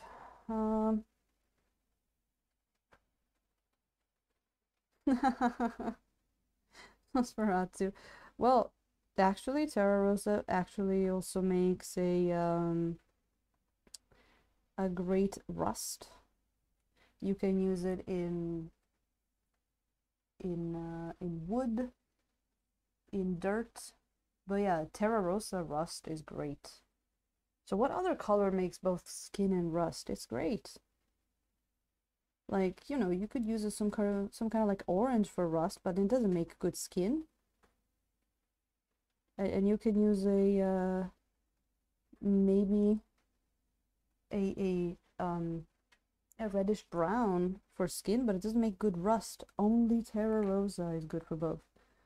And that might have been a little too much, but I think this hand was really dark, so we just gotta get the color in there, and then we can bring some more shadows back in there.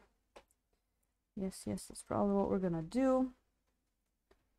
We're also gonna get rid of that little bit of skin tone on the cloak, because that's not what we want.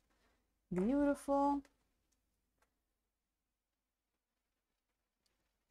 We need it just to bring the color back up, and then we can do our highlights later.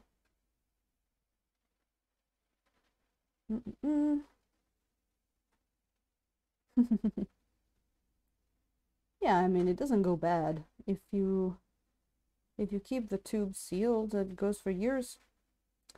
Goes for years. And maybe with all the sexy minis we're gonna paint on the OnlyFans and all that, maybe I might even get you into painting skin tones. Might even get you.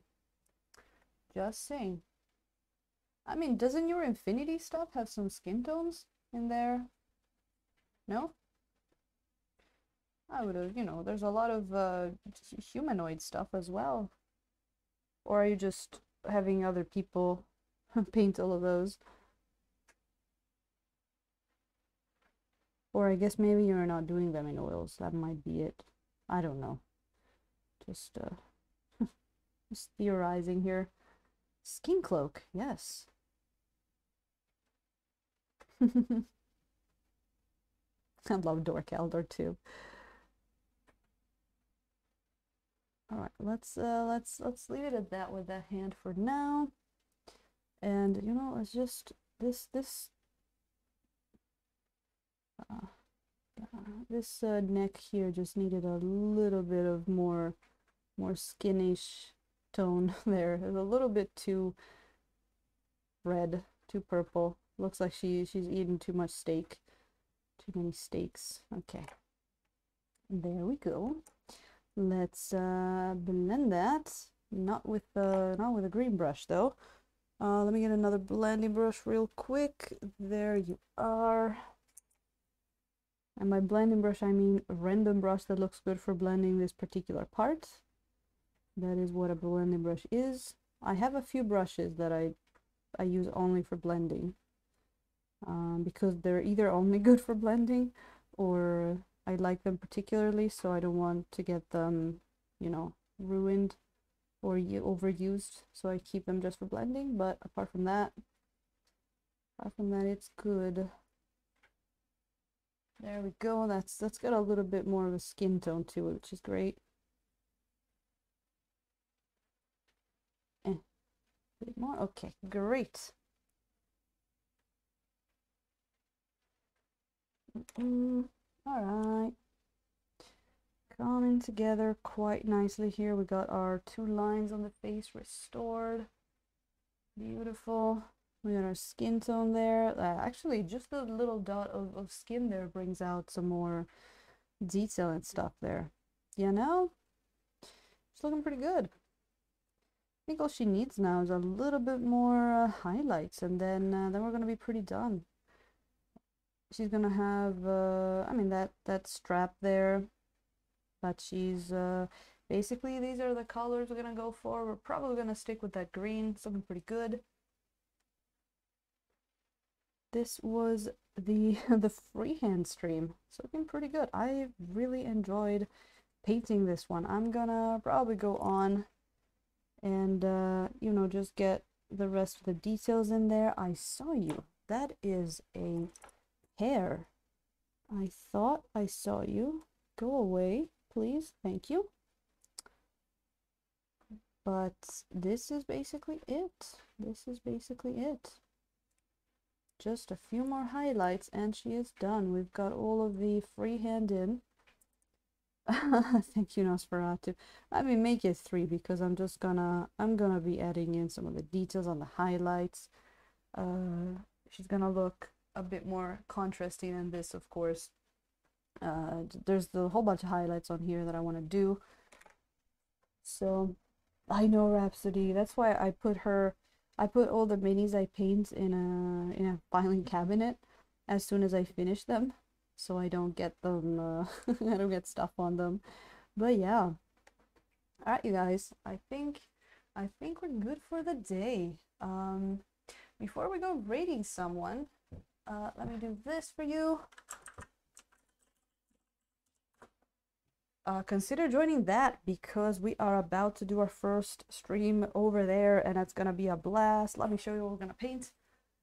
We need more people to join. We're gonna do it anyway, but it's gonna be so much fun. We're gonna be painting either a drow, so we're gonna have fun with some dark skin tones. We're gonna be painting either a succubus, and by either I mean that people can vote for these. This is going to be a lot of red tones, and it's going to be a lot of fun as well.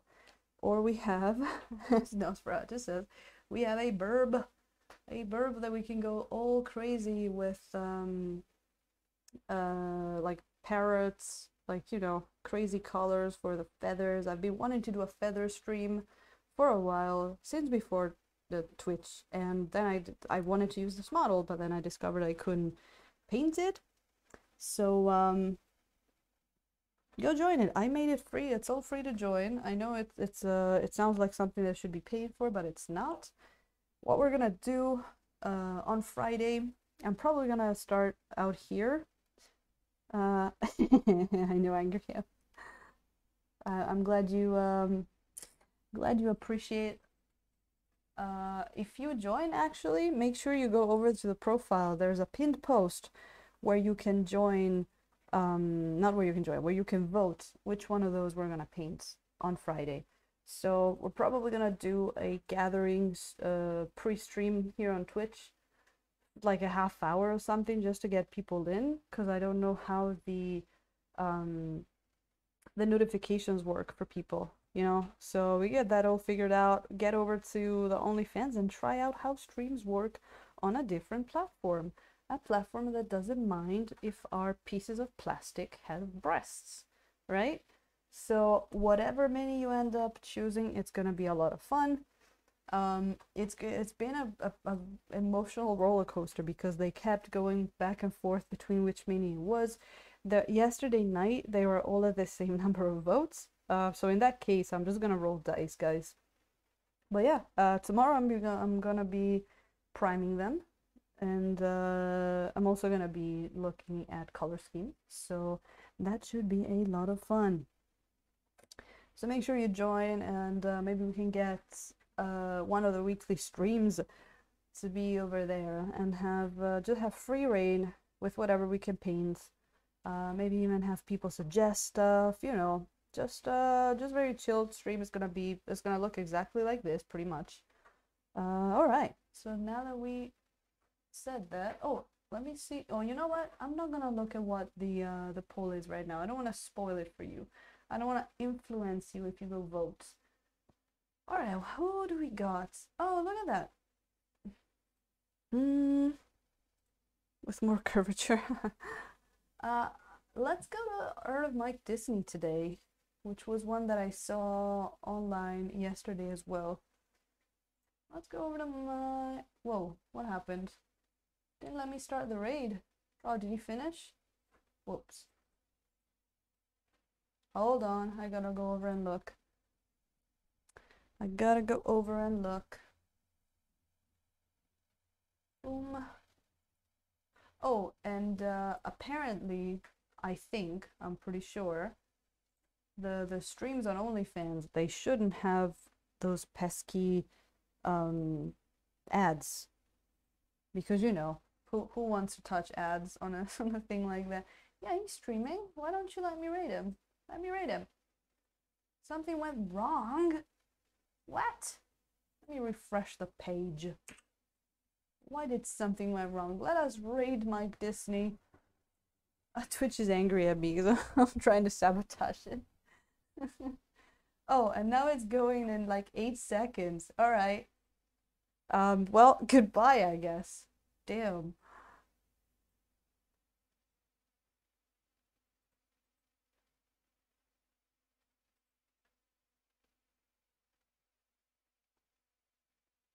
Damn it.